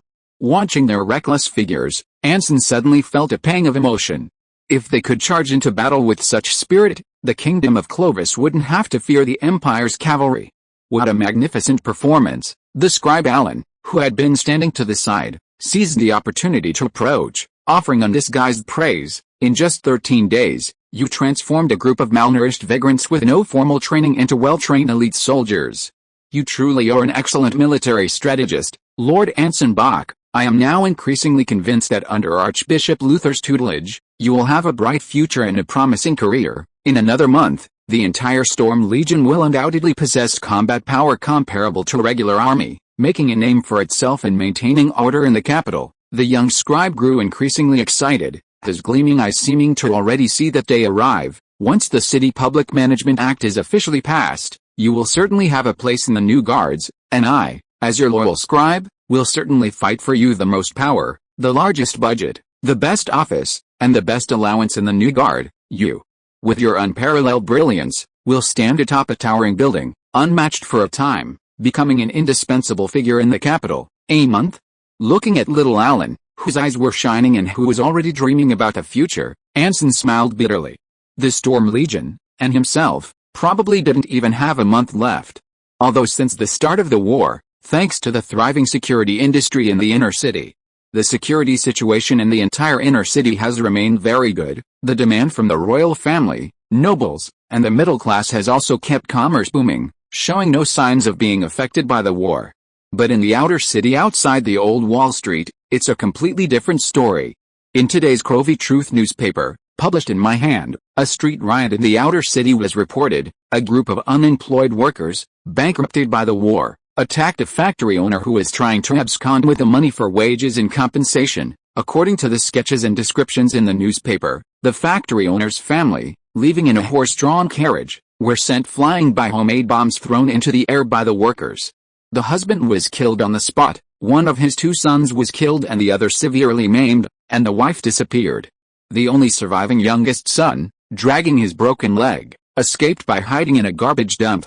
And this was just one example. With the war having lasted for months, similar factory bankruptcies and the collapse of chambers of commerce continued, and the unemployed workers began to spontaneously seek ways to survive, attacking shops, robbing in the streets, storming banks, burning warehouses. The unemployed in the outer city were rapidly turning into gangsters, the gangsters were rapidly turning into thugs, and the remaining factories and chambers of commerce that could still survive were all in a state of fear, desperately arming themselves.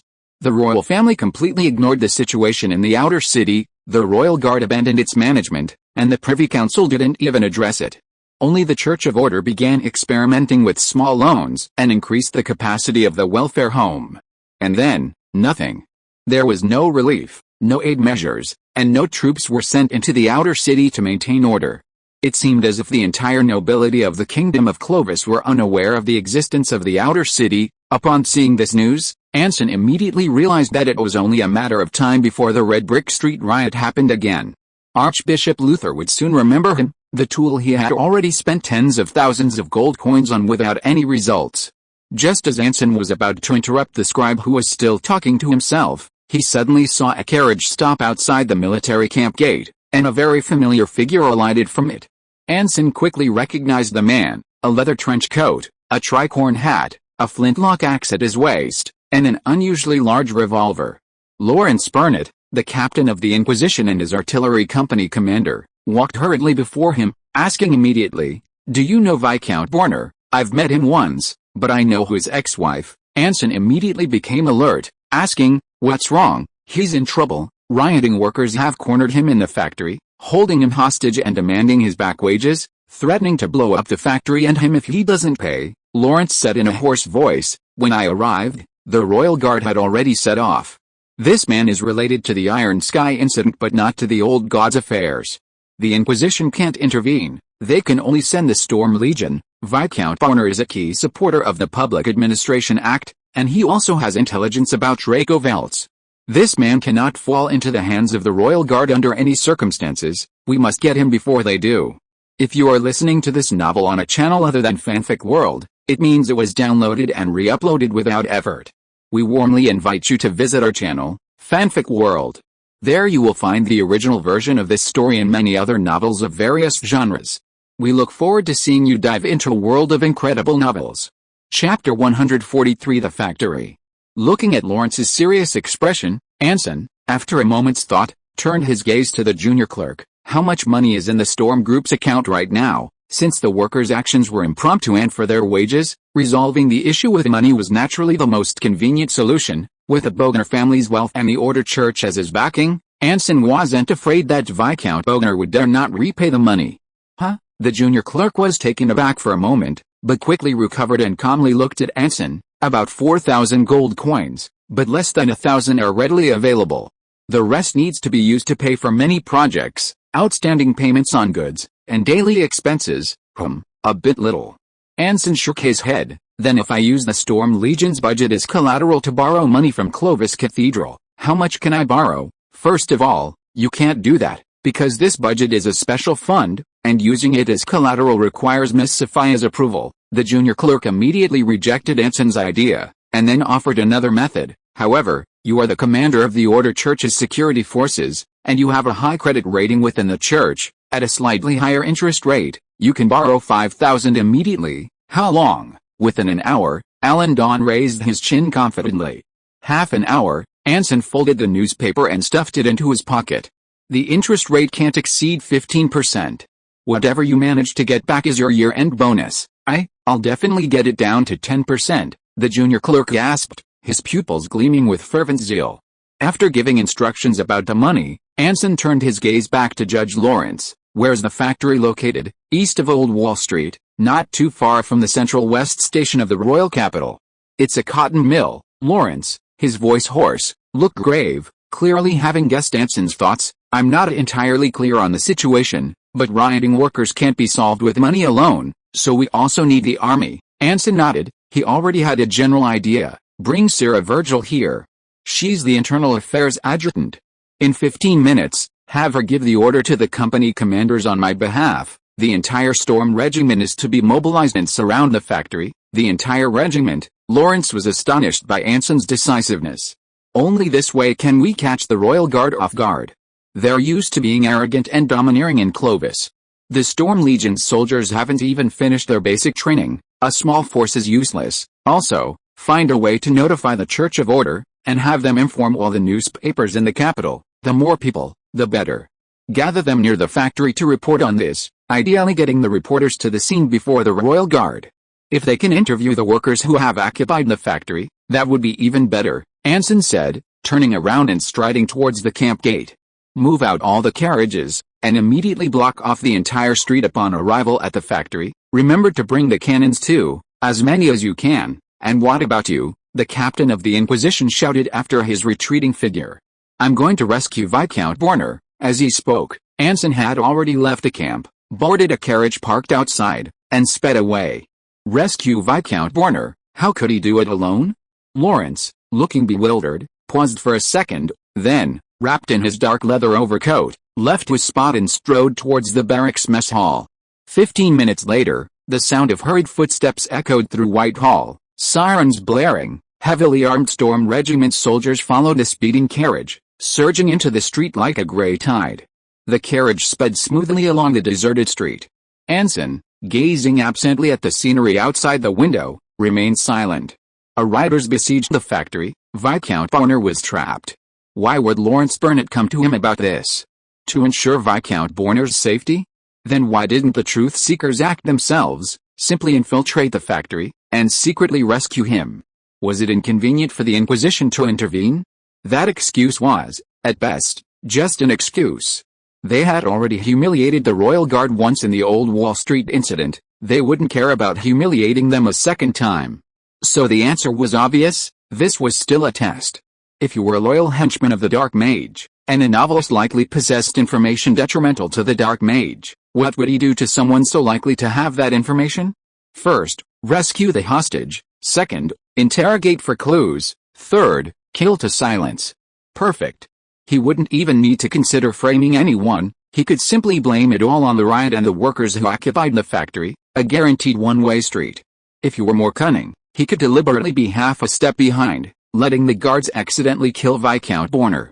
Then, using his landlady, Mrs. Borner's, connection to pay his respects, he could use the opportunity to investigate evidence of his association with a novelist. If he were even more ruthless, he could pretend to rescue someone, exploiting their gratitude to extract information about the novelist. then find an opportunity for them to die at the hands of disgruntled workers or the guards watching them. Not impossible. But Anson would absolutely never do that. The main reason was that he hadn't completely disposed of some important things, and secondly, he didn't need to.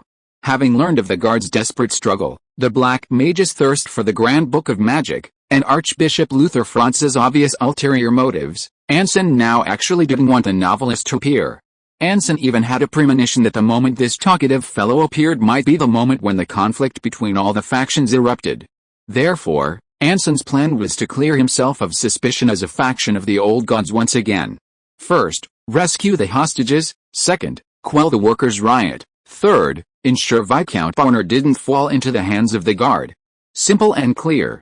Of course, this was all predicated on the entire incident truly being just a workers' riot. When he was just one street away from the factory, Anson flagged down a carriage, walked alone into a narrow alley, and placed 2 silver coins in a lonely beggar's bowl. 5 minutes later, Anson, now dressed in an old worker's uniform and scarf, emerged from the alley and headed towards Viscount Bonner's factory not far away. Under the somber, lead-gray dome, the entire factory was unrecognizable, transformed into a makeshift fortress. Workers had erected barricades and ramparts using bricks, timber, and rubble from the factory. A dozen or so workers in thin uniforms stood behind the barricades, clutching makeshift weapons crafted from scrap metal and tools. Long, narrow flags hung from 2 rusted metal pipes on the dilapidated walls, their words painted in striking red: "Give us our wages, give us our bread, give us everything we deserve." Such simple aspirations. Watching the flags flutter in the cold wind, Anson sighed and shook his head. With a snap, he cracked his right index finger, countless images flooding his mind. He slightly concealed his face with his hat and scarf, hands in his pockets, and strode confidently into the factory. The workers had just occupied the factory, the Imperial Guard was still on its way. This was the calm before the storm. After circling the factory twice, Anson easily seized the opportunity when a worker turned away to smoke, leaping over the wall and entering the factory. Upon entering the factory gate, a scene of utter chaos immediately came into Anson's view. Machines were destroyed, and crates of cotton yarn were dumped on the ground.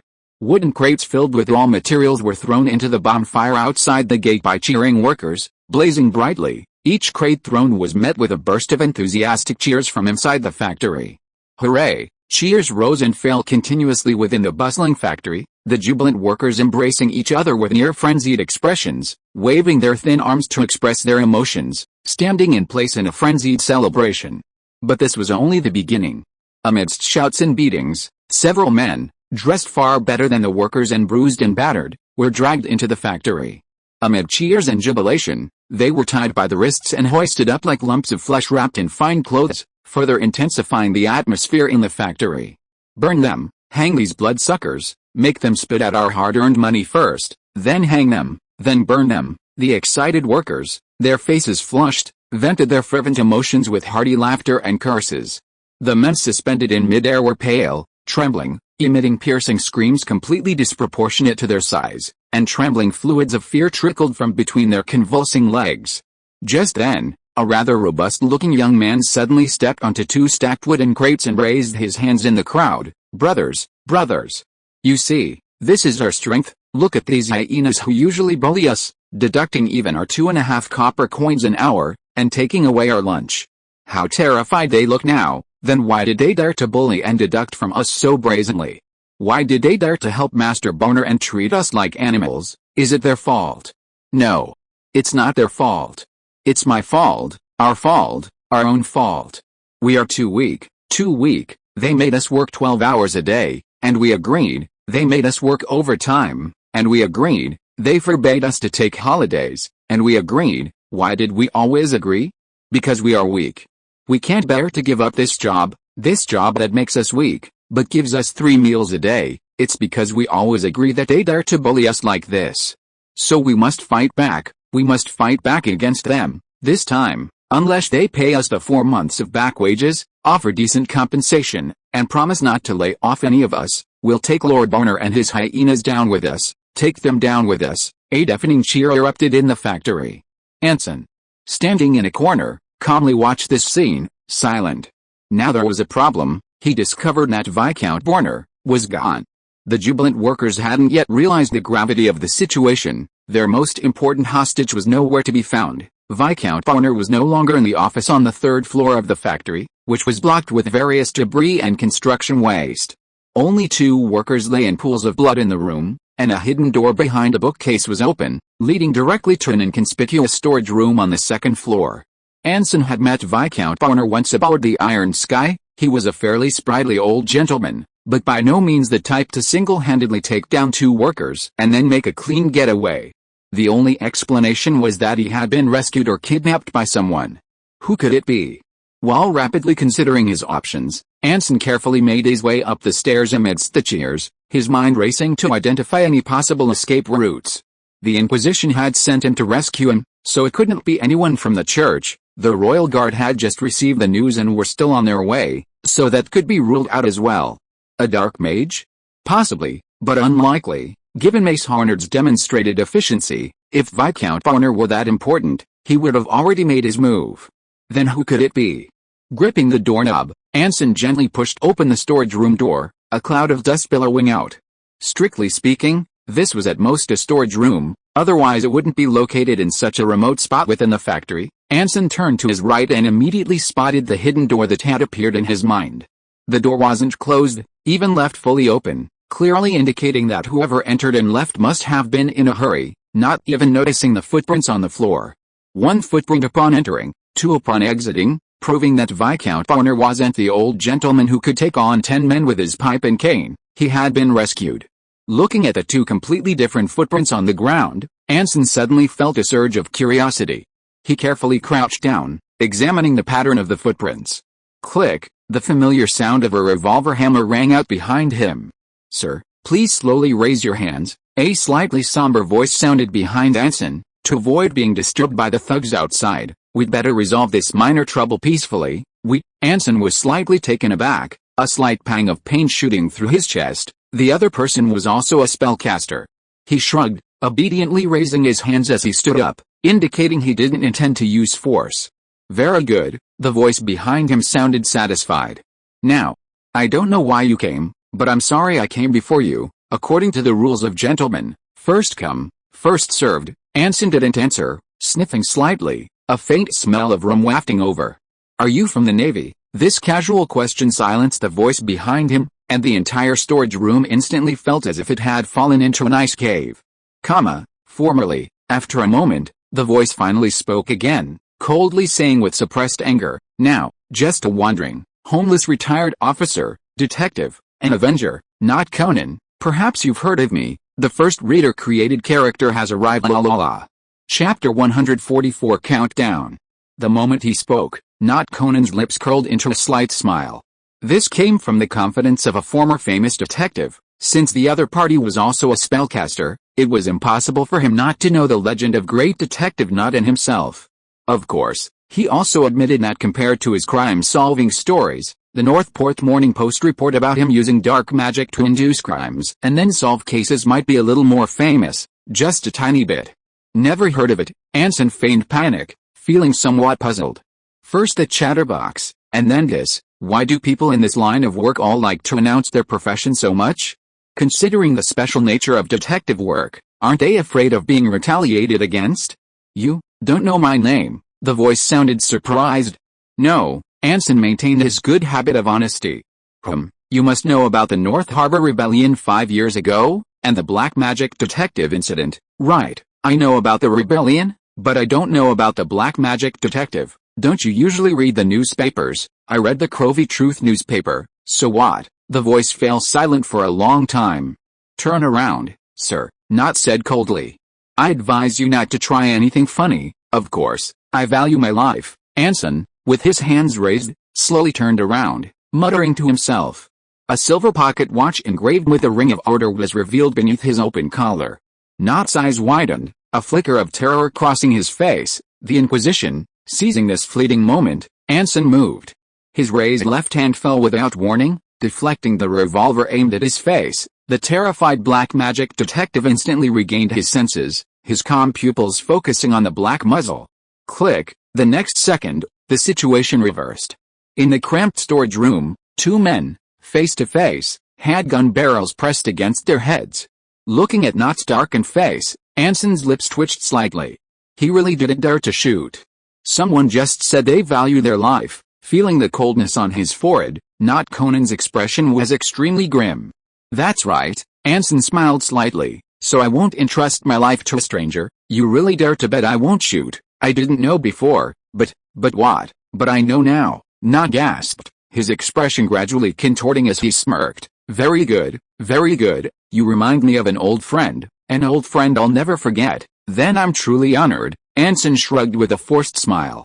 No, Knott said coldly, his pupils gradually filing with murderous intent, because every time I think of this old friend, of dear Draco, of how he turned me from a renowned detective into a hunted old god's fugitive in North Harbor, you would never believe how much I regret not shooting him dead. No, I totally understand. Anson's lips twitched. The next second, the two moved simultaneously. Almost the instant Anson bent his knee to dodge, a pale white afterimage popped out from Knott's left sleeve. Thump. A dagger was embedded in the hidden door behind his head, the trembling blade still gleaming with a dark blue luster. A blue dagger. He really is a naval officer. Before Anson could even be surprised, a whistling sound rang in his ears, and the murderous Knott, gripping the barrel of his gun like a naval axe, swung it upwards towards Anson's jaw. In the nick of time, Anson instinctively raised his left arm, using his forearm to block the attacking shadow. Clang, the sound of metal clashing exploded at the moment of impact. Knott stared in astonishment at Anson's slashed left sleeve, a silver dagger emerging from the clean cut. Bayonet, you're from the army, the surprised dark magic detective growled, but the attack didn't falter. The swung revolver blocked the blade aimed at his face, and almost simultaneously, the raised knee struck Anson's chest. Relying on his sorcerer's sense of distance, Anson dodged the powerful knee strike by staying close to the side. His right hand's dagger was lightly tossed up, catching the gun barrel steadily. Then it slammed into Knott's kneecap. Ah! A heart-wrenching scream rang out as the mist-wooden butt of the gun grazed Knott's calf, tearing a gruesome gash. Sharp wind. The screaming dark magic detective stumbled and crashed into the hidden door panel, blood gushing from his left leg. The next second, seizing the opportunity, Anson spun around upright, his silver bayonet flashing and piercing straight towards Knott's heart. Clang! Dazzling sparks danced in the darkness. The black magic detective, groaning in pain, pulled out the blue dagger nailed to the door at the last moment. The two blades, one white and one blue, clashed and intertwined between them. Knott, with a wounded leg, unleashed power completely unbecoming of a spellcaster. His revolver and dagger, wielded in both hands, left countless afterimages in the air, forcing Anson, who had already awakened his bloodline power, back several steps. However, Anson wasn't nervous. This chaotic fighting style would only disrupt his opponent's breathing and rhythm, making it impossible for him to last long. Whoosh, whoosh, whoosh, the relentless attacks brought a piercing shriek as the murderous black magic detective used the butt of his gun, his dagger, his elbow, and his remaining right leg, using every means at his disposal, launching a storm of attacks. Like a sailor atop a towering wave, fighting with all his might against an enemy leaping onto the deck. In the pitch-black storage room, Anson constantly dodged and parried. The cramped space and the opponent's incredibly swift attacks forced him to close his eyes, relying entirely on his superpower to observe and decide his next move. However, in the eyes of the dark magic detective, it was a completely different scene. Damn it, you look down on me that much? Knott, dragging his injured leg, grew increasingly enraged, and with a bang, knocked over the shelf blocking his path. Anson, who had barely dodged, finally noticed Viscount Borner, who had been kidnapped, the unconscious old gentleman, shoved into the bottom shelf of a corner shelf by the dark magic detective. In that brief moment of distraction, the dark magic detective had already rushed in front of him. Anson, dodging the dagger, parried the gun butt that was hurtling towards his head with his bayonet. The enraged Knott, however, braced himself with his still bleeding left leg and slammed his knee into Anson's abdomen. Thump. Anson, his stomach churning, flew backward, crashing into two shelves, scattering various dusty items everywhere. Dust billowed. Watching Anson clutch his stomach, convulsing on the ground, the dark magic detective suddenly sneered. Thump. Another kick landed on Anson's chest. Snap. A muddy navy boot stepped on Anson's wrist, tossing the revolver aside. Bang. The bayonet on the ground was kicked into the corner. Anson lay motionless on the ground, only trembling slightly. until the sneering Knot slowly crouched down, put away the revolver, and gripped the blue dagger in his left hand. Now, seizing the fleeting opportunity, Anson sprang to his feet, deflecting the dagger thrusting down, his left hand, imprinted with a sharp wind mark, fingers together, lunged towards the dark magic detective's throat like a short dagger. Snap! Unexpectedly, a split second before the dagger pierced his throat, Knot grabbed Anson's left wrist. Surprised, the dark magic detective's lips curled into a smug, cold smile. Before ending this mess, let me tell you a little piece of common sense. At any time, in any place, and under any circumstances, once you decide to fight a dark magic caster, never, ever listen to what they say. As the words fell, Anson's surprised face broke into a look of sudden realization. You can read minds. You could think of it that way. Knot's eyes gradually turned blood red. Now, I guess you regret knowing nothing about me. With that, he pressed the dagger against Anson's chest, right at his heart. Swallowing hard, Anson, trying to appear calm, showed a hint of panic. You wouldn't dare kill me. I'm a lowly inquisitor of the Seeking Truth Order. The Inquisition won't let you get away with this, is that so? But there are hundreds of rioting workers outside, Knot said nonchalantly. Surely someone will discover the truth, but there's more than one truth. A smug smirk played on Knot Conan's lips as he pressed the tip of his dagger. Even if they sense something amiss, what can they? Click, the black muzzle of the gun pressed against the detective's heart. When did he?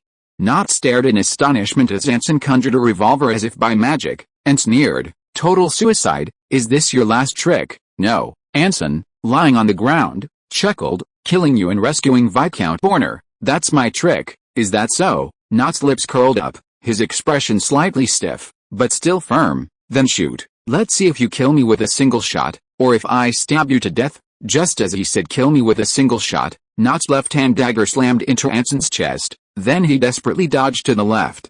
Bang! Gunshot gushed out. Staring at the force coming from his chest, Anson pulled the trigger.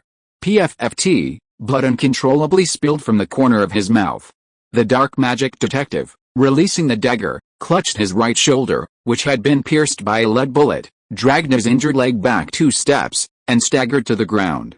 Hey, ho ha ho ha, ha ho ha ho ha. He stared at the dagger plunged into Anson's chest and suddenly laughed, laughing so hard he bent over, then coughed uncontrollably, tears welling in his eyes. Ha ho ha, I won. I killed an Inquisitor. I committed a perfect crime. Nobody knows the truth about this Inquisitor's death except me. The laughter stopped abruptly. Knot, his eyes wide, watched Anson slowly rise from the chaotic ground, his left hand gripping the hilt of the knife embedded in his chest. With a slight pull, the blue blade was pulled from his chest. Anson, head bowed, released his grip, letting the dagger fall freely. Clang, staring intently at the blue dagger on the ground, the detective's trembling gaze focused on Anson's chest, a chest without a trace of blood. The next second, the answer was revealed. Slowly raising his head, the smiling Anson revealed the diary pierced by the dagger beneath his trench coat. This was the advantage of keeping a daily diary.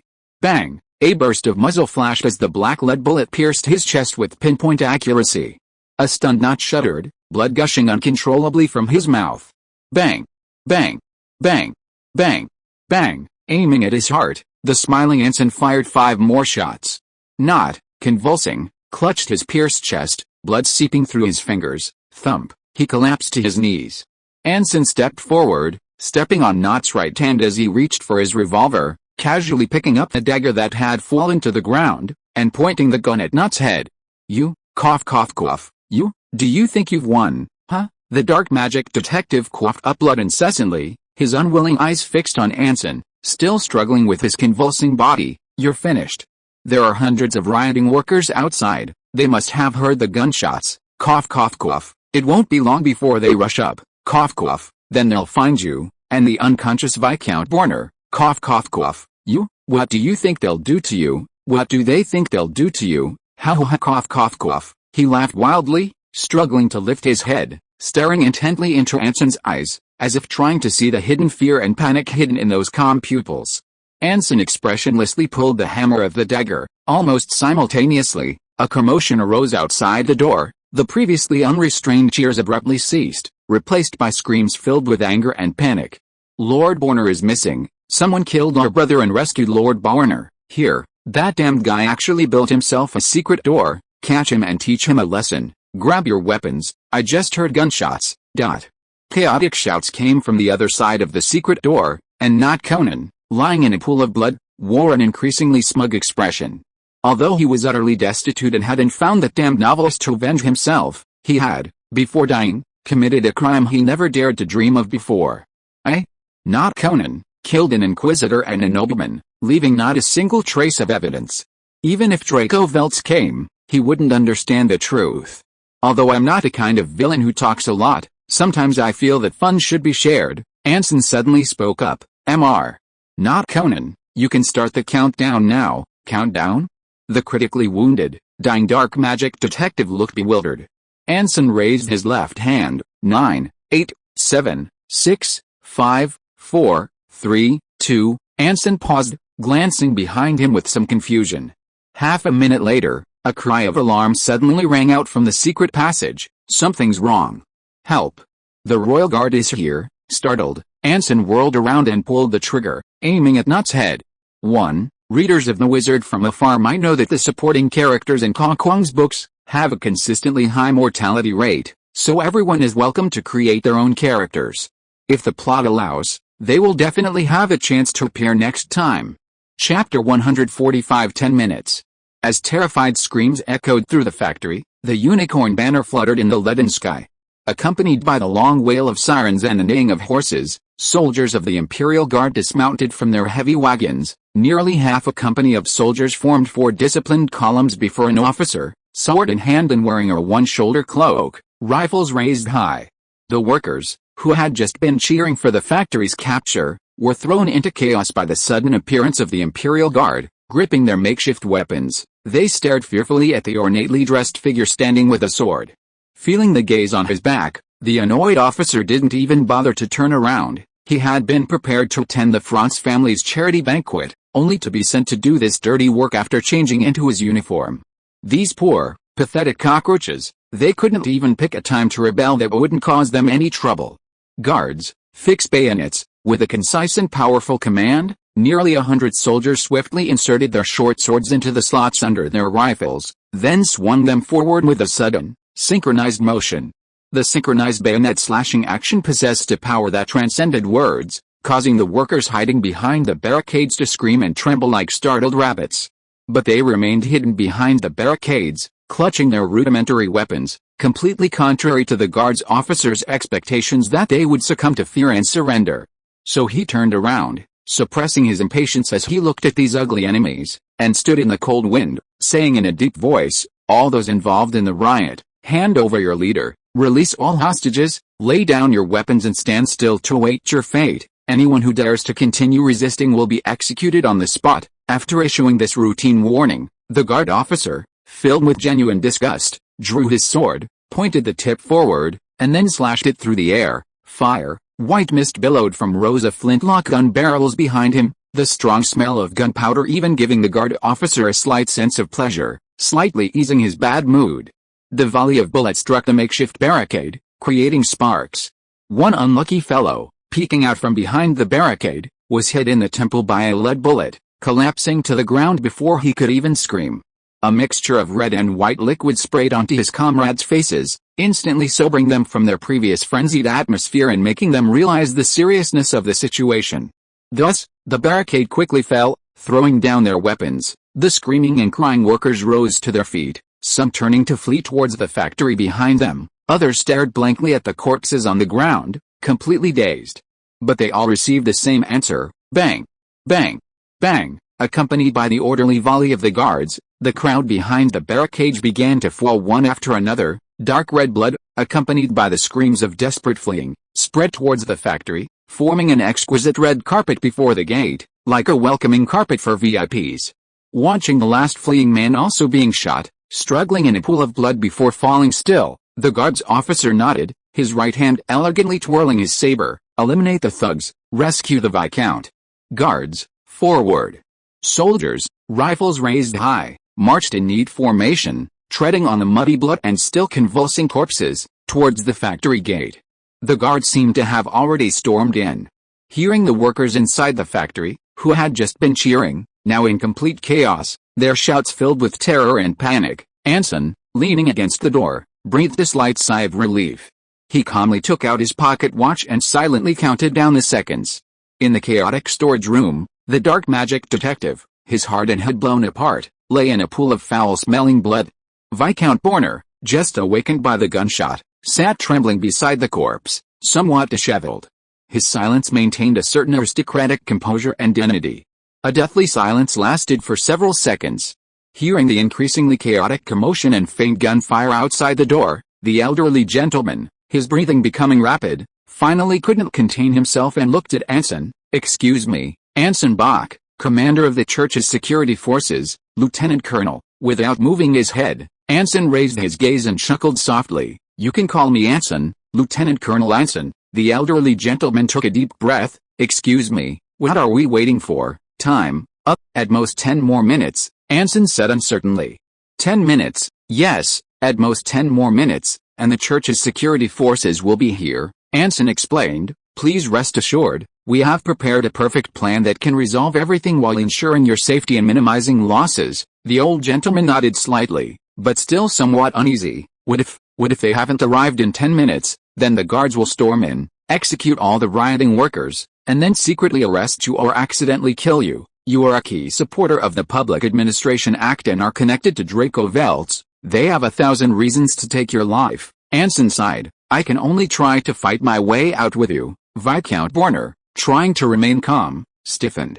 His tension making it hard to breathe. Then, and this person? Not Conan. I've heard him mention his name. He seems to be a detective. And why did he arrest me? I don't know, but he said he's an escaped fugitive from the Old Gods faction, and also a spellcaster. Anson stared into his eyes, hinting slightly. I guess this means that the Royal Guard isn't the only force in Clovis City that wants to target you. Viscount Borner's expression shifted, his brows furrowing as if he had thought of something, but he hesitated to speak. Anson, maintaining his smile, didn't ask further, his gaze returning to the pocket watch in his hand. After a while, the restless old gentleman suddenly stood up, looking at Anson anxiously. Perhaps I should go and talk to my workers? They are all very good, honest men, many of whom were once tenant farmers on my land. Old John, William, Hans, I can remember every single one of their names. This whole thing is a misunderstanding. I'm often in the Privy Council or traveling, and I don't know anything about the factory. You're protecting me, and if I can just talk to them and pay their back wages, they'll definitely. Viscount Borner, seeing the old gentleman still clinging to some illusion, Anson had to interrupt him. I don't know how close you were to your workers in the past, but they've already hanged your overseer. And several have probably been killed by the guards. This is no longer a matter that can be resolved through mutual understanding. Do you understand? Just as the old gentleman fell silent, a volley of gunfire, interspersed with screams, erupted from outside the factory gates. The Imperial Guards, having cleaned up the surrounding ramparts and walls, were now launching their attack on the gates. Anson checked his pocket watch, his gaze returning to the dial. 7 minutes left. Bang! Another volley of fire followed, and a dozen workers, wielding makeshift weapons and charging the Imperial Guards, fell with cries of agony. Their blood-soaked corpses lay outside the factory gates. The lead bullets tearing flesh no longer elicited screams from the workers. The agonizing cries of blood no longer filled them with fear. With nowhere to retreat, they used their frail bodies to try and hold back the Imperial Guard's advance. Fire. Charge. Return fire at these noblemen's thugs. Kill them. Hang them. Make them pay for the filthy things they've done. Amidst the choking smoke, the rioting workers continued to fire back, or recklessly charged towards the ever-approaching column of Imperial Guards. The advancing guardsmen relentlessly fired volleys of lead bullets, maintaining a continuous barrage without even looking. On the battlefield, firing volleys from a column would be an utterly foolish tactic, but against rioters armed only with rudimentary small arms, it was a nightmare. The narrow terrain, the densely packed crowd, coupled with the relentless fire, each volley claimed several lives. Even with overwhelming numerical superiority, the fanatical rioting workers couldn't even get within 5 meters of the column against the disciplined guardsmen. Like the tide crashing against reefs, each receding wave left only scattered fragments. Don't be afraid, don't be afraid. They outnumber us, they're the ones who should be afraid. Charge. Avenge our fallen brothers. Fierce shouts erupted from the tide of falling soldiers. Despite their retreat, they still managed to inflict some casualties on the Imperial Guard with their rudimentary firearms and sheer numbers, forcing the Guard to slow their advance. To prevent the rioting workers from trying to outflank them from both sides, their formation changed from a column to line. But that was all. Not only was the disparity in strength between the two sides too great, but the rioting workers had no idea what they were trying to do. They had captured the overseer and the viscount, they had seized the factory, they had smashed the machines that had made them bleed and sweat, and burned the goods that had impoverished them. And then, nothing. Some tried to fight the Imperial Guard to the death, some wanted to defend the factory, some were protecting their families. They were disorganized and aimless, like fireflies circling a candle flame, falling one after another in the dazzling flashes of gunfire. After suffering 7 or 8 wounded, the Imperial Guard, numbering only 1/5 or 1/6 the number of workers, advanced to the factory gates in just 7 minutes with a ruthless, assembly line-like slaughter. The heavily wounded workers had no way to escape, retreating into the factory and closing the gates, showing absolutely no intention of surrendering to the Imperial Guard. This insect-like tenacity further disgusted the Imperial Guard officer, who decided to teach these reckless thugs a lesson. "Go to the nearest military camp and have them send men over," the guard officer said to his adjutant behind him in a deep voice. "Tell them that the rioters are holding the factory and are suspected of possessing heavy weapons. We need artillery support, artillery support." The astonished adjutant's eyes widened. "Sir, this is in the city. Isn't using artillery a bit too much? What are you afraid of? This is the outer city." The guard officer looked at him coldly. "Besides, the rioters outnumber us several times over.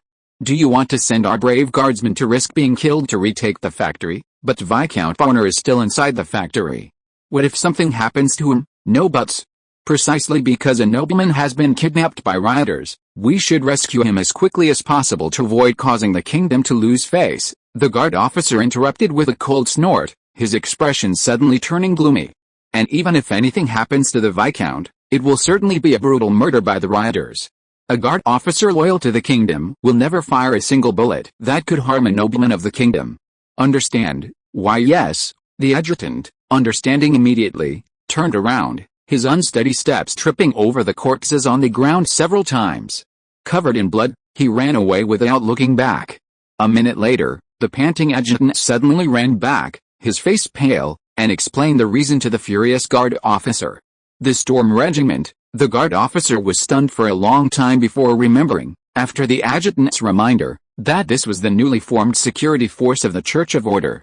Then he was even more surprised. According to the information released by the Church, this army had only been formed for half a month, and hadn't even completed basic training. The Church of Order dared to bring out such an army to show off? Weren't they afraid that these vagrants would start fighting each other with guns and then mutiny and collapse on the spot? Nevertheless, the guards officer decided to be cautious. The guards and the church had a bad relationship, but that was a matter for the higher-ups. Have our men block the road with carriages to stop them, and then tell their commander that the guards can handle this riot alone. No need to bother them. Our men have already blocked the road, but I'm afraid it's useless," the adjutant said, his face pale. "They have a lot of people and what? And several reporters from major newspapers, and reporters." The guards officer's face paled. "Have our men stop them. Stop them all. Tell the Storm Regiment commander that as long as the reporters don't get in, everything is negotiable." What a joke. If the reporters saw him kill Viscount Bonner, the guards' high command would never let it slide. They would definitely throw him out as a murderer to appease public anger. At that point, forget about his future. Whether he and his family could even survive would be a huge question mark. "We tried. It's probably useless." The adjutant shook his head frantically, his expression even more terrified. "And they still have." Boom! A thunderous roar ripped through the gloomy sky, unleashing an unstoppable ferocity that reduced the Imperial Guard's wagons and barricades to a shower of flying debris. Stunned, the Imperial Guard officers and adjutant turned sharply, their expressions bewildered as a little girl brandishing a rifle raced towards them, a great tide of bullets trailing behind her. Sen. Chapter 146 is not available yet. As the guards officer and his adjutant stared in disbelief at the figure they initially mistook for an illusion, a great tide of soldiers surging through the cannon-blasted gates surrounded them on 3 sides. The chaotic footsteps and slightly disorganized formation were insignificant in comparison to the sheer number of soldiers. By the time the guards realized each of them had at least 3 rifles pointed at their heads, they had no time to laugh at the recruits.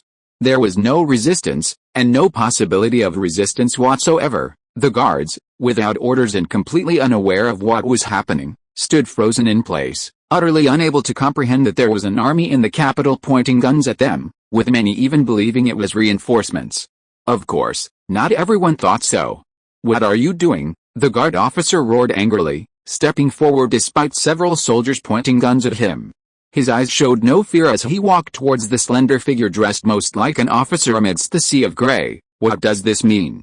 The Order Church's security forces, instead of dealing with thugs occupying factories and destroying production, are pointing their guns at the Royal Guard. Is this the Church's intention?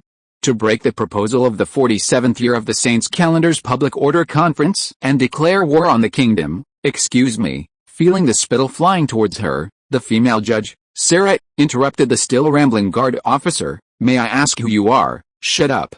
Lieutenant, you have no right to speak to me," the guard officer interrupted her rudely. "I am Major Sander Ross. Bring the Storm Regiment's commander to see me." "Major Sander Ross, I advise you to calm down." Sarah, expressionless, held up 2 fingers of her right hand to the enraged major. "Before answering your question, I need to tell you 2 facts. First, this incident involves the Old Gods faction, so the Order Church's security forces have the right to be responsible. Second," she slowly retracted her index finger, "whether you accept the first point or not, you must accept that this is also a power granted to the Order Church by the Second Council of Public Order," staring at the female judge's raised middle finger.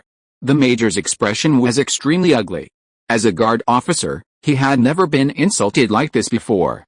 "Fine, even if you really have the right to handle this matter," the dark-faced major raised his saber, pointing it at the rifle beside him. "Then what about this? Who gave you the authority to point a gun at me, to point a gun at the Royal Guard, and who gave you the authority to use cannons in the city of the capital, and not just at rioters, but at the loyal Royal Guard? Do you know how terrible the consequences this will be in Clovis? Do you know how seriously this will damage the relationship between the kingdom and the church? Do you know how many unpredictable consequences this will lead to?" The major roared furiously, spitting as he spoke, but Sarah Virgil, standing before him, seemed completely deaf to his voice, looking at him with a gaze that held a hint of pity. "Summon your commander right now. I want to confront him face to face and make him pay for his actions. I'm going to complain to the army, the Privy Council, and the Church of Order about his barbaric behavior, and have the army strip him of his allowance. Make him." "Hey, did you hear me?" Seeing the major still roaring in fury, Sarah Virgil, her expression unchanged, suddenly sighed and stepped aside. The major, startled, snorted coldly, thinking the other had finally shown fear. Then he saw a petite figure, holding a rifle taller than herself, lunging at him with adorable big eyes. Thump. Lisa, gripping the rifle in reverse, half bent over, dragged herself forward, the butt of her rifle slamming heavily into Major Sands Ross's stomach. Because of her small stature, Lisa still wasn't using the Storm Regiment standard Leopold rifle, but rather the Bernier, which Ludwig had purchased at a high price during the Battle of Thunderberg, designed specifically for hunting nobles, boasting low recoil, a straight trajectory, and an imported natural oak barrel. Furthermore, considering comfort while holding the gun, a metal buttstock was thoughtfully included. The major, barely able to react, had his eyes bulge, his body instantly stiffening, even experiencing the illusion of his feet floating in the air. Taking advantage of the moment, the petite figure leaped up, delivering another backhand blow with a buttstock, slamming it into the major's bulging face. PFFT, foamy blood mixed with a few teeth spurted from his mouth. Clang, the dazed major spun 90 degrees and fell to the ground like a swinging pendulum. The little girl, her eyes wide with disbelief, showed no sign of letting him go. She pounced on the groaning major, her adorable little feet, clad in oversized military boots, raised high and stomped directly onto the chest of his finely tailored uniform. Snap, a crisp sound, like snapping a carrot, echoed in everyone's ears.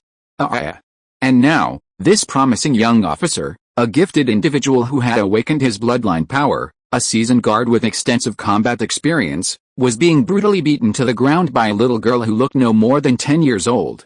The scene was so shocking that a full 2 minutes passed without a single person from the Storm Legion to the Guard even thinking to stop her. They just watched as Lisa swung her rifle, aiming it at the bloodied guard officer on the ground. 1 blow, 2 blows, 3 blows. 2 minutes passed, 3 minutes passed.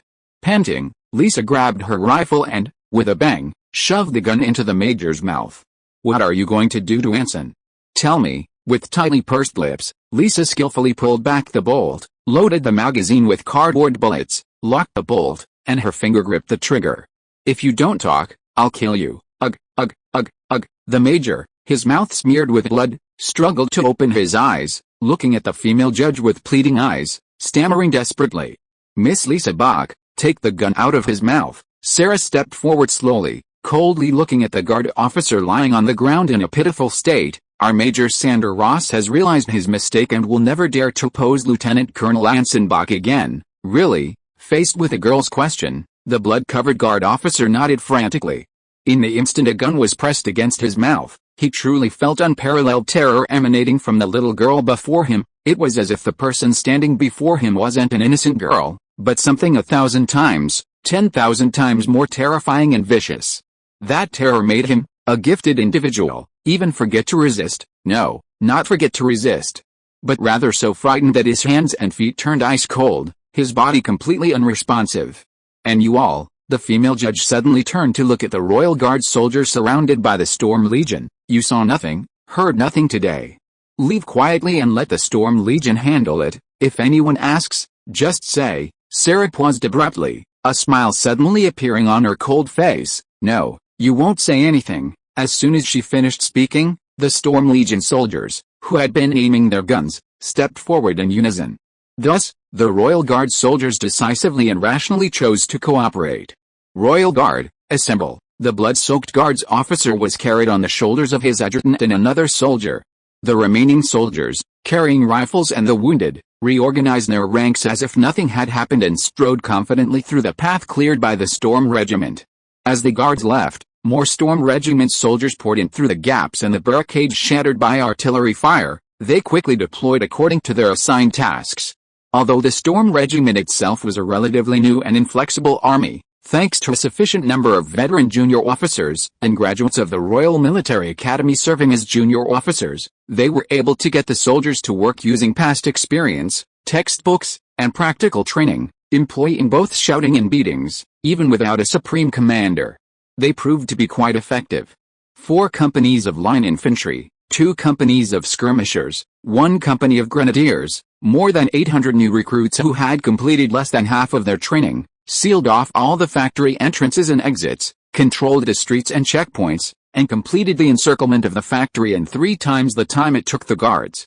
Almost simultaneously with the Storm Legion's operation, the rioting workers inside the factory began to stir. Initially, intense shouts erupted from behind the gates, seemingly from arguments within. But as more and more troops appeared outside the factory, the shouting subsided, turning into panicked screams and chaotic weeping. Once the Storm Legion, numbering over 1,000, had completely surrounded the factory, an eerie silence descended, utterly still. Under the overcast sky, the workers' banners of rebellion were discarded amidst the ruins of the barricades, replaced by the unicorn banner symbolizing the Clovis royal family. "I say, isn't this going too far?" Cole, 2nd Inquisitor and Skirmisher Company Commander Dorian, pushed his way through the front ranks of line infantry, followed by the Deputy Commander of the Artillery Company and 4 3-pounder cannons. "To a bunch of incompetent and arrogant fools?"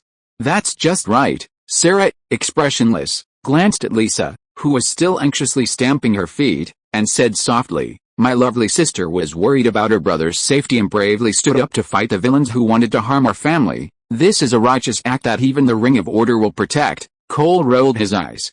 "What should we do next?" he couldn't help but ask. "Anson Bach is still inside the factory. Should we try to rescue him first? All the entrances and exits of the factory are blocked by the workers." "How are you going to get in and rescue him?" the indifferent Deputy Director of Internal Affairs Sarah mocked. "Fine. Then we'll just wait for him to escape with Viscount Borner." "No, we don't have much time," the Artillery Company Commander Lawrence Burnett said in a low, hoarse voice. "Moving the cannons took a lot of time, and now the news that Viscount Borner is trapped in the factory has begun to spread in the inner city. There is a vote in the Privy Council tomorrow. If we can't resolve the problem properly as soon as possible, It will have a significant impact on the Public Administration Act, so what are we supposed to do? Cole smirked. Anson Bach isn't here. Does any of you know how to command the army? The three fake officers fell silent, an awkward silence forming.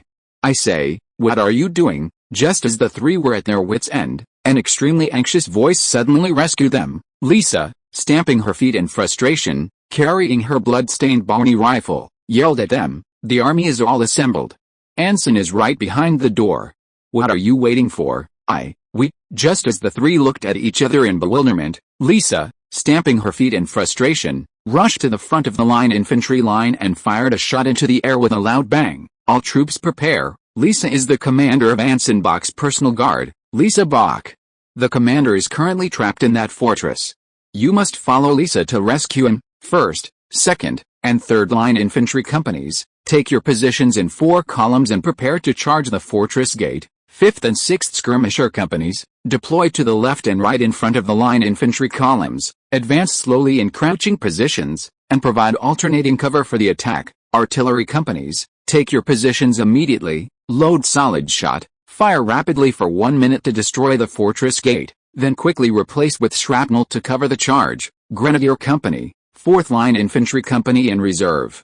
Now, all, fix bayonets. Under a chorus of stunned gazes, Lisa, mimicking an adjutant issuing orders, screamed at the top of her lungs.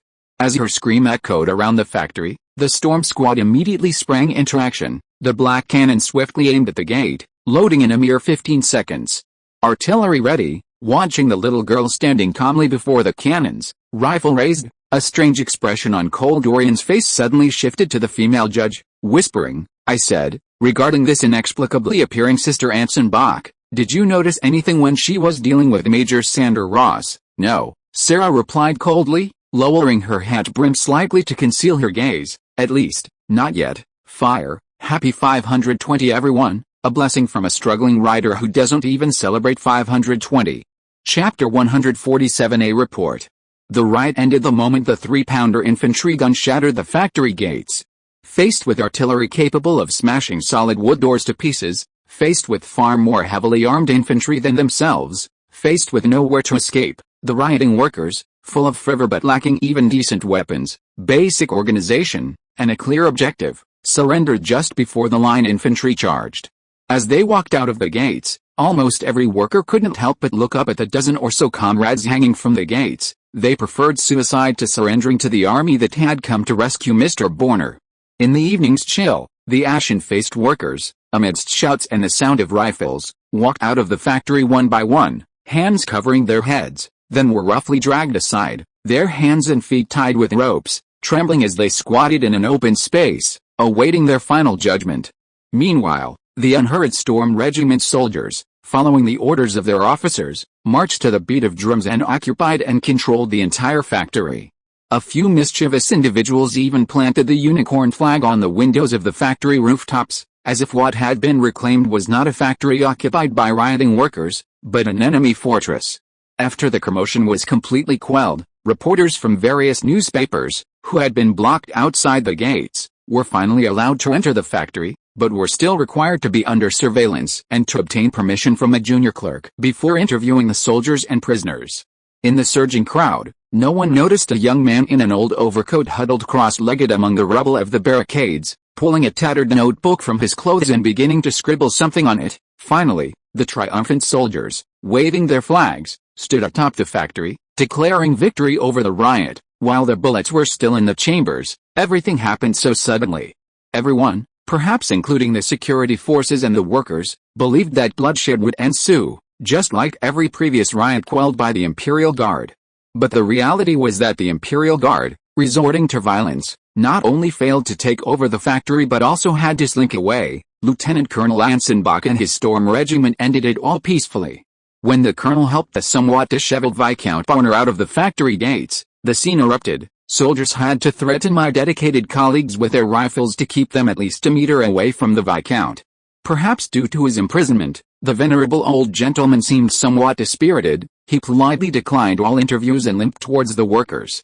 When we all expected him to unleash a furious tirade against the rioting workers who had imprisoned him, destroyed those expensive machines, and nearly burned the factory to the ground, Denouncing their shameless and despicable behavior in the harshest terms, the venerable old gentleman fell silent. He stood there, silently staring at the equally silent workers. After a while, he spoke a few words with them, inquiring about their families. After receiving some replies, he fell silent again and boarded the carriage that would take him away. The rioting workers left behind awaited their final judgment. But Lieutenant Colonel Anson Bach shocked everyone once more. He announced that the rioting workers would be handed over to the court, but before that, the Church of Order would first repay all the wages owed to the workers by the Borner family. The church would establish a new foundation to subsidize food for the poor in all welfare homes in the outer city, ensuring that every adult receives at least 125 grams of black bread daily, with children receiving half that amount. Furthermore, Lieutenant Colonel Anson Bach, the commander of the security forces, announced to everyone present that the church would increase its donations to the outer city and provide more and more favorable loans to all those willing to build factories to support the kingdom's war. Archbishop Luther Franz had personally gone to the palace to present this matter to His Majesty Carlos. He promised that the Storm Legion would not only be responsible for the security of Clovis Cathedral, but would also be present in any corner of the capital city where the church requested assistance, fulfilling the duties of a devout believer for the future of Clovis's good security. Did all this mean that the Church of Order would intervene in the security affairs of the capital, that the kingdom would begin to regard the outer city as part of the capital, and that the months-long collapse of security would usher in a new era? We do not know. But one thing is clear, Lieutenant Colonel Anson Bach and his Storm Legion, who had been suppressed by the Royal Guard and the army and remained unknown, would now officially enter the side of all forces, regardless of whether he was fully prepared. The rapidly trembling pen suddenly stopped. The young man in the old overcoat suddenly frowned, muttered something to himself, and then roughly crossed out everything after all this, with his pencil. He stood up, tore off a piece of his shorthand notes, and casually shoved it into the hands of the painter beside him who was doing sketches for the newspaper. The rest is up to you, huh? The painter, who was chewing on a breadcrumb, was taken aback. Seeing the young man turning to leave, he quickly said, "Where are you going? We haven't interviewed that lieutenant colonel yet. How are we going to write the article tonight? Just give the piece of paper to the editor. He'll definitely be satisfied." The young man chuckled and turned his head, calmly looking through the crowd at the chaotic factory behind the gate, where several corpses hung, including those of supervisors and workers. "And what about you?" "I have to go back and finish another manuscript, a novel." The young man shrugged wearily. "Tomorrow is the deadline, and I've only finished half of the story.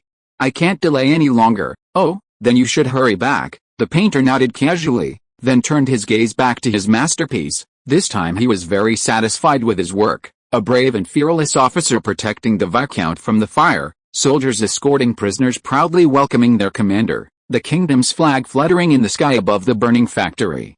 Of course, a print alone would be a bit monotonous, but with the content the young man had just stenographically noted, the editor would definitely.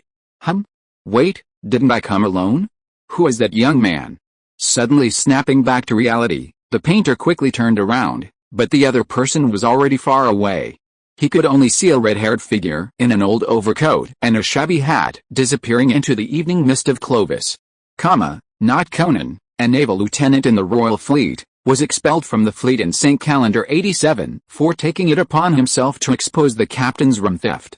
He began working as a private detective in St. Calendar 88, and in St. Calendar 95, he was exposed for using black magic to induce crimes during the North Harbor incident. In the pitch-black storage room, Cole Dorian stood beside a corpse with its head blown off, putting away his notebook and looking at Anson with a grin. "Guess who exposed him? Draco Veltz." Anson shrugged casually.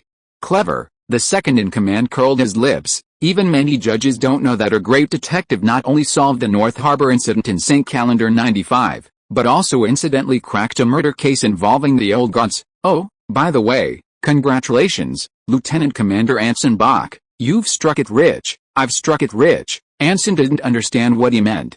Ever since Not Conan's identity was exposed and he fled in St. Calendar 95, the Order Church of North Harbor has been offering a bounty on him, and the reward has been increasing year by year, Cole explained with a hint of envy. "If I remember correctly, the latest bounty is 300 gold coins, plus lifetime honorary citizenship of North Harbor and a special seat in the city council. If I ever can't make it in Clovis City, I can start over in North Harbor." Anson smirked. Is the bounty so high because he did something extraordinary? I don't know, but the Seeking Truth Order has been hunting him for 5 years. I'd be quite happy to see his head blown off. Cole Dorian, hands in his pockets, smirked. Anyway, this matter can be considered closed for now. Someone will handle his body and other miscellaneous matters. You just need to collect the money. Can I leave now? You can, but Cole Dorian's expression suddenly turned somewhat awkward, and he stammered, "You might need to go to the Borner mansion tomorrow." "Why?" Anson asked, puzzled. "Because this case involves the old gods, and the Inquisition is fully responsible for investigating it. Viscount Borner has agreed to be questioned by the Seeking Truth Order and is willing to hand over all the letters for our investigation." Cole Dorian sighed, but he also made a condition: the questioning must be conducted at his home, and only by you, Anson Bach. Me. Anson feigned surprise, his heart involuntarily tightening. If he could speak with Viscount Borner one-on-one, he might be able to get information about the novelist from him, and whether his father had indeed stolen the memory card of the great magic book from the church in the 75th year of the saint's calendar. "We arranged to meet him tomorrow afternoon, so there's no need to rush." Cole gave a slightly embarrassed smile. "Don't worry, we'll prepare the questions for you in advance, you just need to read them aloud. If you don't get any answers, that's fine too. The Borner family and Clovis Cathedral have always had a good relationship. We're just going through the motions." "Okay, I understand." Anson nodded and turned to walk towards the storeroom door. Cole Dorian politely stepped aside, playfully tipping his hat in a salute.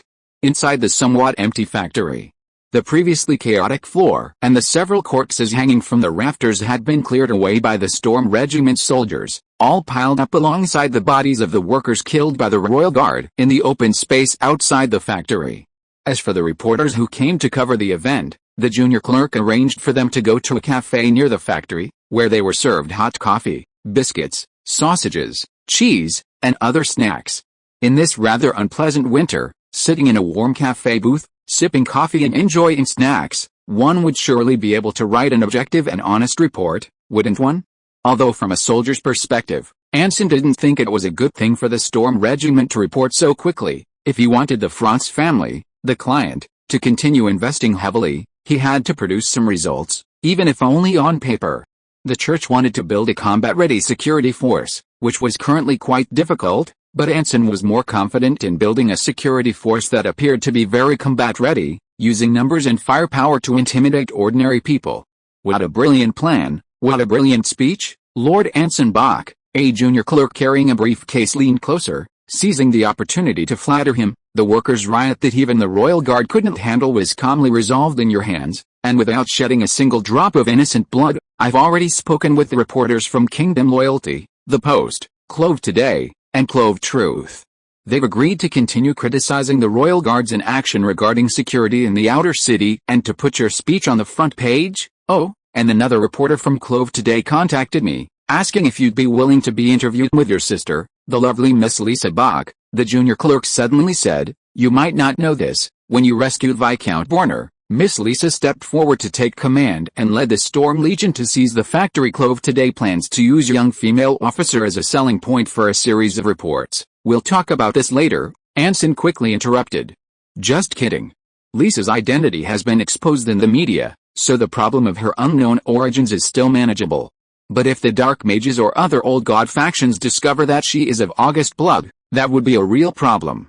By the way, how did you get the Church of Order to decide to establish a new welfare fund and even agree to pay Viscount Borner's workers' wages first?" Taking advantage of the junior clerk's lack of follow-up, Anson abruptly changed the subject. "Was it a coincidence?" "No, it wasn't a coincidence." Clerk Allen shook his head almost imperceptibly, then suddenly smiled mysteriously. "Lord Anson Bach, I must congratulate you on another stroke of good luck. When I first applied for a loan from the cathedral, I actually encountered some minor setbacks. 5,000 gold coins was neither too much nor too little, but obtaining a loan without any collateral was extremely complicated. Even at my highest efficiency, it would take at least an hour. Guess who solved this problem? Archbishop Luther Franz? No, it was Miss Sophia Franz." The junior clerk's eyes gleamed. "She must have heard it was you, and immediately made a decision. That shows how much she trusts you, Anson Bach." "No, I felt it had nothing to do with trust." He suddenly shivered. Chapter 148 Extra Income. I'm very sorry, Your Excellency Anson Bach, but due to personal reasons, I've troubled you to take time out of your busy schedule to go to a dull and boring room and discuss a boring topic with a boring old man. No, no, no. Viscount Borner, you're too kind. Anson, sitting on the leather sofa, maintained a polite smile, his gaze quickly sweeping over the entire smoking room. The carpet under his feet, the marble fireplace behind him, the oil paintings on the walls, the 16 crystal gas lamps overhead, and the card table, bookshelves, wine cabinet, tea cabinet. This smoking room was larger than his own living room. You young people might find it hard to understand, but for an old man like me, living in the ever-changing city of Clovis, I need some old-fashioned private space to truly relax. The old gentleman smiled reservedly, perhaps because he was at home. He wore only a black silk robe over his shirt, looking quite relaxed. Coffee or wine?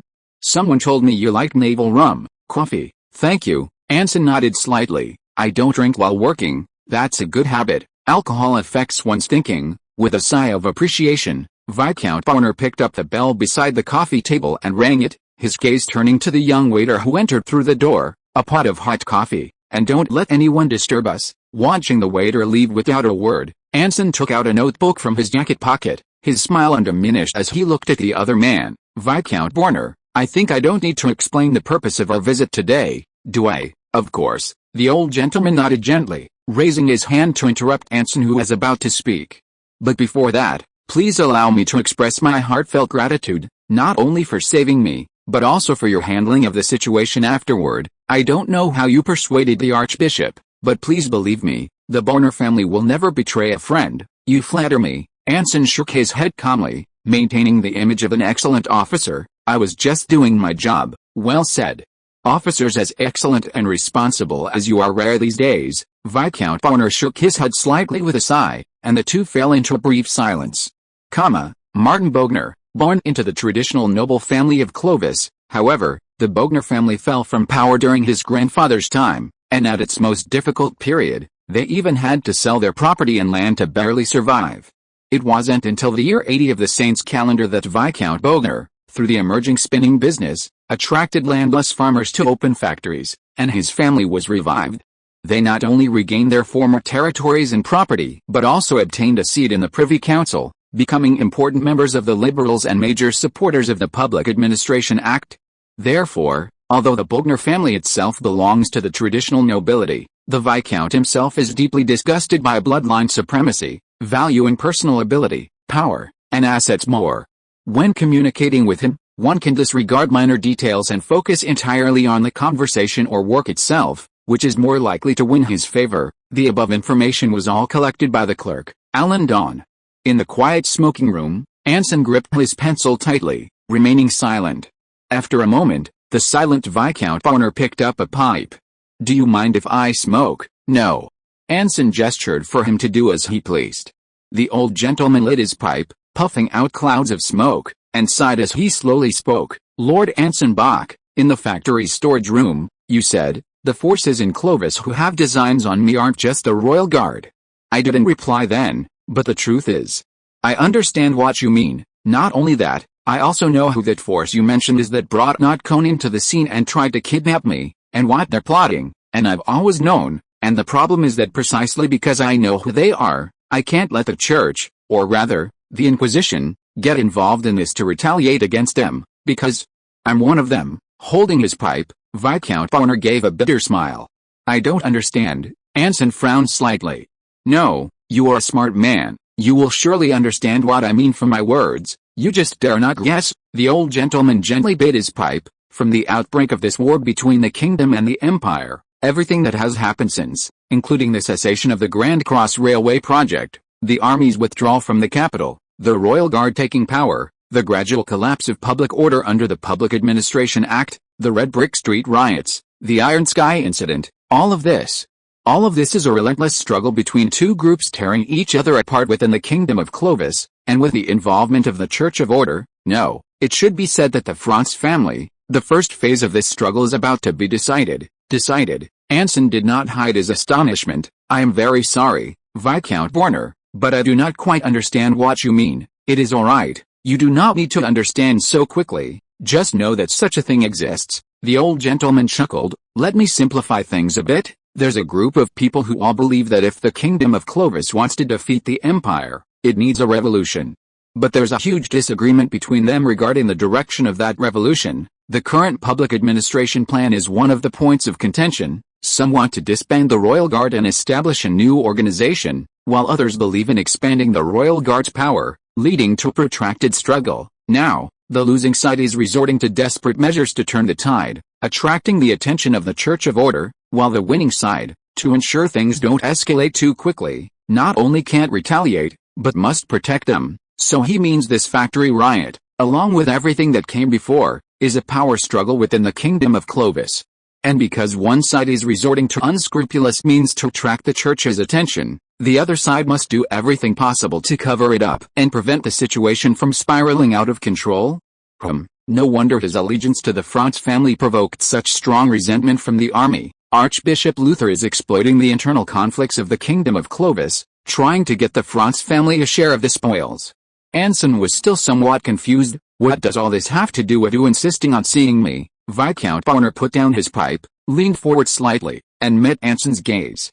"Because from the moment you left the Iron Sky, you've been a part of this struggle, whether you accept it or not." "Me?" "Yes, you, Lord Anson Bach." The old gentleman said briefly. "You don't really think Draco Veltz's presence in your box is just a coincidence, do you?" "You know Draco?" Anson's expression showed a look of surprise. "He is a young man with vision ahead of his time." Viscount Bonner nodded slightly, a hint of reminiscence in his eyes. "About 2 months ago, at a salon, Lady Katharina introduced me to her detective novel at a social gathering. To be honest, I have no interest in popular literature, but that novel piqued my interest. It introduces a completely new and entirely different way of maintaining order than the guerrilla forces, establishing an institution entirely different from the military, an institution specifically responsible for crime investigation and prevention, maintaining public order, monitoring road traffic, and organizing and deploying resources in times of emergency. Although I am always proud, I must admit, without this novel, there would be no public administration act as we know it today. So, before arriving in Clovis, that talkative novelist was already laying the groundwork." Anson was slightly surprised and asked curiously, "Then what does he have to do with the struggle? He is the key to all of this." The old gentleman's expression was quite wistful. "Draco Veltz, he did nothing, yet he made everyone fight for his goal, to destroy the Royal Guard and establish a completely new organization to replace it. And that was Draco Veltz's revenge. Revenge against the Royal Guard who killed his last loved ones." The old gentleman suddenly smiled, a glint of light flashing in his eyes beneath his white hair. "To completely annihilate an organization, never to rise again. That is truly the most magnificent revenge I have ever seen, and the everyone I'm referring to includes me, Lady Katharina, Archbishop Luther Franz, and many others who may not even be aware of it, and naturally, it includes you, Lord Anson Bach." Viscount Bonner's expression was slightly weary, as if he had spoken too much in one breath. "So, after careful consideration, I requested the Inquisition to have you handle my questioning, and they politely agreed. Do you understand the reason?" "I understand." Anson nodded thoughtfully. He now understood completely. Lawrence Burnett, or rather the Inquisition, had suspected from the beginning that Viscount Bonner's involvement with the old gods was related to power struggle within the kingdom. That's why they specifically requested the Storm Legion to intervene and agreed to let them handle the interrogation. However, mere speculation and hearing it from the other party are completely different. The former is doubtful, and the Inquisition's action depends on the judgment of its leader. The latter is conclusive evidence, requiring the Inquisition's intervention. Clearly, the Inquisition currently has no desire to intervene, because intervention would involve far more than just 1 or 2 individuals, but countless powerful factions and noble families, with consequences and impacts beyond their control. Therefore, they intend to turn a blind eye. Viscount Bonner nodded readily. "I will give you a list of all those involved with the old gods and who are highly likely to have hired dark magic detectives to kidnap and incite a workers' riot. You can give this list directly to the Inquisition, but that would have unpredictable consequences. You can also look for commonalities among them and uproot the old gods' forces lurking in the shadows." "Uproot?" Anson smiled slightly. "That seems a bit beyond my capabilities." "No." The old gentleman shook his head with a smile. "I believe that for an excellent officer who can single-handedly kill a dozen guards on a train, infiltrate a rioting factory, and turn the tables on a spellcaster with almost no advantage. He is fully capable of such a feat. I will try. Anson tried to maintain his smile, suppressing the urge to draw his gun on the old gentleman. That sounds like the answer of a responsible person. Viscount Bonner put down his pipe, picked up the bell and shook it. Trust me, you won't be disappointed in your choice. With a soft click of the door hinges, a waiter pushed a silver trolley into the smoking room, placing a cup of coffee and a black briefcase in front of Anson and Viscount Bonner respectively. The old gentleman pressed down on the briefcase and pushed it towards Anson. This is just a small token of my appreciation. Anson glanced at the briefcase, then at Viscount Bonner, his smile fading as he said sternly, I don't accept bribes. You must understand, the old man explained softly. How could I possibly bribe you like this? A whole box of gold coins. It must be tiring to carry. This box contains a collection of history books, many of them handwritten, plus some of my personal collection of trinkets. I know you studied at St. Isaac's Academy before joining the army, so you must be very interested in these kinds of things.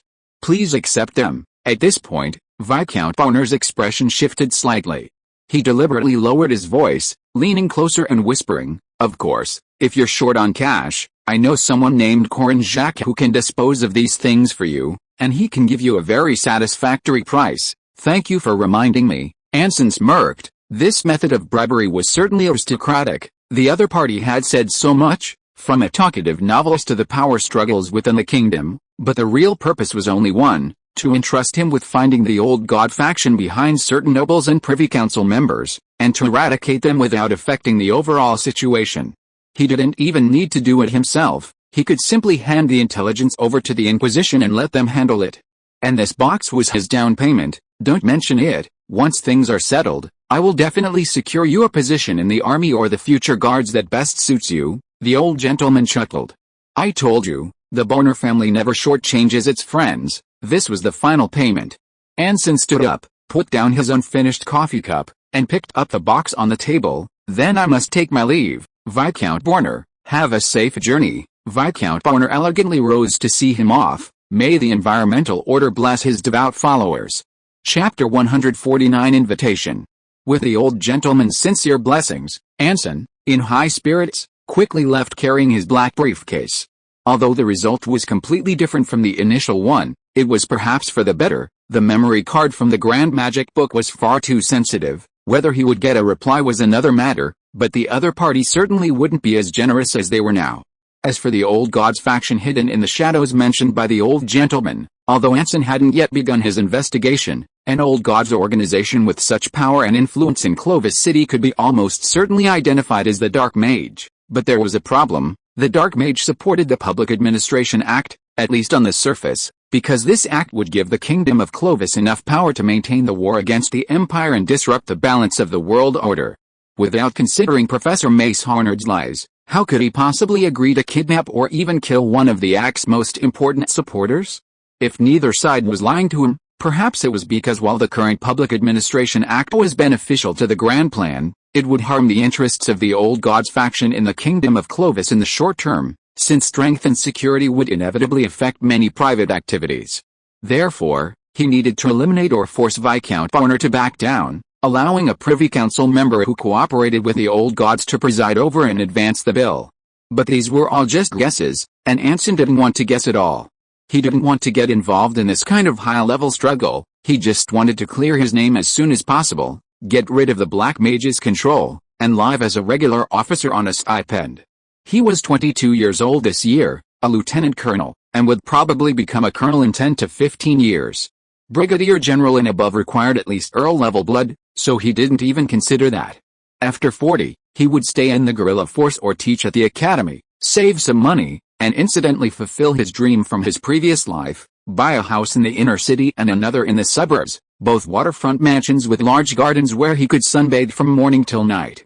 With longing for a better life, Anson pushed open the door to the back living room of Bonner Mansion, following the knitted patterned carpet that stretched from the stairs to the front door.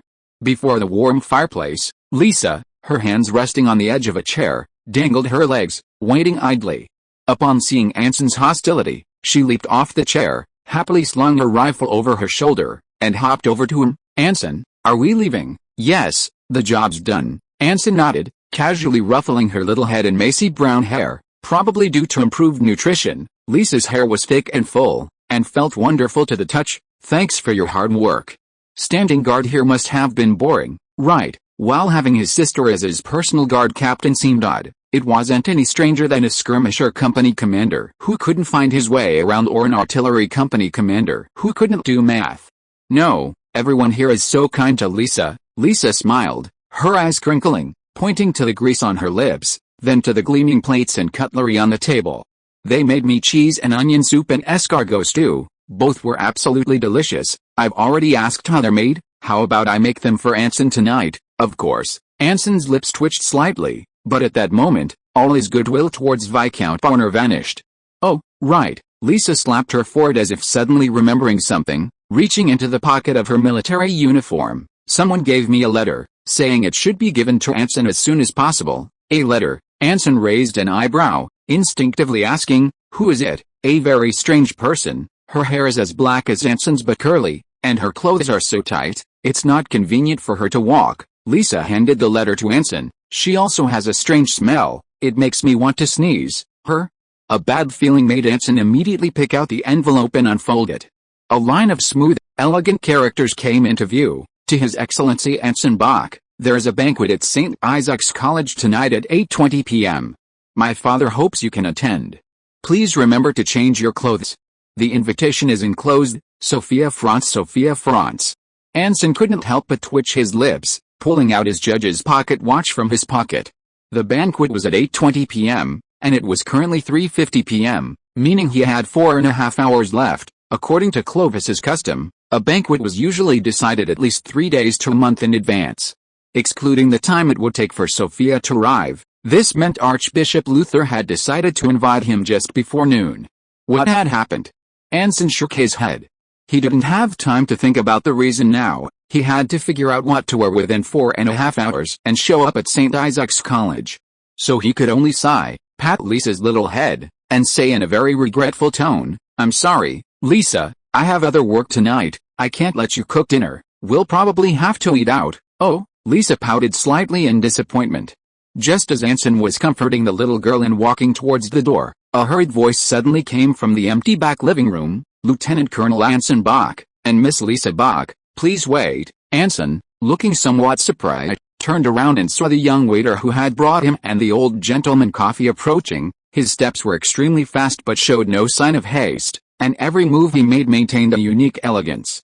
What was even stranger was that Anson had no idea where he had come from, and the entire mansion seemed to be completely silent except for the old gentleman.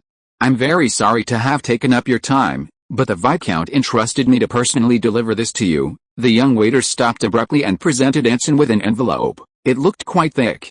I'm sorry, but please allow me to refuse. Anson carefully examined the envelope, cradling Lisa's head in one arm and carrying his briefcase in the other, and declared sternly, I don't accept bribes. Seeing Anson's expression, the young waiter, who had momentarily chuckled, quickly composed himself. I apologize, I didn't explain clearly enough, causing you to misunderstand. This letter isn't for you, but for your landlord. Landlord? Anson paused, then immediately realized he was referring to Mrs. Borner, the old gentleman's ex-wife. He was able to rent a room from Mrs. Borner thanks to the old gentleman's letter of introduction. For some special, unspeakable reasons, the Viscount is unable to meet a noble lady in formal settings, but he has always been concerned about her living standards and health. The young waiter sighed. This letter is merely a small token of the Viscount's concern, and a slight compensation for his failure to fulfill his responsibilities. It is precisely because of his absolute trust in your personal character that the Viscount entrusted you to deliver it to that lady. Please also convey a message to the Viscount. He has always thought of her, always thought of her. These few words and the young waiter's regretful expression already conjured up a dramatic, heart-wrenching story in Anson's mind. I will, imitating the characters he had seen in his past life, Anson, with sincere eyes, took the envelope, placing it as if it weighed a ton in his inner jacket pocket, and strode away from the Bonner mansion. Sitting in the bumpy carriage, watching the girl asleep in her seat as usual, Anson let out a deep breath and opened the black briefcase. Inside, neatly stacked were 6 somewhat worn manuscripts, an eyeglass case, a wooden jewelry box, and a long, slender, glossy briar pipe. This was Viscount Bonner's first gift to him. With a touch of curiosity, Anson first opened the eyeglass case. Lying on the silk lining inside was a delicate, small monocle, its pure gold round frame engraved with a string of intricate characters. He carefully picked up the glasses. Beneath the silk was a long, thin note, "Anonymous glasses, a masterpiece of a fifth-tier black magic caster.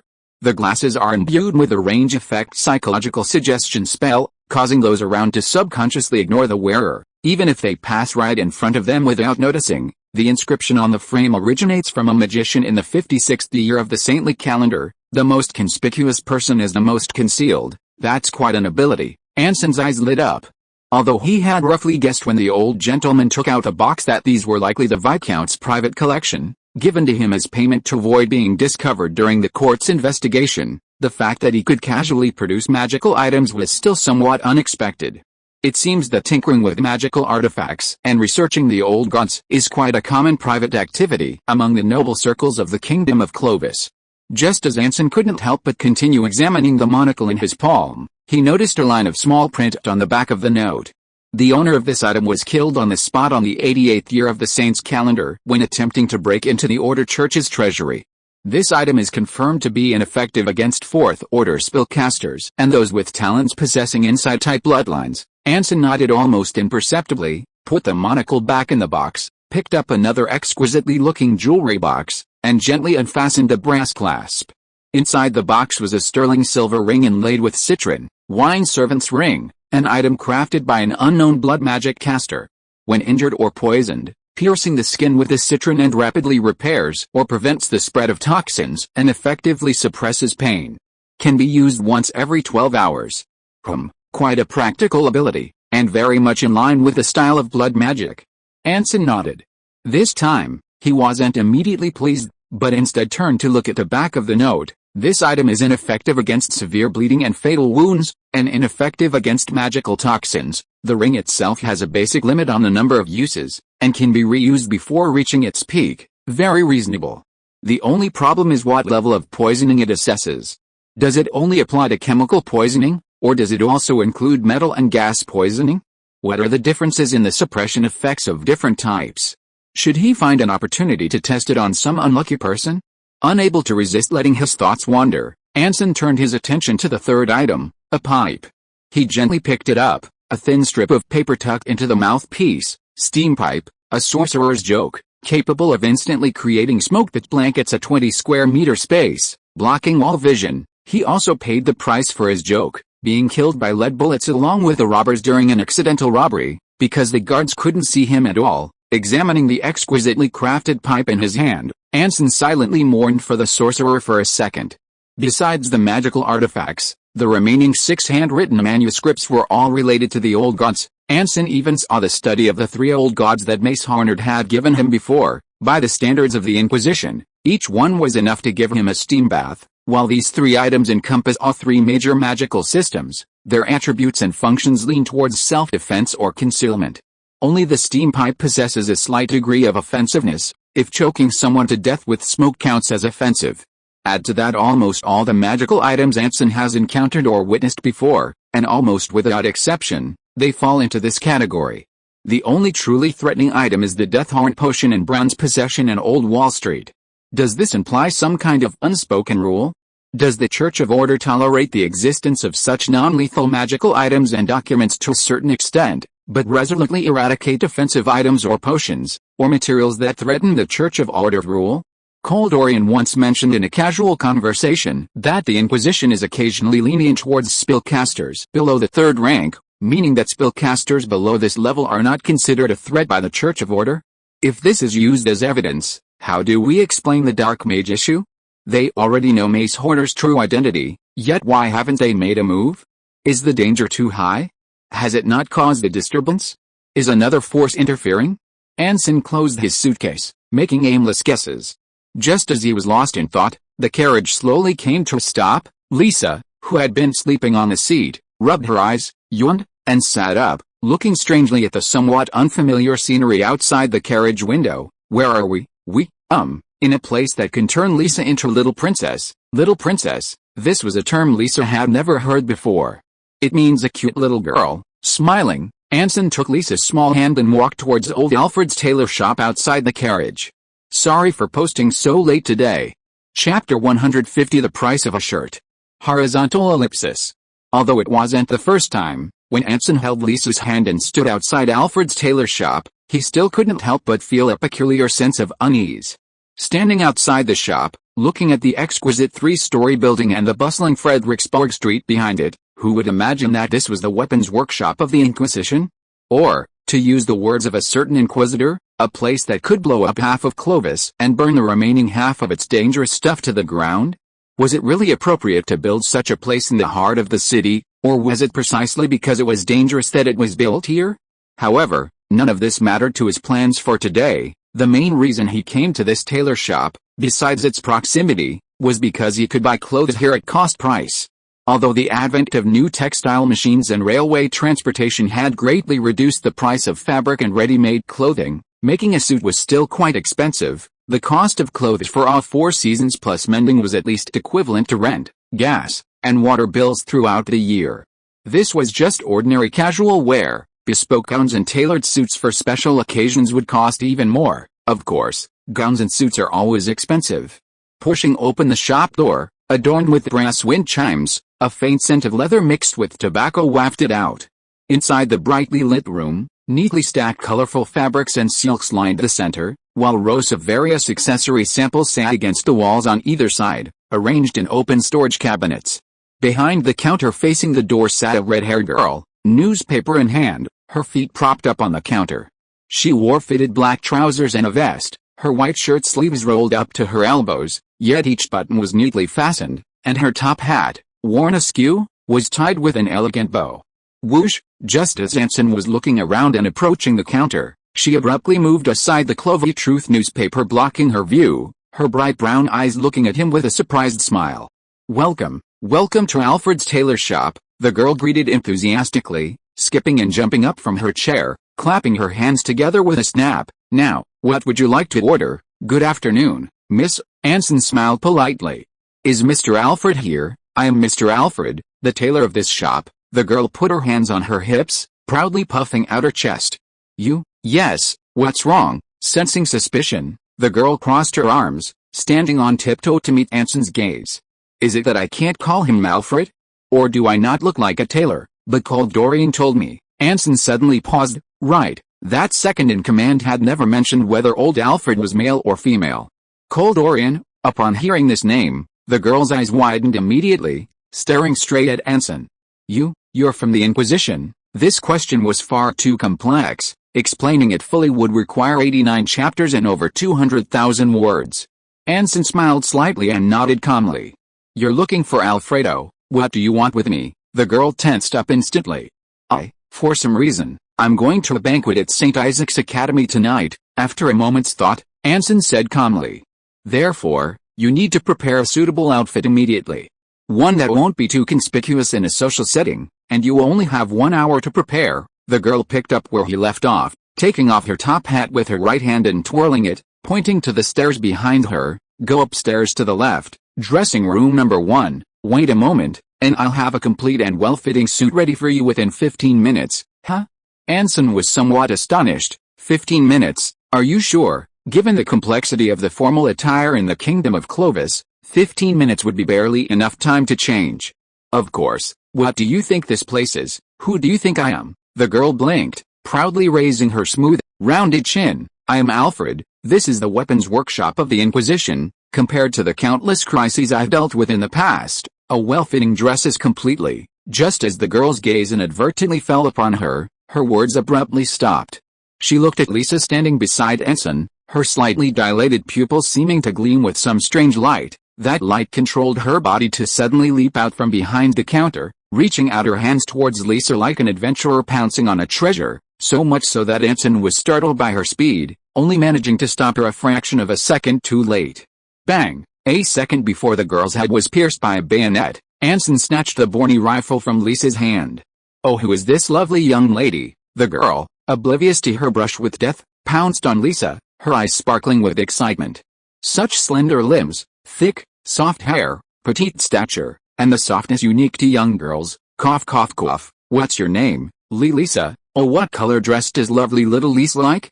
Orange, red, indigo, pale yellow, the girl asked excitedly, interrupting Lisa, who was about to speak. It's all right, you don't need to tell me the answer. I have hundreds of accessories and fabrics here. We can go to dressing room number 1, enjoy some vanilla tea and apple pie, and discuss what kind of little princess we should transform you into. Vanilla tea? Apple pie? Oh, you like these too? I knew it. Charming young ladies really do understand each other. After I prepare your dress, I can even tell you my exclusive recipe. Cough, cough, cough. Seeing the increasingly excited girl and Lisa, who was already captivated by the apple pie, Anson, who had been left standing to the side, had to quickly interrupt, coughing heavily a few times.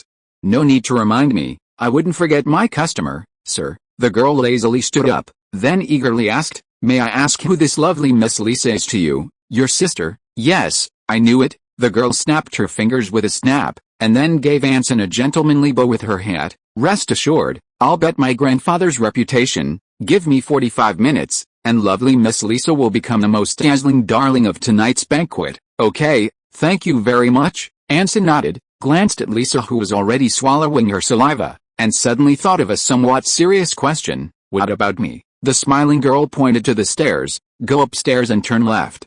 To the innermost dressing room number 8. There are complete sets of dresses prepared according to size there. Go and pick one you like. As for you, lovely Miss Lisa, please come with me. I've already had so many ideas in just this short while.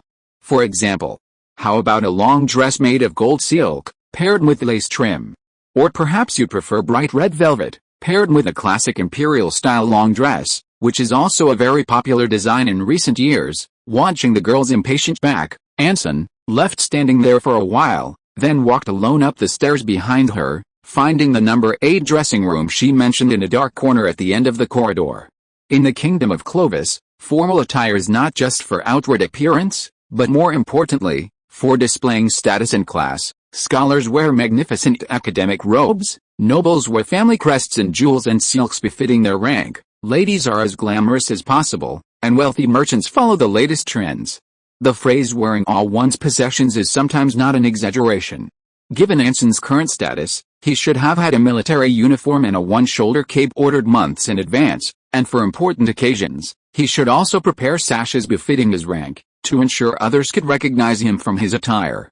But tonight, regardless of Archbishop Luther's reason for seeking him out, Anson didn't want to be recognized at a glance, so he chose a navy blue double-breasted three-piece suit, which looked both dignified and warm enough.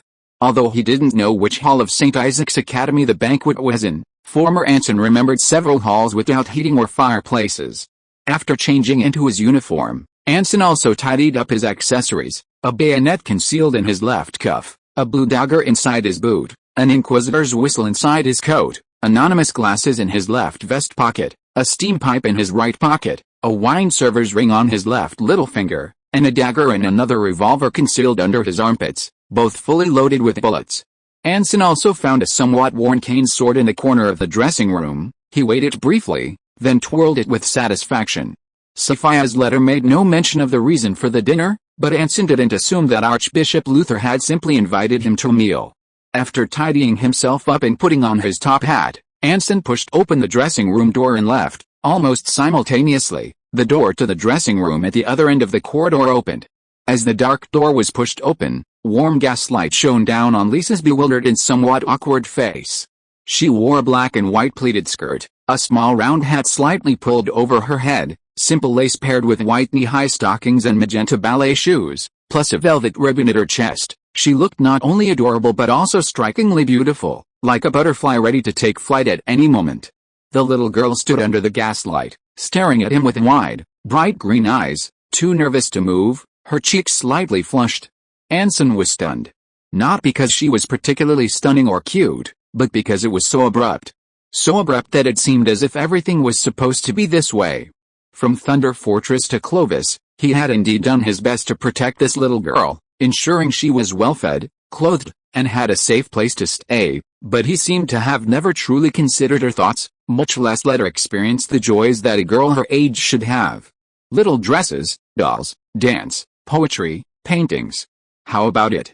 Aren't you so amazed you can't even close your jaw? The seamstress Alfred, hands on her hips, walked out of the dressing room, chin held high with pride. I dare say, even at the banquet in the Osteria Palace, there's absolutely no one cuter than our lovely little Lisa. Looking at Lisa, who was desperately trying to suppress her laughter, Anson nodded. Very good, I'm very satisfied. May I ask how much these outfits for the two of us cost? No amount of gold can compare to true art, the seamstress said righteously. Of course, we still need to recoup some costs. The one you're wearing is an old style from St. Calendar 97, a piece from last winter. I'll calculate it for you based on the depreciated value of the garment, plus the cane and sword. Oh, let's say 9 gold coins. As for our lovely Lisa, top hat, velvet bow, cotton socks, little leather shoes, silk lace dress with special handmade lace, tulle on the cuffs and collar.